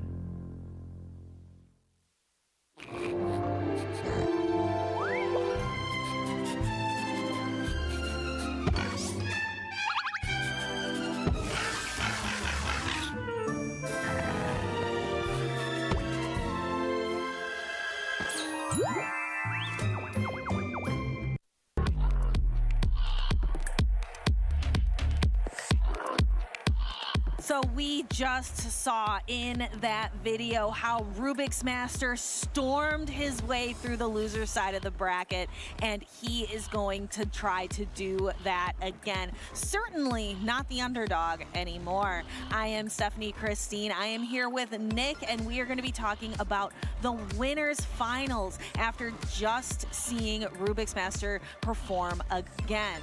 But first, let's take a little bit of a look of where we've been today and where we are going. Nick, tell me a bit about what we are going to be watching next. So Lyall Jeffs knocked down Chenu and Motix knocked down Cindy. They have been waiting for some time now for the winners finals. This is going to be a best of 5 between these two. So first to 3 wins. Lyall Jeffs and Motix have done so well so far in this tournament. On the loser side, waits for them Rubik's Master, who was knocked down by Chenu, but then knocks Chenu out in the losers semis. So 3 really top tier trainers there, and honestly, top 4 were all spectacular. They were, but like you mentioned, these two trainers have been waiting for their chance to battle it out and get their ticket into the grand finals. Loser is awaiting Rubik's Master, who last time at Worlds made a wicked run through the loser side of the bracket. So he is going to be a tough opponent. It's going to be so much easier to just win in the winners finals. Much easier path ahead. Yeah, and going into the grand finals, remember, since it is double elimination, the person coming up from losers finals needs to win 2 sets of 5 to be crowned the grand champion. But let's see who will await Rubik's or the winner of the losers finals in the grand finals from this matchup. The players are ready. Let's move to the stage where Lyall Jeffs is on the left, Motix on the right. Remember, Motix has gone 2-0 for this entire tournament outside of losing a singular game. 1 game to Gordon the Flash yesterday. Can Lyall put a stop to that tip right now? We will have to see. These trainers are getting locked in and ready to go. Lyall Jeffs, the third, really the last one from his family, because Blob was knocked out earlier. So proving to be the superior trainer, even though in that video he said his brother was the one that got him into battling. I wish my brother played Pokemon Go. Unfortunately, he does not, but that's okay. Superior, but no superior to be seen here. Lyall Jeffs with that Poliwrath, one of the few Poliwraths that's really made its impact here. Shadow Sableye also making a big name for itself. We'll have to see how that plays into Moti's team. Both players have locked in. Let's get started. And what the lead scenario that we will be working out is a Cresselia versus a Vigoroth. This advantage goes to Lyall.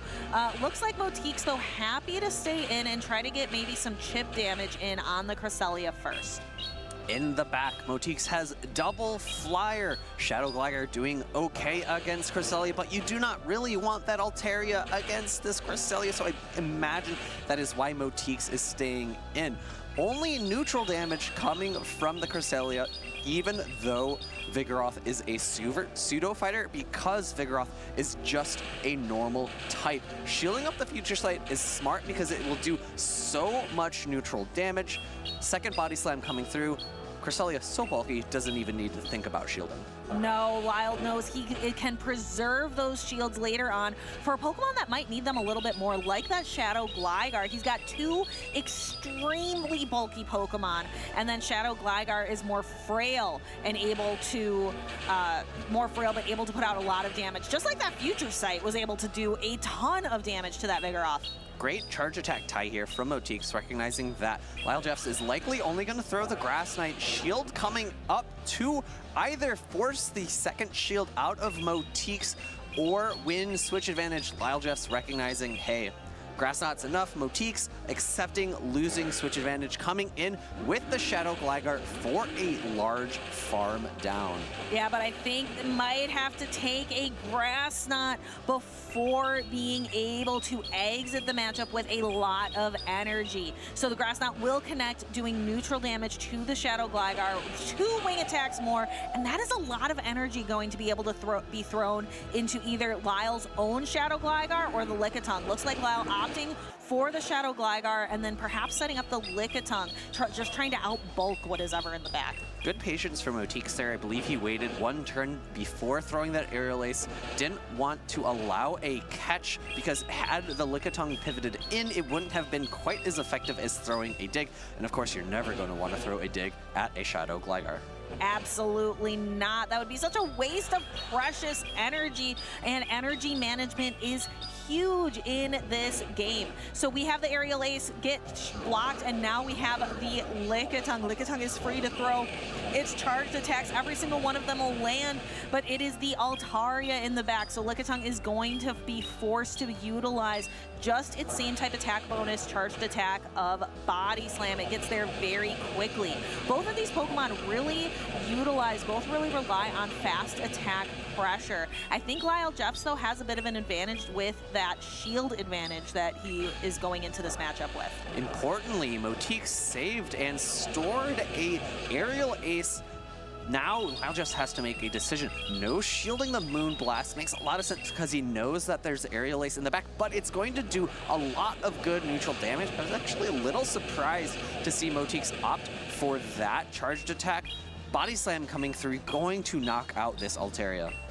It is. The Altaria is going to get knocked out of the sky. The Shadow Gligar will come back, and it has that Aerial Ace stored. It can comfortably get a bunch of energy and has 2 Aerial Aces now. 1 for the shield and maybe 1 for the knockout. But Lyall also has that Shadow Gligar in the back still at low health. I was a bit surprised to see that shield coming from Lyall, given the energy that Moti's had. I believe Lyall does have 1, maybe 2 wing attacks. Actually is energy dry. It's going to come to a fast attack down, and Lyall Jeffs has the Gligar that survives that fast move race.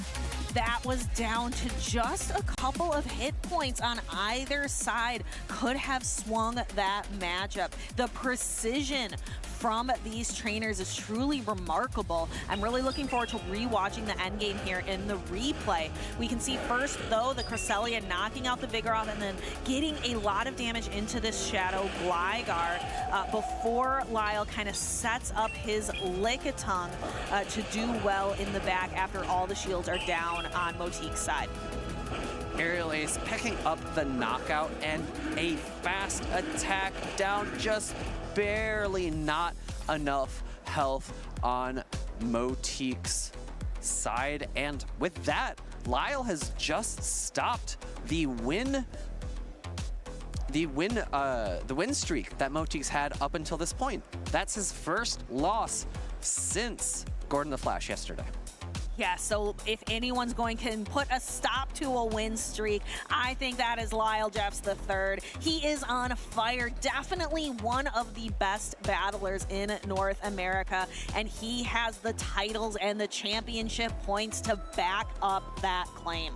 So much neutral play from the team he opted to bring there. Lickitung, Shadow Gligar are mainstays in this meta for a reason. Altaria for Motik's just not quite strong enough to push back from those neutral matchups from Lyall Jeffs. And incoming, we have Shadow Gligar into Altaria.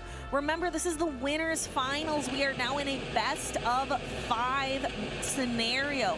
So Lyall has 2 more wins to go. Motik is going to try to put a stop to it.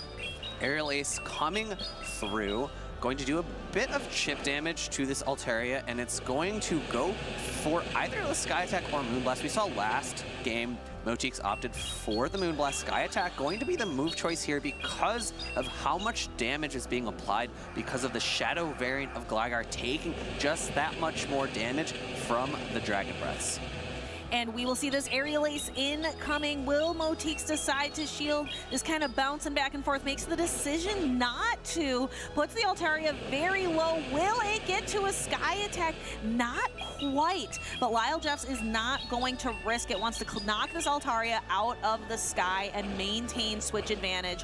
Winning switch advantage, but at the cost of a Protect Shield. Can he get to this Aerial Ace? He can. Motik's unable to get the fast attack down. Aerial Ace coming through, going to do a good amount of chip damage back to Motik's, but Motik's recognizing the strength of that Vigoroth in the back, and in comes Lickitung. I wouldn't be surprised to see Motik's throw a charge attack and potentially pivot into that Vigoroth. Vigoroth going to be facing up against Lyall Jeffs' Cresselia. Question becomes is, will the shield advantage play an important role in that matchup? We will have to see how it plays. Maybe tries to make a catch here, and the Vigoroth comes in, is going to have to absorb this damage from the Body Slam. This is not where Lickitung wants to be, so we see Lyall make that switch into the Cresselia. I think the switch advantage is, or the shield advantage is going to play a bit of a role here because Cresselia has absolutely 0 fast move pressure in this situation. Cresselia relies on those charged attacks in order to do any meaningful damage. Motik's shielding the Future Sight, all of that energy just going right into the Protect Shield. I'm a bit surprised to see Lyall Jeffs go immediately for this Future Sight. However, maybe predicting that Motik's was going to opt for a no shield, expecting a Grass Knot. Body Slam coming through, doing a little bit of chip damage, and the next Body Slam is actually going to be reached at a charge attack tie with Lyall Jeffs' Grass Knot. Cresselia not threatened to be knocked out by this Body Slam quite yet. Going to be really close in range for a counter down afterwards. Motik's putting up a second shield. Yeah, Motik's, I think, I can see that same strategy, Alpha Phoebe, maybe going for a counter down, but instead actually swapping out, and Motik's using the energy right away. The Lickitung was pretty energy dry, and we actually see Lyall go for the shield. Motik's might be able to get to a dig here at the same time as the Body Slam and gets to go there first. Will this knock out? It's going to be really close. I think if it does, that's still okay for Lyall Jeffs because it will prevent a fast attack down. We actually saw both trainers pause there. Lyall Jeffs did not want the Vigoroth to come in and get any extra energy, and Moti now is in a race. Counter versus Psycho Cut. Psycho Cut reaches the Future Sight, and Future Sight is going to do a lot of neutral damage against this Vigoroth. Lyall says, Motix, I don't care about your win streak. I'm here to put a stop to it. I am the best trainer in North America and is out here to prove it today with a 2-0 victory over Motix. If Lyall can get one more here in the winners finals, he will lock himself into a grand finals position. Now, this is a very strong showing thus far from Lyall Jeffs. Best of 5 here, so it comes down to this decisive game number 3. However, there's going to be a review on that match. We can look at it in this replay. Shadow Gligar knocking out that Altaria, getting an additional charge attack onto Motik's Shadow Gligar, then Shadow Gligar's in return throwing a dig into Lickitung. Yeah, so we will go ahead and take a look. There was a request for review on kind of a switch in end of turn. So we can see our judges up there taking a moment for the match review. We really trust our judges to make sure that everything here, we get the right result, we get the fair result. And as our judges discuss the outcome of that game, let's take a little bit of time to look at Vigoroth for Motix. It was very risky to no-shield that body slam from Lyall Jeffs' Lickitung because he did not know the third Pokemon in the back for Lyall Jeffs.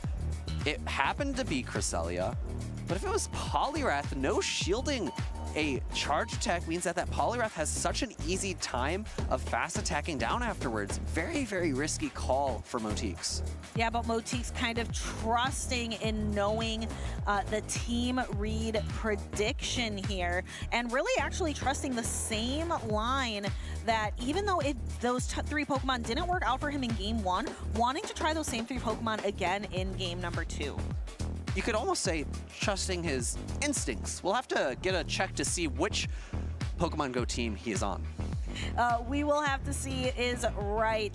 So again, actually, Lyall went for the same 3 Pokemon, I believe, as well. He's been running the Shadow Gligar, the Lickitung, and the Cresselia. You don't make it this far in a tournament without knowing this is the line of 3. This is the team I am going with to go into the next match. Really trusting in knowing which combination out of your 6 down to 3 is going to yield you the best results. You go with the Pokemon that you are most comfortable with. And on the side of Lyall, he has 2 bulky Pokemon in the Cresselia and in the Lickitung that are just reliable versus the Shadow Gligar, not very bulky, but can just output a lot of damage.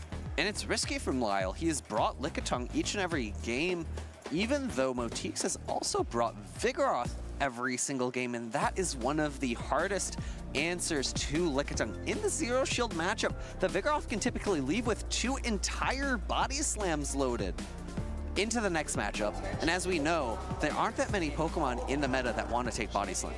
No, Body Slam provides a lot of neutral damage. Let's take a look at what the judges are looking at in here. We can see here the Future Sight landing on the Vigoroth and maybe a look of confusion here from Motix. Yeah, the last counter there might have been enough to knock out. That will be for the judges to say. We can see it on our screens, but the judges also have the opportunity to look at that match as closely, even more closely than we can. And we see the 2 judges talking and discussing, coming to a decision for themselves. And we are so fortunate to have such great judges, people who are willing to put in that time, put in that effort to support all of the trainers here at these tournaments. And I am so fortunate to have been able to interview one of my close friends who is a judge. That was a great opportunity for me. I want to give a quick shout out to production and pointing to you all over there. Thank you. Appreciate that opportunity. Yes. So again, Charles, a great head judge here for the weekend. Looks like we have a bit of explanation going on, and then we will be back with you. As soon as we know, we will let you know. Of course. Let's talk.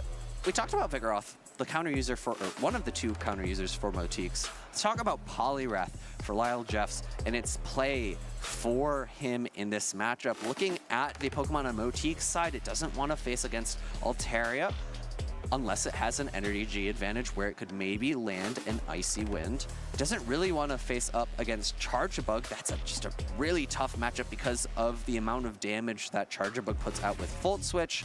Shadow Gligar is also not that good. It really only has Vigoroth. So I guess that has to be exactly why Lyall has been leaning away from Poliwrath, not bringing it, and why Motix has been feeling so safe in bringing his own Vigoroth.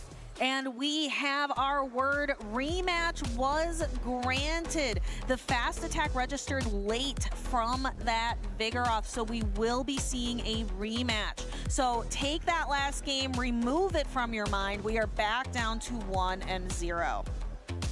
Going into this next game, I think they both need to reanalyze the teams of three that their opponent has been bringing. As you had mentioned, they brought the same exact three each time. So both trainers can realize that and think, hey, I haven't brought this one Pokemon on my team that, although I felt scared to bring it in the first two games, or the first and that most recent rematched game, can I pivot to a Pokemon that I wasn't bringing that answers those three better than the ones that I have originally brought? Yeah, so really trying to take that game knowledge. You're looking at the knowledge you've gained across this entire tournament. And also, these two trainers, they have been sitting and they have been watching other trainers play. So really trying to take as much knowledge, game knowledge as you can going into the next match. How will these trainers adjust? We see a Cresselia lead into that Vigoroth on the side of Motix. Again, this is a good lead for Lyall, a good place to have that Cresselia. So we see Motix swap immediately into the Altaria as a way to try to counter. No.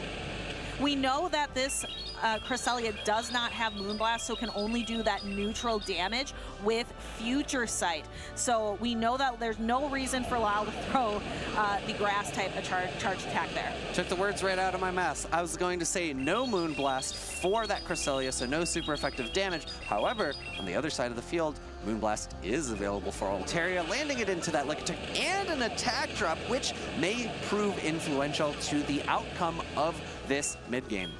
Yes, and even though these trainers had perhaps an opportunity to switch up their lines, they are still bringing those three core Pokemon. The Gligar, Lickitung, Cresselia combination, the Vigoroth, Shadow Gligar, and Altaria combination. That's what these trainers believe in. They know they can see win conditions with these Pokemon. Something I believe that Speedy's Chief is well known for. You have infinite win conditions at the start of a match, but they start to whittle down until you maybe only have one remaining.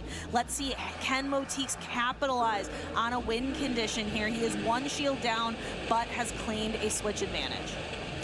Aerial Ace unable to be thrown due to the timing of Motix Sky Attack. Sky Attack would do a lot of good neutral damage to Shadow Gligar, so a shield is no surprise. Immediate swap from Motix into the Vigoroth, recognizing, hey, the Lickitung's already gone. I don't mind giving up that switch advantage that I had won with a shield because I know my opponent is going to get the Cresselia on Vigoroth anyways. And we are going to see some chip damage here with this hard-hitting dig, knocking into the Vigoroth. It is going to stick around, though, but the Gligar actually reaching the Aerial Ace while over-farming a little bit, knowing that the Body Slam is not going to be reached before clearing the Vigoroth out of play. Like you mentioned, Vigoroth, it doesn't love being up against the Cresselia anyway, so what we're going to see is probably that Cresselia and Shadow Gligar go toe-to-toe or wing to wing, something. I don't know what you would call those on Cresselia. And we'll see exactly how impactful that one wing attack that Lyall Jeffs did extra against the Vigoroth. He's able to reach that Aerial Ace. One more wing attack from Motix Gligar would have knocked out. Aerial Ace coming through. Lyall Jeffs has to make a decision. Do I think this is a dig? Shield comes up, but Cresselia still very healthy. Immediate switch into Motique's Altaria, which has no energy, able to reach a Sky Attack. No, is not able to reach that Sky Attack. That was a Psycho Cut farm down from that Cresselia, not something we frequently see. I've said it time and time again, Cresselia has no fast attack pressure, but it showed it could there. Here is the dig with no Protect Shields remaining. Motiques needs 2 charge attacks to knock out. Here is the dig. It's going to get the Cresselia low, and Lyall needs to get the fast attack down and is successful. Lyall really understanding the dimensions in that end game. Even though Grass Knot is not as hard-hitting as Future Sight, recognizing if I throw the Grass Knot and my opponent no shields, I am going to be able to get the Psycho Cut down. Back into the game, Altaria able to win switch advantage against that Lickitung. Gligar able to take out the Vigoroth because the Altaria switched out, and Altaria just barely not able to reach that Sky Attack, and Lyall Jeffs going up to 150 energy with those Psycho Cuts. A bit of a misnomer going, you reach the 100 energy and you can't go any further. So relying just on fast attack damage, which is remarkable considering Psycho Cut does basically no damage, even when it's super effective. You've reached the top of the mountain and you're like, I still want to climb higher. Where are those extra rungs and ladders for me to climb? No, you can't go above 100 energy even if you try. So we will have to see now. Lyall has put himself back into this position. He needs one more win to lock in that grand final seat. Motiques needs to pull off a reverse sweep in order to stay in the winner's side of the bracket. Remember, if Motiques loses, he will go down to face Rubik's Master, who is also looking for that grand final seat. I think Motiques will have to try to align Vigoroth a little more cleanly.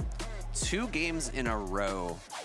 Lickitung getting away scot-free. I don't know if either of these trainers named Scott, but Scott is completely free.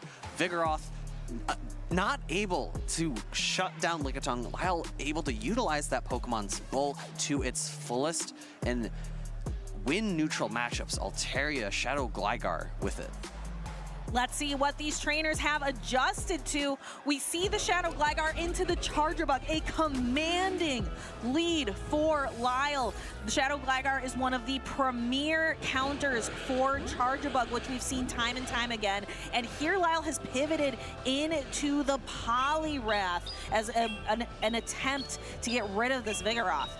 Uh-oh, you thought Vigoroth was a safe swap. Here is my counter user able to build up so much energy. I would expect to see Lyall to throw a charge attack here. Motique's probably going to opt for a no shield because he thinks, oh, if this is Icy Wind, I might be able to survive. No, actually opting for a shield, going to try to pull a shield back from Lyall. The next Body Sun coming through, but with that attack drop, might choose not to. No, shield comes up, wants switch advantage, counter down is inevitable.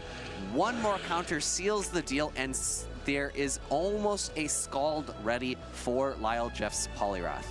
We will have to see, where does Motiques want to put this energy? Decides to actually reveal the Annihilate and put the energy there, perhaps thinking that this is the best place. If I'm going to get additional energy on something, I would rather it be the Annihilate. There is the attack drop. So here we're going to see Motiques kind of forced to switch in the Charge Bug, not wanting to do that matchup, not wanting to continue in that matchup with a debuffed Annihilate. And unfortunately for that Annihilate 2, doesn't have access. I don't believe that one has access to that Ice Punch. Instead, Motiques opting for Night Slash. Really tough team composition for Motiques to run into. He was ABA weak to the Shadow Gligar.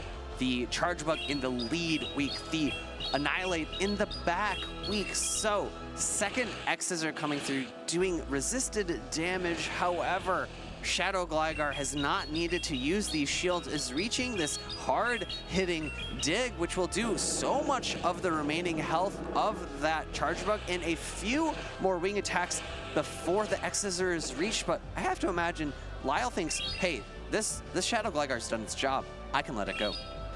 Yes, it has done its job indeed, essentially getting rid of the Charge Bug, and then there is the Annihilate. And Annihilate can do as much as it wants, but not even a Shadow Ball from here is going to be able to knock out the Cresselia. We see Lyall throw the shield, actually.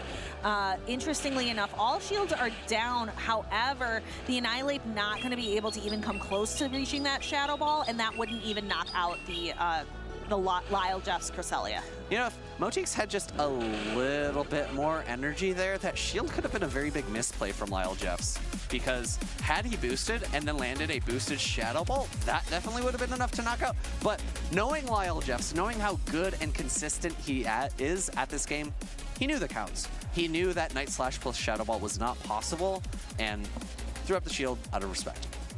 Out of respect for your opponent. But Lyall absolutely on a dominant run here in Vancouver, probably looking to have a Canadian win the Canadian Regional. Very, very exciting for him. I've said it again, he is out there to show he is the best that North America has to offer.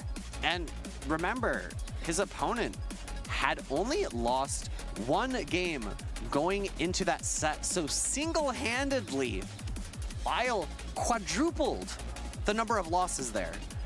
And let's take a look at those losses, how Lyall was able to dominate here in the winners finals best of 5. Let's take a look back at that first game. Really relying the Cresselia and the Shadow Gligar, both games, that was the core that brought him this victory. Shadow Gligar able to get that farm down, but Lickitung landing the body slam, picking up this knockout, able to secure victory even after that Motique's own Shadow Gligar came in and picked up its own knockout. And then we will move in to see that Shadow Gligar. We are looking at game number 2. Again, a Pokemon that has just been so dominant. There is that Psycho Cut down from the Altaria that we mentioned earlier that we just don't see very often. And again, a Psycho Cut down. This Cresselia is built differently. And an unfortunate save swap in game number 3. An unfortunate team composition as well. Really just sealed the deal. Lyall Jeffs able to comfortably take this game and win his way into grand finals. Now, Motix has to reset, but he doesn't have much time. He's up again immediately in losers finals. This is still going to be best of 5. And Rubik's Master has been waiting for his opponent, is able to go and watch that last match from the winners finals and gather some information on his opponent. We can see here, this is where we are at. Rubik's Master making a run from coming in to today from the loser side of the bracket, beating Jackal, Loco, Cindy, Chenu, and is now facing Motix, who just came off of his first loss of the tournament.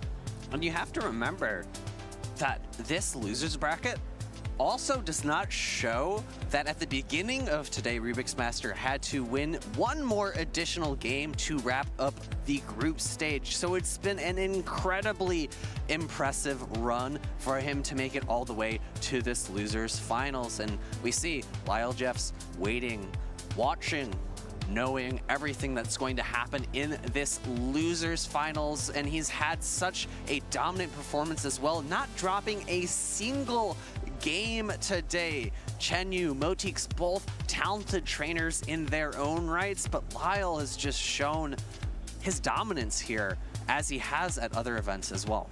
He is dialed in, locked in, however you want to say it. So he is out there waiting at the pinnacle of this tournament, waiting to see which trainer is going to climb the steps to join him on the top. We have, again, Motix just had a crushing loss, 0-3. And then we have Rubik's Master, who has been through a slog today, all the way from finishing up the group stage, all the way through the loser side of the bracket from top cut.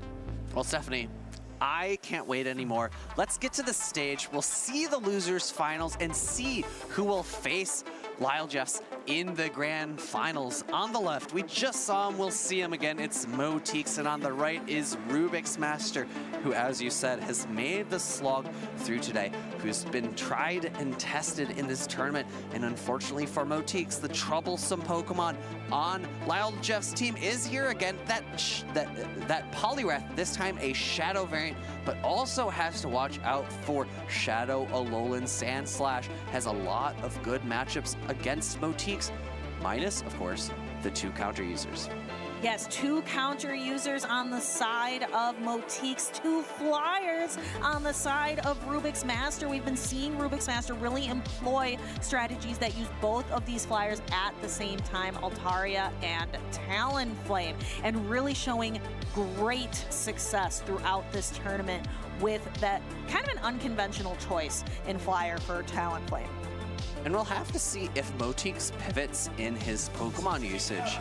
In all of the games that we just saw against Lyall, we did not see Azumarill a singular time, but Azumarill does look really solid against a lot of Rubik's Master's team. Poliwrath, Talonflame, Altaria.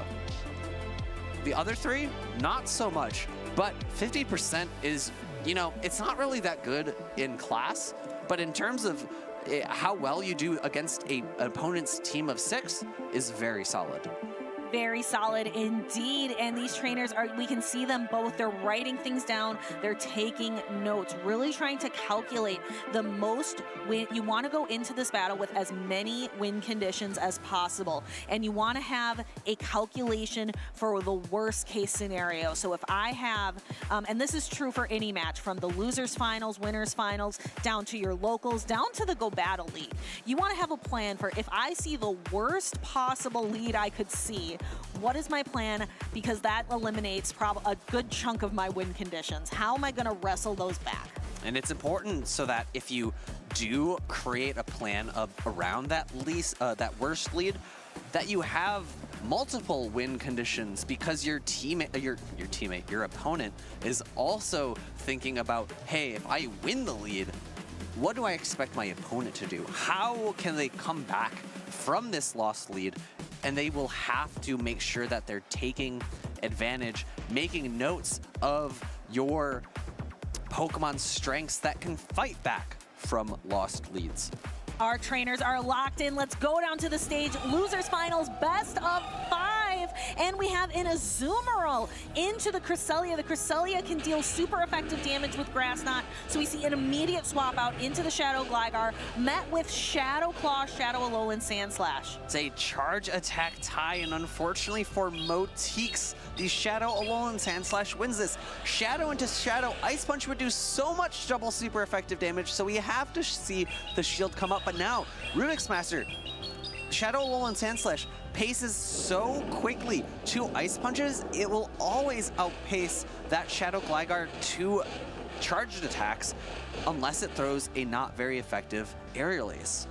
Yes, and we can see Rubik's Master leaving Talonflame on the bench this time, which actually works out quite well because you have the Azumarill that would do quite well against it, as well as that Altaria has a pretty positive matchup. And coming in with Azumarill, this is a Shadow Claw Alolan Sandslash, so it does that much more damage to this Azumarill. Azumarill, one of the bulkiest Pokemon, typically does well in neutral matchups. However, with Ice Beam and Play Rough, can only deal resisted charge attack damage to this Shadow Alolan Sandslash. I don't even think this Play Rough knocks out.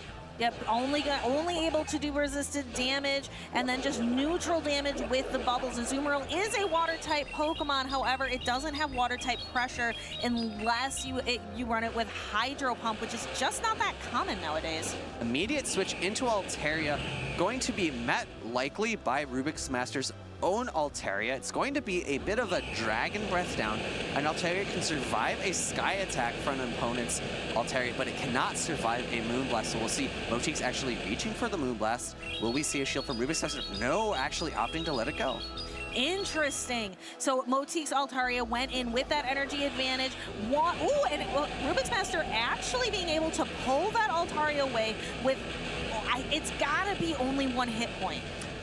Future Sight coming through, going to pull the shield. Moti's shielding up because he knows that Dragon Breath pressure is going to be one of his keys to ensuring a win condition in this endgame.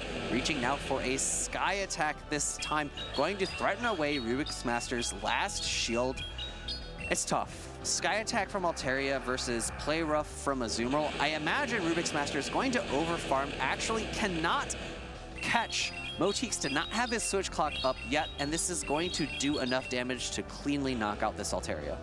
But Future Sight takes a lot of energy, so now this Cresselia is pretty energy dry. Will it get to the grass? Not in time, just barely is able to beat Azumarill to the charged attack to knock the Azumarill out and claim the matchup.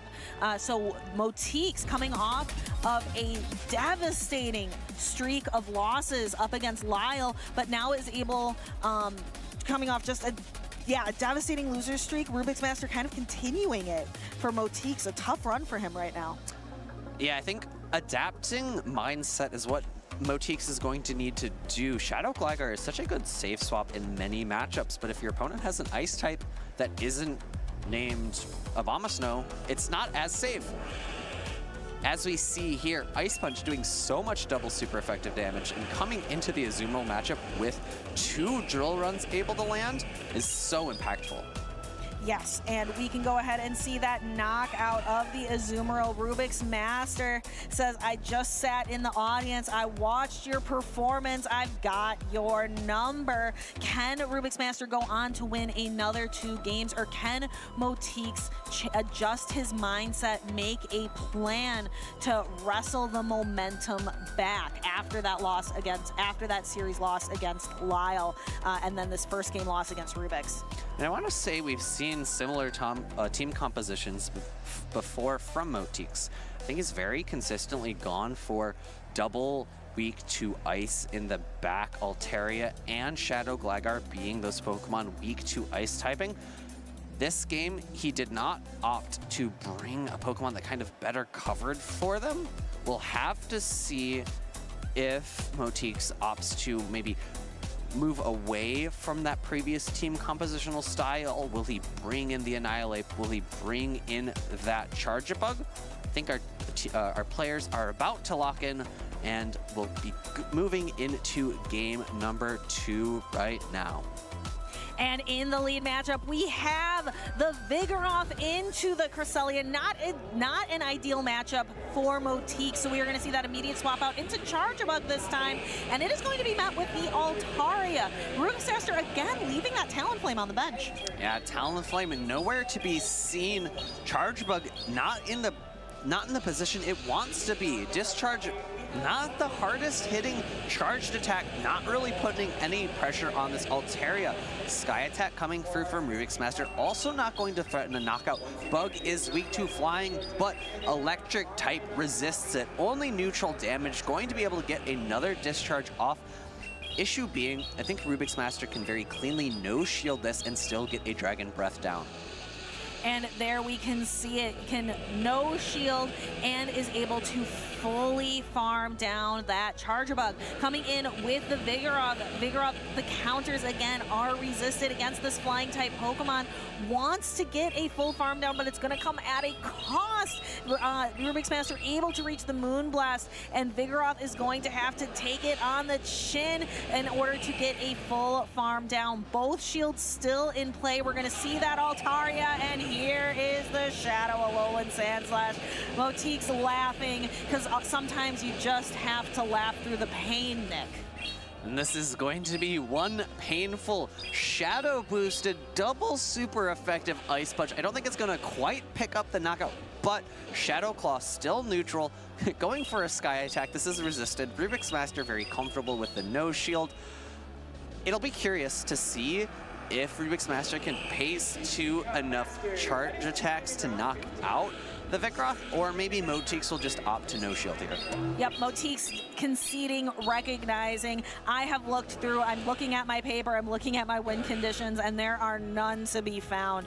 So Rubik's Master takes a 2-0, very quick and clean victory against Motique's. Motique's has to reverse sweep in order to continue his tournament run here. Rubik's Master just one win away from another grand finals seat. Really the only place we ever really see Rubik's Master is in the grand finals. We saw him in the Portland grand finals, we saw him in the World's grand finals, and we may just about see him again there. We can see here Motique's throwing the discharge, able to kind of comfortably, Rubik's Master comfortably dragging Claw down. Once the Vigoroth is out of play and we see the Altaria come in, then it's just game over. Recognizing, yeah, that Shadow Alolan Sandslash has my number. There's just nothing I can do.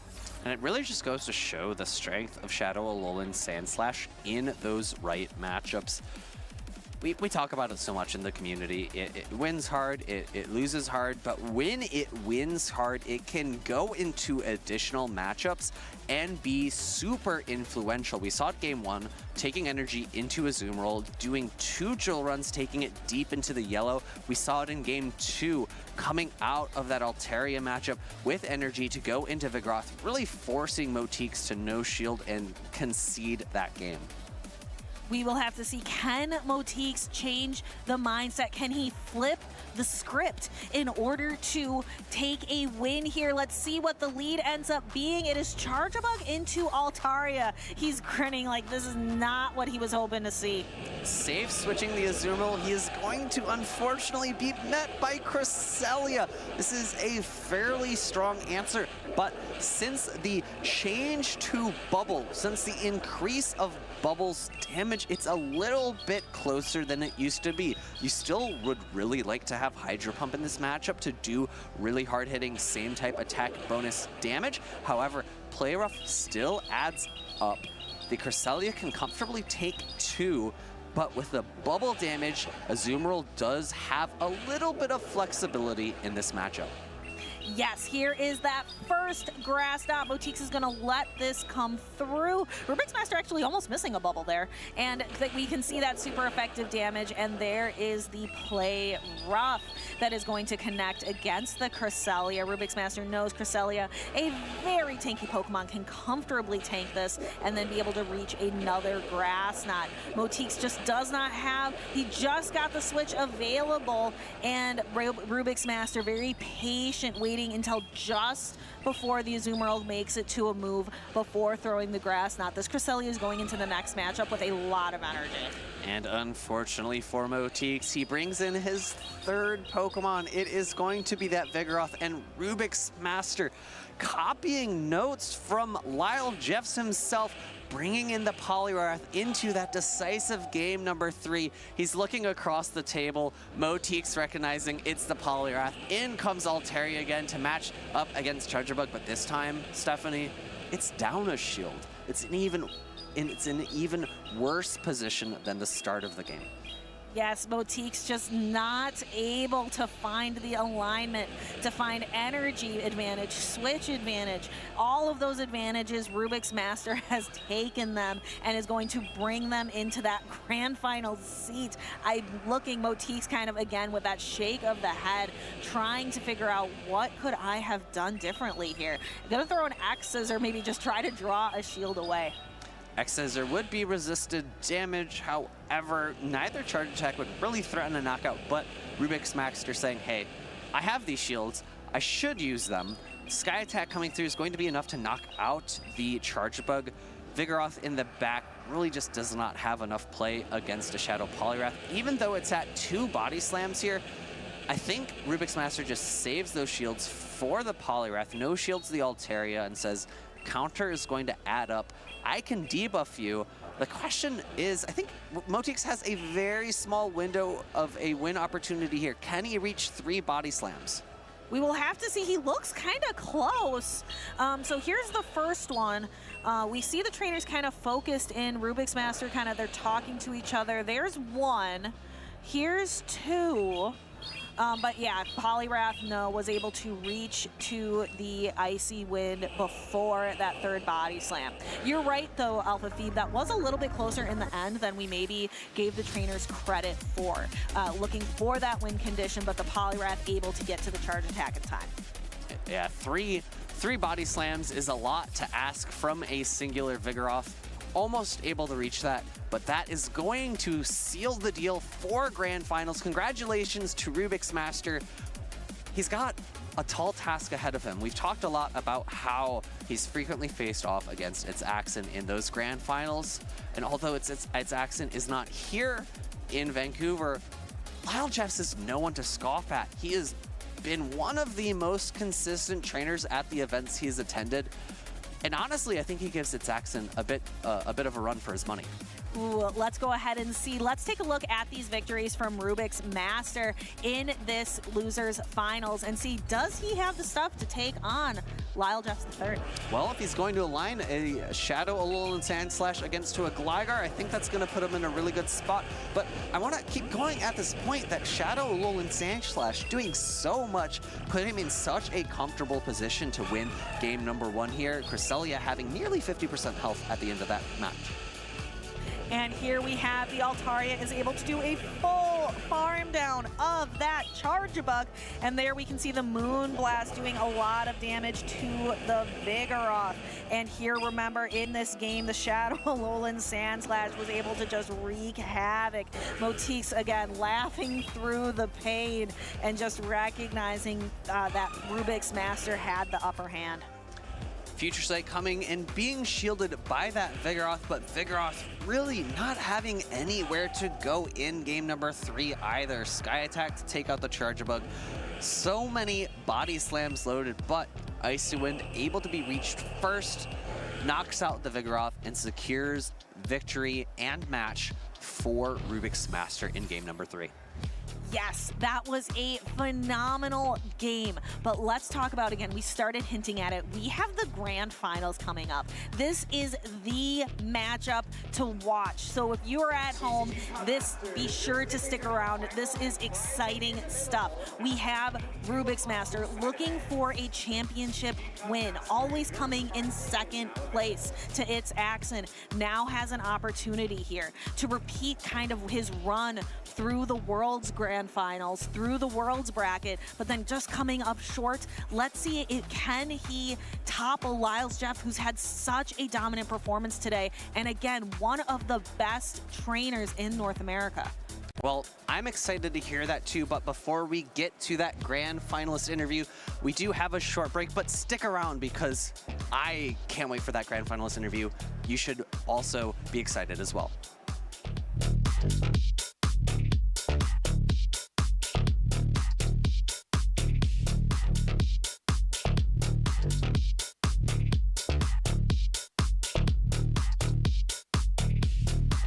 Hi trainers, I'm Tomahawk UK, and though Tactical and I are very privileged to be joined by one of Europe's finest battlers, Colin Six. Colin, it's a pleasure to have you here. Thank you for having me. Colin, you are a 2-time regional champion, and that is something that no one else in Europe has yet to achieve. Are you gunning for your 3rd? I definitely am. I already got close at the previous regional in Stuttgart, and even hungry for more now. That's honestly one of the most exciting things that a lot of people are following. How are you feeling about European International Championship? I'm really looking forward to the European International Championship.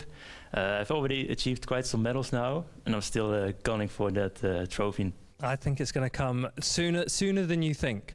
One of the things that we wanted to chat to you a little bit more about is your team building and your approach to the meta. We're in the World of Wonders season at the moment. How do you feel about that? It seems like there's not that many changes compared to last season, although Mantine seems to have gotten a buff, which was kind of a problem for the team I ran in Stuttgart. So we have to do some team building before Utrecht.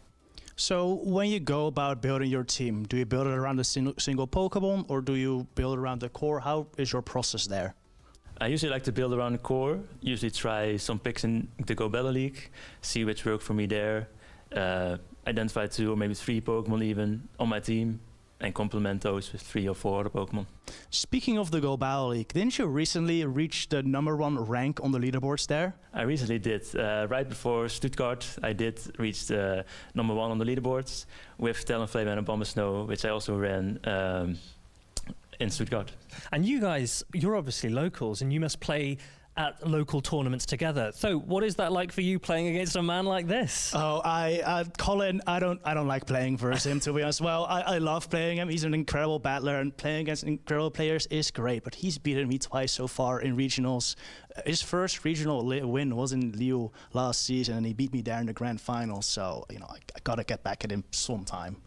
Colin, you've been doing very well in regionals, you compete in locals, international championships are coming up, and a lot of championship points are on the line. You're already very high in the travel award race. How are you feeling for the last run? I think I've got a good buffer right now with the points I've already achieved at the locals and the regionals. But the UIC is still going to be important with a lot of points on the line, so hoping for a good performance there. And then on to the final track at Worlds. What can we expect from you at Worlds? Last year I got around top 48, I believe. This year I'm definitely looking to improve that and hopefully get one of those trophies. I think we're all going to be watching and supporting Colin's run, but for now, back to the action with you. The first Pokemon game that I played was Pokemon Black and White 2. My first experience with competitive cards was after getting some cards in like 2nd grade, and then my parents were like, oh, you should go to a league, and then it kind of just snowballed from there. My first memory of competing is probably the 2013 World Championships in Vancouver. I lived in Oregon at the time, so it was an easy 6-hour drive, and Worlds is always such a fun experience. My favorite Pokemon is probably Goomy. I don't know, he's just a little guy. In the community, I look up to a lot of top players. I have a lot of respect to the Azul Garcia Griego's testing group. They play super well. They always make great meta calls to every event, and it's really impressive to just see their consistency. It'd probably be Cynthia. Very fun fight in the game, so I mean, I'm sure it'd be cool in person. My favorite region is definitely Unova. It was my first game, and also since the first one's Black and White, they added a bunch of new Pokemon, and all the designs are just so unique and cool. And then obviously the sequels in Black and White 2 are really nice instead of just having remakes. I would have to choose Candy because I'm playing Rare Candy in my deck this weekend, so if I won Worlds, I mean, I would probably just, I don't know if I'd call anyone because my parents would probably be there, but yeah, I mean, they'd be watching on stream at home if they weren't, so I don't know if I'd need to call anyone. Okay, you gotta go cereal before milk because you have to measure the milk based on how much cereal you have. If you just pour the milk first, then you're gonna have a like completely horrible ratio.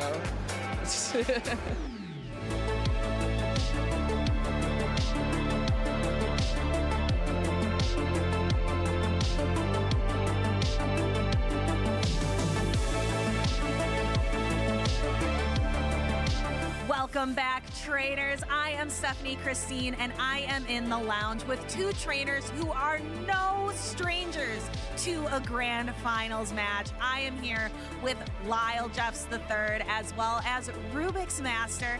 Both of you, how are you feeling? You have both been through the gauntlet today. You have reached the peak, the grand finals. Rubik's Master, how are you feeling going into this match? I'm feeling a little tired, but I mean, I've gone through a bunch of pretty tough matches, so I'm really happy to once again make it to another grand finals.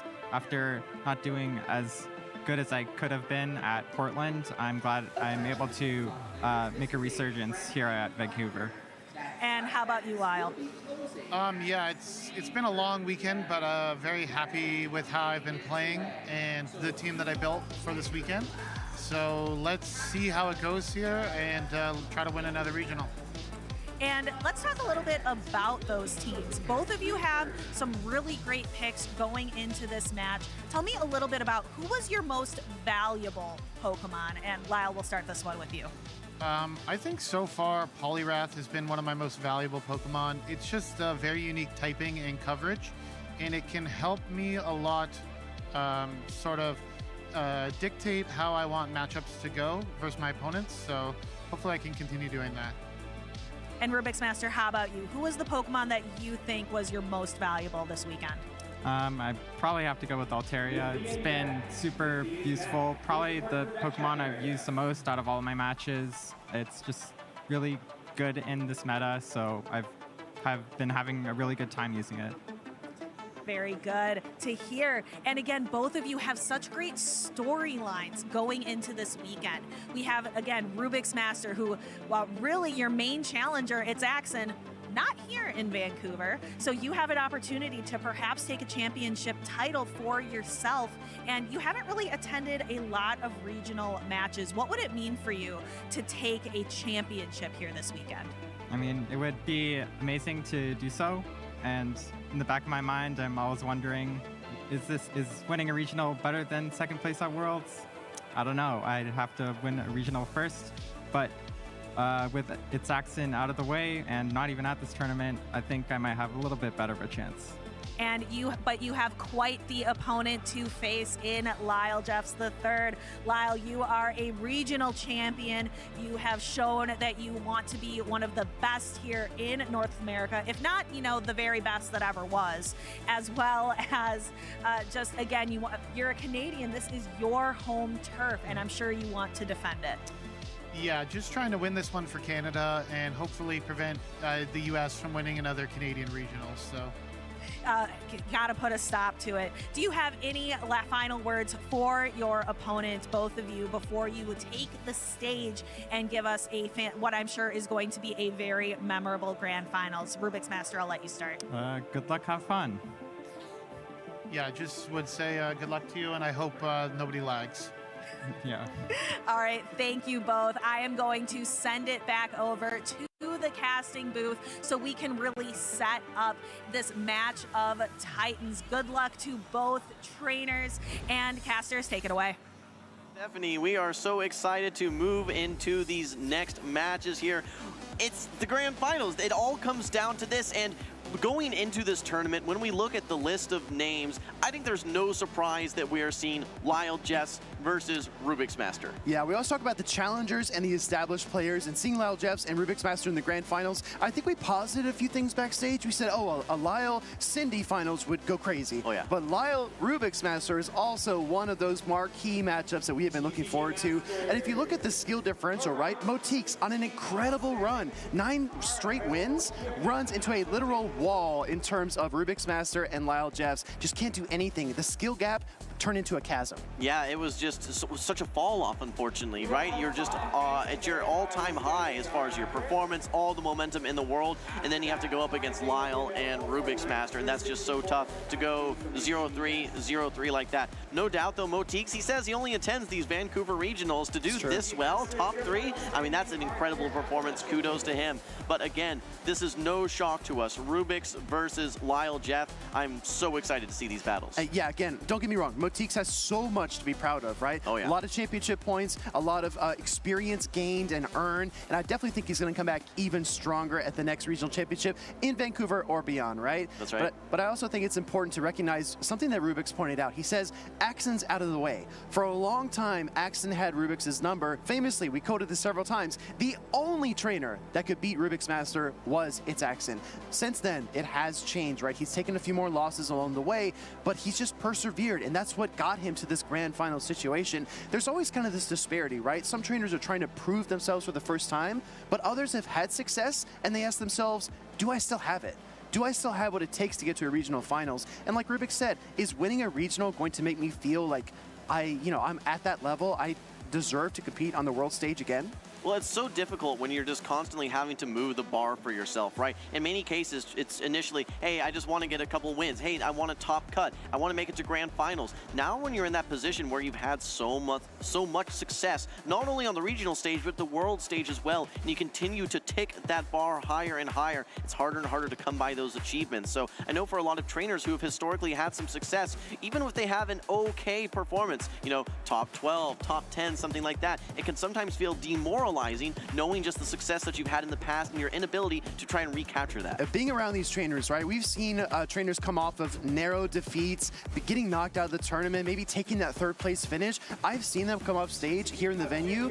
Nobody in the world is harder on them than they are about their losses, right? You can tell every single cycle, every single turn is running through their mind. And I think that when you go into this matchup as Lyall or as Rubik's, you don't want those kinds of regrets. You want to make sure that you play to your maximum. Like Lyall pointed out, capitalize on opponents' mistakes and play clean. Play clean in every single opportunity you get. Yeah, I think that interview with Lyall was just so informative for anyone who's trying to get to that level, and you're always looking for ways that you can try and make your plays as efficient as possible. Consistently efficient, not making those mistakes, but in many cases you're looking for your opponent to give you a window of opportunity as well, and I think that's where Lyall is so great at capitalizing, finding those opportunities and taking advantage. He does it over and over, right? And what really strikes me about Lyall's gameplay is that it's so subtle. It's not a big flashy catch. It's not some crazy call about a back line. It's one or two wing attacks here, getting to the dig at the last second on Shadow Gligar, or landing a decisive surf with his Lantern. It's just really tough. Or excuse me, a decisive maybe Scald with his Poliwrath, right? Just those tiny moments make a big difference. And to be honest, Lyall isn't the flashiest player. You've heard me say this a couple times backstage. He's not going to just shock us and awe us, but it is masterful to watch him work. I think the trainer that I saw this tournament that was making those flashy plays was Dapper Discs, right? Yes. We saw in just one series multiple catches that in one game was the difference maker. In game number 3, you know, unfortunately it still resulted in the same outcome, but still, we don't really see quite as much of that from Lyall Jeffs. He has a more methodical, stoic approach to the way that he plays. But like I said, time and time again, he is just a master of those matchups. The things like the Lickitung, the Shadow Gligar, the Pokemon that you see almost universally run. He is just so masterful with those Pokemon, just a little bit of a leg up on everyone else. He's just a little bit better, right? And that's all it takes, is knowing the matchups just a tiny bit better than your opponent. I'm going to need to see chat get hyped one more time in the Vancouver Regional Championship stream, because we've got the Charlotte Regional Champion, Lyall Jeffs III, facing off against the second place World Championship finisher, Rubik's Master. Let us know who you think is going to win, what their key Pokemon is, and what their strategy is going to be. We got a really cool collection of plushies. I do want to call that out here real quick, true. Speedy as Chief. We saw the whole Reggie collection there. Let's take a look at Lyall Jeffs III. Again, top 8 initially at NAIC. He moved forward from that. Pittsburgh top 2 to then go to Charlotte and become a regional champion for the first time. He's now locked his place in the top 2. Potential to be the grand champion here as well. Let's take a look at his team. The Registeel, the Poliwrath with Icy Wind and Scald, the Shadow Gligar, Shadow Sableye, Lickitung, and Cresselia. Keep in mind this is the future sight Cresselia. Might make that matchup versus Talonflame a little bit easier. It's also a distinction against his Charlotte team that included Vigoroth and Whiscash, changing things up as Lyall Jeffs. But here comes Rubik's Master, Portland Regional finalist, the runner-up to It's Axon, which earned him his bid to the World Championships, where he faced It's Axon in the Grand Finals. If you're just joining us, his team is Cresselia with Grass Knot, Future Sight,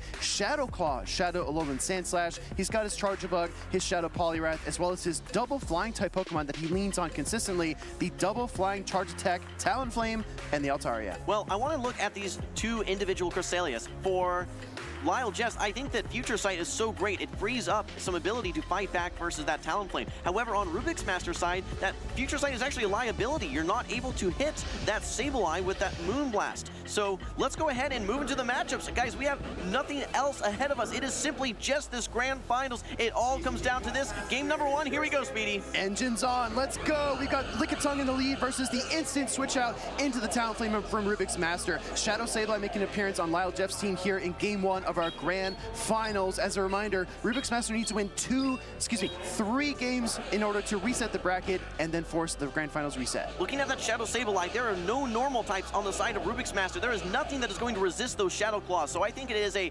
very likely pick in many of this game. As we continue on in this early matchup, we see here the Talonflame reaching for that flying, not enough to knock out the Lickitung. Lickitung already at a Body Slam as well. We did have that Charge Attack priority event. This is going to force the shield from Rubik's Master. Such a risky cap there, because if you get it wrong, a full Incinerate can leak through in that matchup. Now the instant swap into the Shadow Sableye, looking for the shot call down, but this Talonflame from Rubik's Master has just been so powerful. It's got a ton of energy stored, gonna fire a second fly against the Shadow Sableye and peel away Protect Shield. Yeah, and actually I think you get to this next fly as well. I expect this to take the second Protect Shield. Now for Lyall Jeffs, what do you lose? Okay, you lose both Protect Shields. What do you gain though? A lot of energy on your Shadow Sableye. This energy has really destinations all over the place. The only thing that is resisting all these charge attacks is the Poliwrath, which is not on the field. You have access to this Power Gem here versus the Charjabug. Will we see a shield? Yes! Power Gem again, dealing super effective damage to Bug-type Pokemon. We don't get this hardly ever, especially not in a Grand Finals, and that move does not connect. However, Charjabug will get the knockout here with the X-Scissor.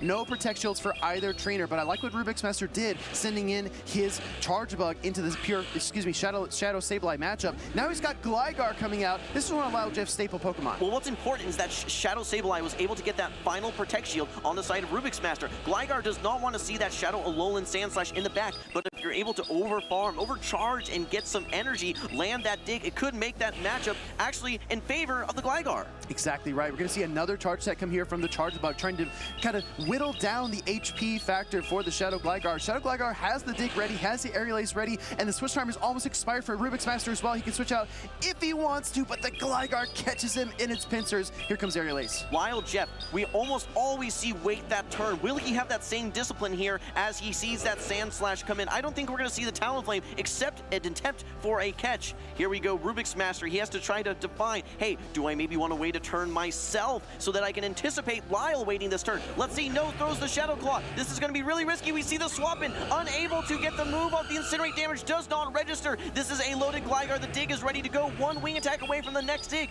Will this Shadow Alolan Sandslash be able to hang on? It needs to endure it for Rubik's Master here. Dig connects, super effective damage, almost knocks it out. The switch into the Lickitung, and Lyall Jeffs wraps up game number 1 with a bow. Lickitung gets the lick down, and he goes up 1-0. All right, well, I mentioned it earlier, but that Shadow Sableye, there is nothing on the side of Rubik's Master that is resisting its fast attacks, and those Shadow Claws add up so quickly. The one we could say maybe answer to it is that Shadow Poliwrath, just because it resists, as with its fighting type, the Foul Play as well as those Power Gems. But at the same time, you're doing resisted counters the entire time. So that's, you know, kind of a tough matchup still at that point. But yet again, we are seeing Lyall rely on that Gligar Lickitung core and playing them flawlessly. Exactly right. The question is, what went wrong for Rubik's Master, right? What piece of the puzzle didn't quite fit in that game number 1? I mean, it looked a little bit tough here and there. I think that the Gligar was problematic. The Shadow Sableye also proved to peel away that final protection for Rubik's Master. But like you said, Jim, it was the reliable Shadow Gligar and Lickitung combination that really sealed it. Yeah, perhaps if we'd seen a no-shield versus that Sableye on that Power Gem, but even then, that just leaves the Sableye on the field and disastrous for the remainder of your team. So it was a really tough situation for Rubik's Master. Lyall did a great job of forcing him into tough decisions and then again capitalizing on those decisions.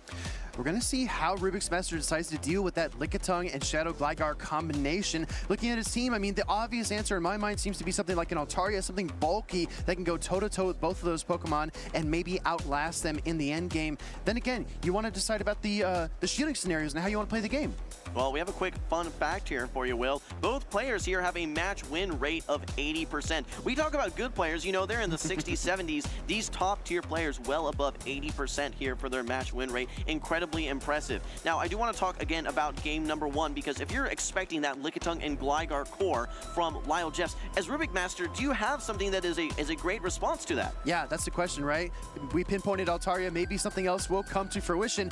That being said, we're heading into game number 2. We are locked in. Here comes Shadow Sableye versus the Talonflame. All right, we'll take a look at Rubik's Master's backline. That Shadow Poliwrath is there this time. These Incinerates add up so quickly. You're unable to get to this Power Gem before the Incinerate damage registers for this third one, before you're able to get to that charge attack. Actually just wants to throw this Foul Play. I don't even think you need the Power Gem here. You simply can threaten just with these Foul Plays. That's the Shadow Sableye difference, right? The Shadow Claws deal so much damage. 3 Shadow Claws coming through in the lieu of that one Incinerate. Here comes a Fly from Talonflame, but Rubik's Master has a ton of energy. He's going to try to fire off another Fly just as quickly as he possibly can. He's 1 Incinerate away, and look at Lyall again. Calculated timing on the fast attacks, 2 Shadow Claws in the throw. All right, well, keep in mind this is 6-6-5 to these Foul Plays. So the third Foul Play is a shorter cycle. A quick swap out from Lyall Jeffs. He does not want to have his Sableye farm down. This brings in the Gligar, which is a little bit scary for Rubik's Master, because that Poliwrath now may be a bit more of a liability if it is able to take one of those Aerial Aces. But I think we're going to see, yes, the Altaria coming in to face off now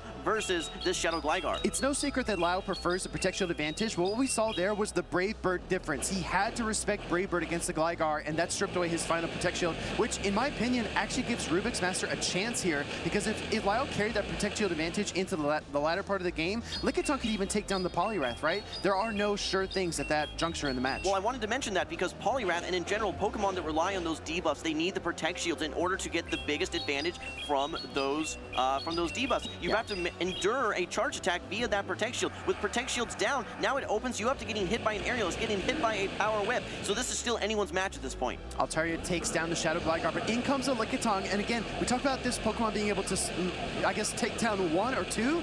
but it's going to be really tough for Altaria to chew through the team. This is actually massive, though. Counting Getting the Dragon knockout. Breaths here. Counting Dragon Breaths, catching the Sky Attack on a weakened Sableye, and putting it all on the Lickitung. All right, I don't think this Talonflame has any energy, but you're going to need to not only land a Power Whip into this Shadow Poliwrath, I think you're also going to need a Body Slam as well. Those counters add up so quickly. There is some residual energy you need to throw before you get to the next fly. Wow. Great job by Rubik's Master to force some energy to be expended by Lyall Jeffs. You're now at range where these counters are going to add up, maybe even put you in Scald range. But great job by Lyall as well to throw the Body Slam before the fly was ready. Now we're going to see the Poliwrath come in, look for a charge attack, and the Lickitung is going to reach for the Power Whip. This is Lyall's last chance to win this game because the Poliwrath has a ton of energy stored. Yeah, here comes the Power Whip. Keep in mind this is super effective, but no same type attack bonus. Leaves it with just a sliver of HP, but after these counters, after these incinerates, we finally see Lyall Jeffs dropping a game here. Rubik's Master taking game number 1 with this Poliwrath in the Scald. I love the response with this Poliwrath in the back. Like I said, I thought it had good play versus that Sableye and great play versus that Lickitung as well. Seeing that, I got flashbacks to the Rubik's Master Chenu matchup where he countered down the Guzzlord with his Poliwrath and then scalded the Skeledirge. Very similar outcome there for Rubik's Master, as in tight moments, the Poliwrath was definitely the difference maker. All right, well, for those of you maybe just tuning into your first Grand Finals, just a reminder, this is a best-of-5 series. Rubik's Master actually needs to have a bracket reset as well, coming in from the loser side. Taking a look back at that game, though, a lot of good play from the Lickitung. Great job by Rubik's Master forcing out that energy to not allow Lyall to overfarm and get to not only a Power Whip, but that Body Slam as well. Just short there, we see the Scald come out from Rubik's Master and lock in game number 2. Jim, this whole game, honestly, in my opinion, it came down to the Brave Bird potential of Rubik's Master's Talonflame. Because right there, when the Scald connects, imagine if Lyall still had a Protect Shield. He could shield up the Scald, he could maybe lick down, maybe get to another Body Slam and have a chance to win that game. But that double flying type moveset from Rubik's Master, a unique tech that I first saw in EU with Zeus Wireless, it's making waves here in Vancouver. Yeah, in so many cases, when you look at those hard-hitting fast attacks, whether it be Incinerate, whether it be Volt Switch, you almost think to yourself, well, do I really need a same charged attack that shares that typing with my fast attack? Just knowing how much damage that you're singularly doing just from those fast attacks. And in Rubik's Master's case, he says no. All right, well, we're tied 1-1 right now here in this best-of-5 Grand Finals. Here we go, game number 3 underway. We're going to see Lyall Jeff bringing back his Shadow Gligar, but it's met by the Alolan Sandslash. A tough lead for Lyall, but no expression on his face. Gets 2 counters into that Shadow Alolan Sandslash before the Talonflame switches in to answer the Poliwrath. 2 counter lead, though, means that the Poliwrath will outpace to the Scald if he decides to throw it, but he opts for an additional counter to try to outpace to the double Scalds later on in the matchup. I love that call. Couldn't have said it better myself. Not only do you get a couple of counter advantage, you get an additional counter as the fly is thrown. We're going to be seeing some great timing here from Lyall Jeffs, going actually for the Icy Wind. This is the guaranteed attack debuff here. Will Rubik's Master no shield it? Yes, he does. What a call. Wow, what a call. Rubik's Master knowing it was probably going to be the Icy Wind, and Talonflame can withstand it. Here comes another Icy Wind from the Poliwrath, and we do see the Protect Shield. We do see the Protect Shield here. I was thinking maybe even this could still survive that Icy Wind, but do not want to get you want to get more value with all this energy that you have. You're actually now at 2 flies. You win the charge attack priority as well. So there's really no way for Lyall Jeffs here, I think, to try and get this switch. This Shadow Alolan Sandslash is going to be a problem for that Gligar. Incredibly well set. Oh, actually forced to throw all that valuable energy from the fly. This is the result of double Icy Winds. Even a super effective fly wasn't able to knock out the Poliwrath. I'm shocked, and maybe that's one of the advantages of having a non-Shadow Poliwrath there, able to barely hang on after those debuffs and getting a full wing attack down. This now allows you actually to get closer to that dig to threaten to knock out the Shadow Alolan Sandslash. Will we see an attempt for a catch? Actually is going to be throwing the charge attack here. Rubik's Master did not want to throw his energy. This would be a huge no shield, but no, the Protect Shield comes out. That is the final Protect Shield. Will this Gligar be able to outpace now to the next dig? I really thought he was going to call it, right? He already made the call with the Talonflame. I thought he was going to make back-to-back calls, but he's still in a solid position because regardless of the fast attack on the Shadow Alolan Sandslash, it applies so much pressure. He just needs to not get caught by the dig. Makes the catch into Poliwrath, but is this actually a worst-case situation? Well, realistically here, this is still a lot of damage coming from this dig. These are super effective wing attacks. You need to get to 7 counters in order to get to that Icy Wind. Will you simply just be able to farm down and come out with another dig? That is exactly what we see. The Gligar has the dig ready to go. We do not have an Ice Punch stored. Here comes the dig at this HP. This is going to be knocking out. We don't even see the Lickitung despite the terrible lead. Lyall able to navigate his way to a victory. Deconstructed and demolished. That Shadow Gligar by Lyall Jeffs just looks unbeatable, immortal in these situations because there's just no answer. I think that when you're in a bad lead situation and you know that there's essentially only one hope for your Gligar, and that is to land that dig. You know that you have to strip those Protect Shields. So you're willing to invest Protect Shields in that middle matchup to try and set up that one win con, which is Gligar getting to that dig. Despite the great catch from Rubik's Master, it set up the perfect farm down by Gligar, taking down that Shadow Poliwrath, coming out with a dig ready to go. What a game number 3 we just witnessed. Perfectly executed. Again, when we saw the lead situation, it was Gligar into Shadow Lowland Sandslash, and Lyall Jeffs, I was watching his face the whole time. He had no reaction. No, he didn't show any of his cards there in his facial expressions, and for good reason, because he had a plan. You know what? I think that survive on the fly there was so impactful, because what it ensured is that this Gligar is going to be able to not have to take that additional damage, and it set up that full farm down to get ahead on energy. It just, everything that he was trying to do seemed purposeful, like he was architecting that win for himself right from the very beginning. Only 3 trainers have taken down Rubik's Master. That's Axon, Chenu, and Caleb Peng. Lyall Jeffs looking to be the 4th trainer to do so. And as we look at this series as a macro, Lyall Jeffs wins this game. He's our Vancouver Regional Champion. That's right. Well, let's take a look here. This is that decisive game number 4 here. Could be the win for Lyall Jeffs. He has the Lickitung lined up versus the Alolan Sandslash. The key point here is this is the Shadow Claw Alolan Sandslash. A very decisive win. If you're able to have that that Powder Snow, that is not the case here. Lickitung can actually hang around. Now, we do see Rubik's Master rocking a very familiar lineup. He's got both of his Flying-type Pokemon in the back, being the Altaria and the Talonflame. Meanwhile, Lyall Jeffs just whittling away at that Shadow Lowland Sandslash, coming in with the Talonflame response now. We're probably going to see a Body Slam and a switch. Do you go to Poliwrath here, Jim? Lyall's thinking to himself, all right, well, what do I do about this Sandslash later on? I still have this Lickitung that does relatively well, but I have that Poliwrath. Maybe you just stick around in this matchup. You have so much energy. You actually survive a fly at this point. No problem as well. Throwing that next Body Slam, this might be getting the Protect Shield. It does actually get the first protection away from Rubik's Master. He's invested so many Protect Shields in Talonflame, it almost feels like Shadow Charizard play, right? These trainers that play these Pokemon tend to donate so much of their resources towards him. Fly's not enough. No. Lyall needs to make a call.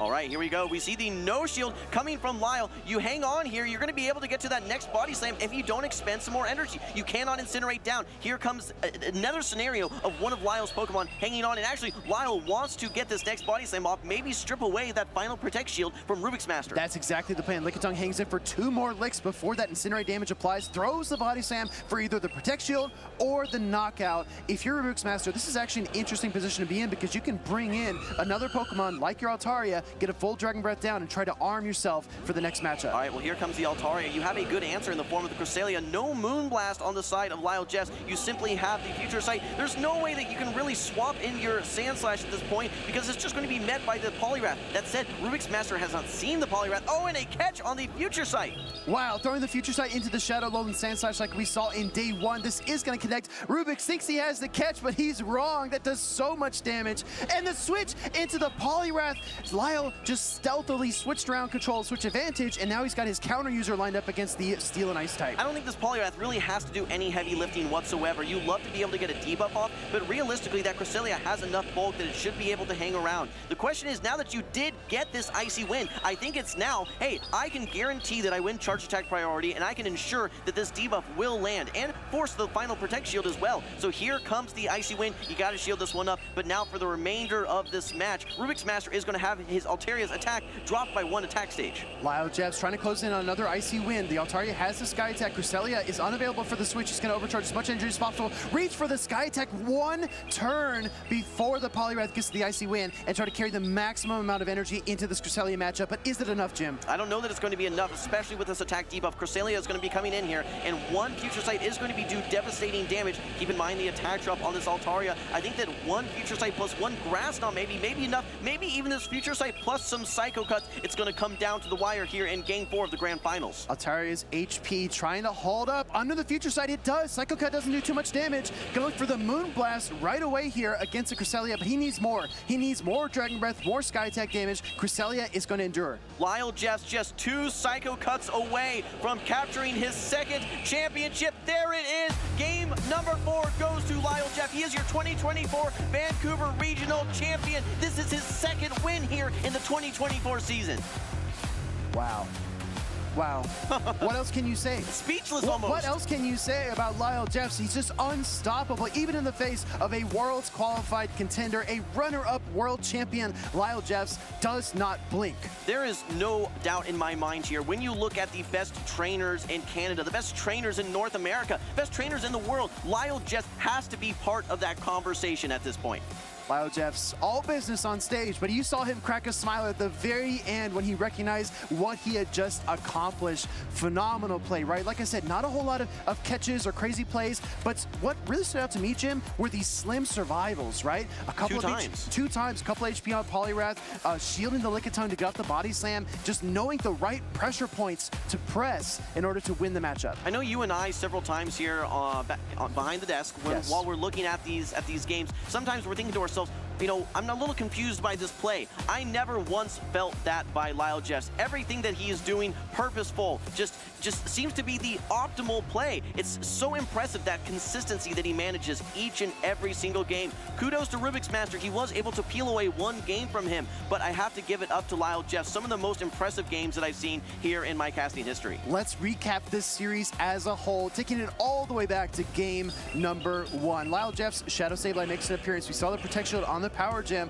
but the Charge Bug gets the better of it. Gligar, though, such a menace. Just impossible for Rubik's Master to remove from the field, and it even KOs the Shadow Lone Sandslash. I sound like a broken record, but that Lickitung Shadow Gligar core that we saw all day today and yesterday by Lyall Jeffs is just an absolute clinic for how to play those two very meta Pokemon. Now, Lyall found those complementary Pokemon as well that helped balance his team. Shadow Sableye was one of them, and in game number 1, that Lickitung did a lot of work there. But game number 2, keep in mind, Rubik's Master was able to tie the series up. We saw a lot of good play from that Talonflame, and that Shadow Poliwrath, I think, was the difference maker in game 2. Absolutely was a difference maker. When you play a Pokemon like Shadow Lone Sandslash, you need to control switch advantage, and just being unable to do that in key situations was really a setback for Rubik's Master in the series overall. A clutch Poliwrath play in game number 2, similar to how he pulled it off against Chenu. Yeah, but it was all Lyall Jeffs from there. Wow. In game number 3, we saw that hang on there, having to expend all the energy from your Talonflame that set up this huge farm down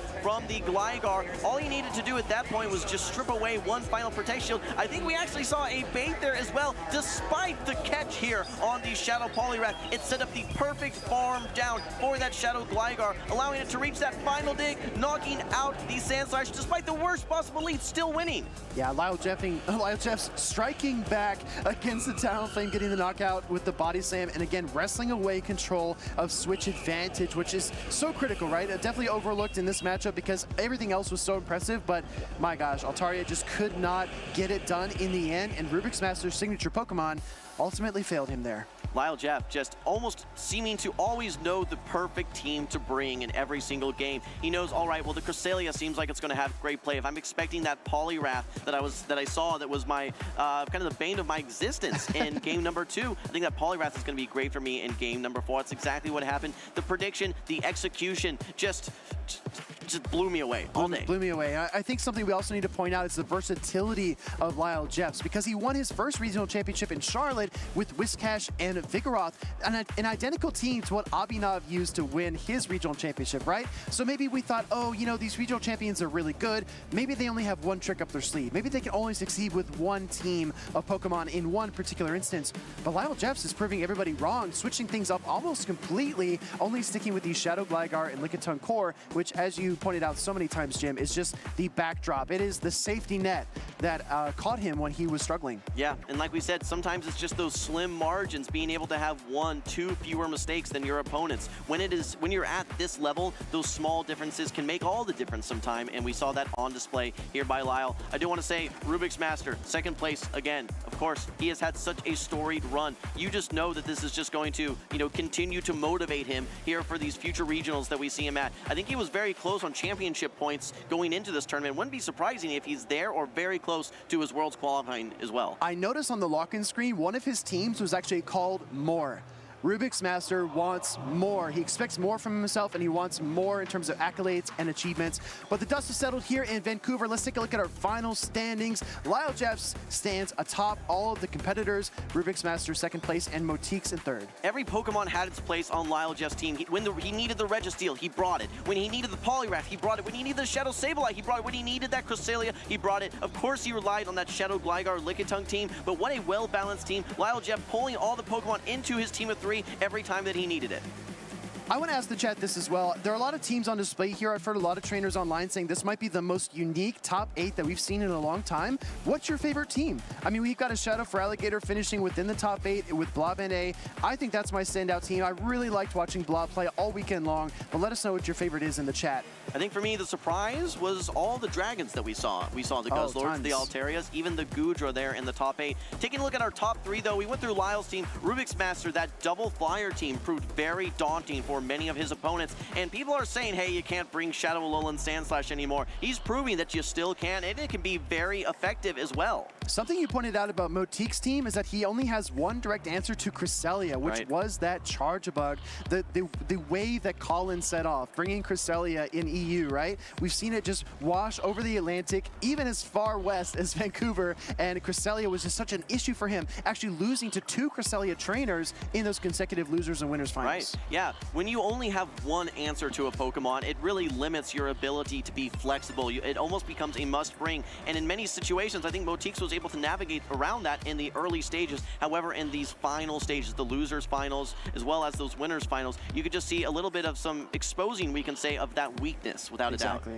Well, everybody, I need you to give a warm welcome and a congratulations to one of the most bold and famous trainers we've ever encountered. This is Lyall Jeffs with Stephanie.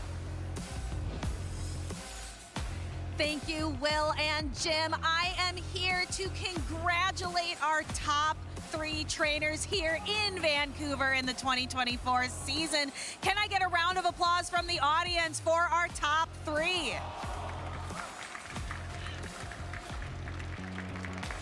Our first trainer we are going to discuss is Motix. Motix, come on up to the stage.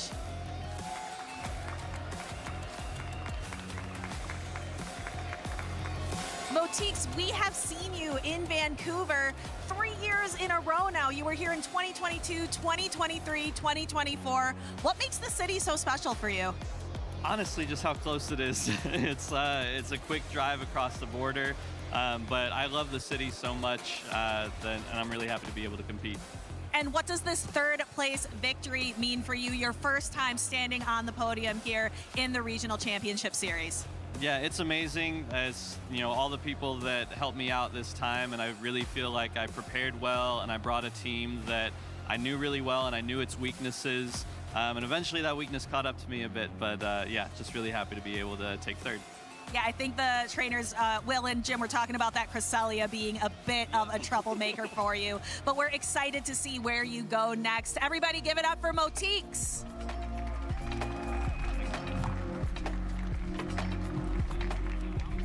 Next up, we have a trainer who is no stranger to the grand finals. We have our 2nd place here in Vancouver in Rubik's Master.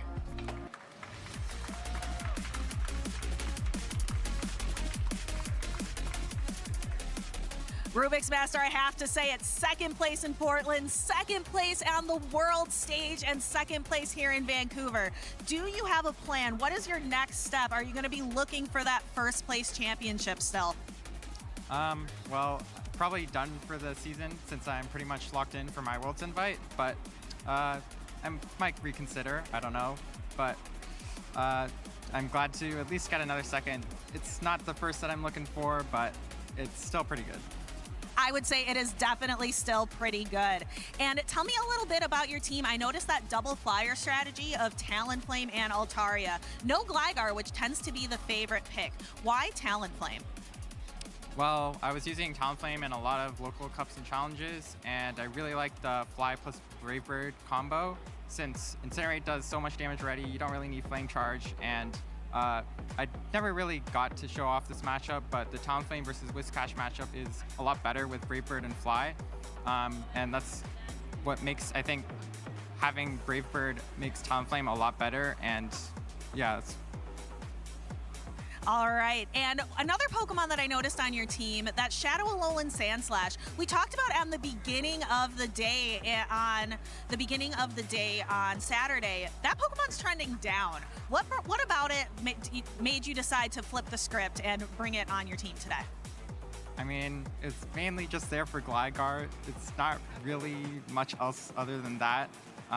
Since there aren't really many ice types or hard counters to Gligar other than Skarmory, I was using Skarmory in local cups and challenges, but I felt like due to increase in Lantern usage, I thought Skarmory wouldn't be that good, so I'm like, Alolan Sandslash, that's a lot better into Skarmory and is also a really hard Gligar counter, so that's why I brought it.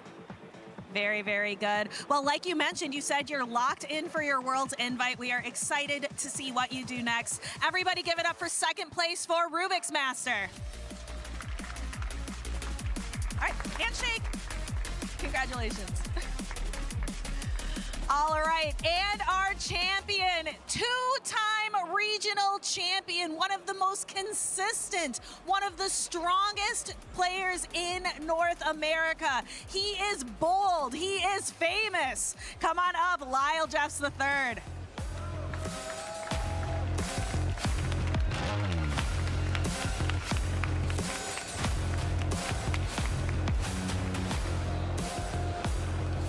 Lyall, it is you and I up on the stage again. It feels like Charlotte was just yesterday, and here you are again with another championship title. How does it feel? It feels amazing. Happy to be able to bring this one home for Canada. And just like, I played pretty well this weekend. I'm just happy with how it all turned out. So, yeah. Tell me a little bit more about that Shadow Poliwrath. Much like Rubik's Master's Shadow Alolan Sandslash, that was being shown as trending downwards. What potential did you see in that Shadow Poliwrath that the rest of the trainers out there just kind of pushed it off to the side? Actually, mine was a normal Poliwrath, but I honestly didn't use it very much this tournament, but it ended up being really crucial against Rubik's Master because his Charge Bug was very tough to bring into what I was bringing, so I used it to my advantage later on, and safe swapping the Poliwrath really put him in some awkward situations, so it ended up being very pivotal in my win today. And I know that you are out there trying to get as many championship points as possible, trying to lock in that travel award. Are you going to be continuing? Where are we going to see you next before Worlds?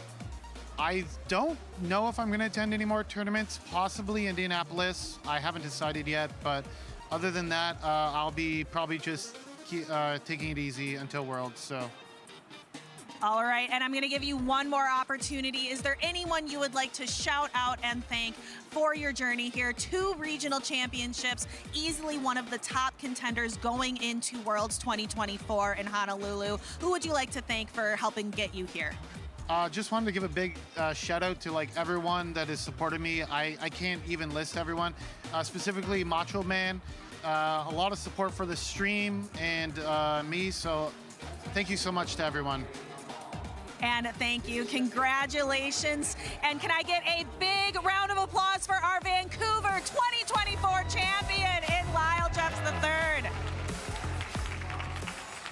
All right, we have our casters who are ready to go to break down the end of the day. Casters, take it away.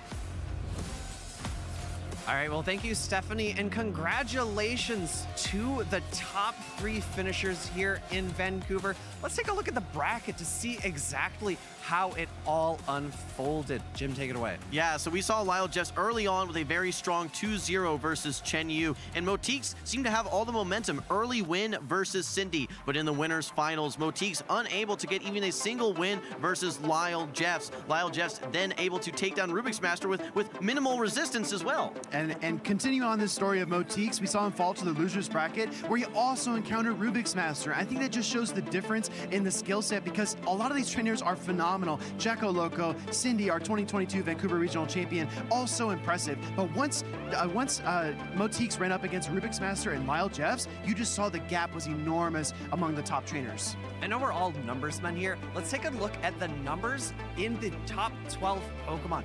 Shadow Gligar, Charge Bug really showing up Lickitung and Guzzlord on same 25 percentages? Jim, what are your thoughts? Well, the story for me was Lickitung. We can see all the answers to it. The Annihilate, the Vigoroth, the Registeel, even that Guzzlord as well. People are bringing answers specifically for that Lickitung. Earlier in day one, we saw it had over 50% representation on day one. People just brought answers, and the people that brought those answers seem to be succeeding. Something really interesting in my mind is how counter users have developed over the course of the World of Wonder season. We saw Lyall Jeffs win with Vigoroth. Now he's using Poliwrath, the only normal Poliwrath, if I'm not mistaken, in that top cut. Very interesting counter user choice, and maybe the Icy Wind utility was part of that. You know, Stephanie made a comment about how Lyall, we've seen him at so many events. Let's take a look at the roadmap, see where we've been and where we're going to next. Of course, the previous two regionals, Charlotte and Knoxville, he performed quite well at. We have so many others. The regionals left in North America, Orlando, Indianapolis, Los Angeles. Really great stops to go to if you're near the areas. I think maybe it was you, Speedy, said that there was one in West Coast, one Central, one more a little East Coast. Lots of spread. Yeah. But EUIC, that's what's up next. We have an EUIC preview show with all of our wonderful casters. Since you're on there, Yeah, Steve, of course. tell us a little about it. It's going to be really fun. So our two hosts are Rosemary and Adam. They're going to kind of walk us through what you can expect at the International Championship experience in London next month. And we're also going to have a specialist from each game talk about the meta, the players to look out for, and how we think the entire tournament is going to go. We're recording a lot of hot takes this weekend. I know my fellow co-casters have their thoughts on EUIC, but you're not going to get them here. You have to tune into the EUIC pre-show to hear the hot takes. That's a little bit too much about Europe. Let's go back to North America. Okay. We have a next event in North America, and that is going to be April 12th to April 14th down in sunny Florida in Orlando. Yeah. Jim, what are your thoughts about Orlando? Well, a lot to look forward to. I want to see people's response to this Vancouver regional tournament, right? Is Poliwrath going to be trending up? I think we initially had it in our trending down, but we saw it there on the top team. I think that just like you mentioned, that Icy Wind coverage was a response to all the dragons that we're seeing, all these Shadow Gligar that we're seeing. Performed really well for a lot of trainers here. Once again, that's enough about North America. Let's go back to Europe. Stockholm is the next regional event for Europe. That's going to be May 11th to May 12th in Stockholm. Speedy, what are your thoughts about Stockholm? I always think that the EU region has an interesting take on the meta. For example, the Talonflame usage that we saw here in Vancouver is actually a standout compared to most of our other regional championships, as well as the Shadow Gligar usage. We're going to get a lot less Shadow Gligar, a lot more Talonflame, and maybe some more Dragon action after the Giratina Origin form just won the special event in Utrecht. You know what? We've been hopping back and forth between EU and NA. Let's stick in EU for a bit. We have an international trailer for that London EUIC.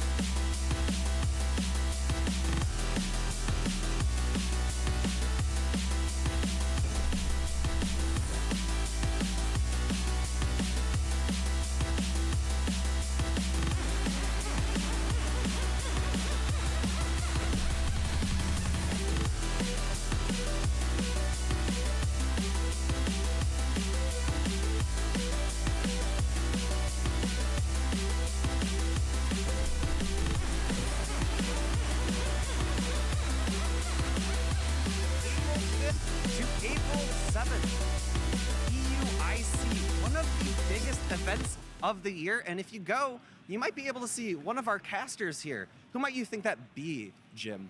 Well, I'm thinking to myself, well, it's not going to be me. I heard that maybe on the X platform that there actually may be a battler, a competitor, that being Alpha Phoebe. Oh my gosh. How could it be? I will be there, so maybe if you turn up, you have the opportunity to battle me. Speedy, where aren't you going? That's a good question, right? You know, I already have the pre-show. I already get to talk about the meta. I think I'm gonna kind of enjoy this stream from afar. And EUIC is just such a historic place for competitive Pokemon because when we first joined the competitive circuit, that was our first event, 2022 EUIC. That's where our world champion Dancing Rob originated. And last year, who could forget Tonton Batus and his Shadow Dragonair Shadow Charizard combination just ripping through that grand finals. It's gonna be an epic event. Yeah, it will be indeed. And if you want to talk about those epic events or any other epic event happening, make sure you follow us on our socials and use that hashtag PlayPokemon on X as well as Instagram, and follow the action on YouTube, on Facebook, on TikTok, on Instagram, all of the socials, and follow those channels /Pokemon on Twitch and YouTube. And it's been a really long show for us here in Vancouver. Any final thoughts, Jim? Yeah, so I think in general, when we look at some of our caster predictions and observations, we really just have to understand, in some cases, we are one step behind some of these trainers, right? I'm expecting things like Poliwrath to be on the way down, and it's kind of maybe an overcorrection to what we've seen in future metas. When we have these trainers up at the top levels, they can make almost anything work as long as they can find that balance. I specifically want to mention Lyall. He mentioned, okay, I didn't use a lot of Registeel, but it was great here. Every time that he needed to bring his Registeel, he brought it. Same with the Shadow Sableye, same with the Cresselia. Each time that he needed that specific Pokemon, he was able to make it work. So absolutely incredible play by him, and I can't wait to see what trainers' responses are going to be to what they saw here in Vancouver. Speedy. I want to talk to all the trainers at home who are watching the regional championship but maybe aren't sure if you can compete. I don't think the code has yet been cracked. You have your Whiscash, your Lickitung, your Shadow Gligar, your meta staples, but I think there's so much opportunity in this World of Wonders meta to be creative, to bring you new and unique Pokemon and try to crack the code and become a regional championship with a Pokemon that you love and enjoy to play. So I challenge all of you to get out there, go to your local cups and challenges, practice, scrim against each other, and gear up for international championships and beyond. Wise words from both of my co-casters, and that's going to be it from us. But wait, I hear a noise. What's that? Is there something behind the sleeping Snorlax? Oh, what do I have here? It's a bit of a birthday cake, if I could showcase that for the stream. I believe we have a happy belated birthday to our one and only Speediest Chief. We're only 2 days late. Who put you up to this? Thank you, production team. We appreciate it. Yes, I think his birthday was 2 days ago, if I'm not mistaken, Will? March 22nd, yeah. All right, well, happy birthday to you. Thank you so much. I really appreciate it. All right, well, that is actually it from us. Thanks for tuning in, and make sure to watch and keep your eyes out for these next few events. You won't want to miss them.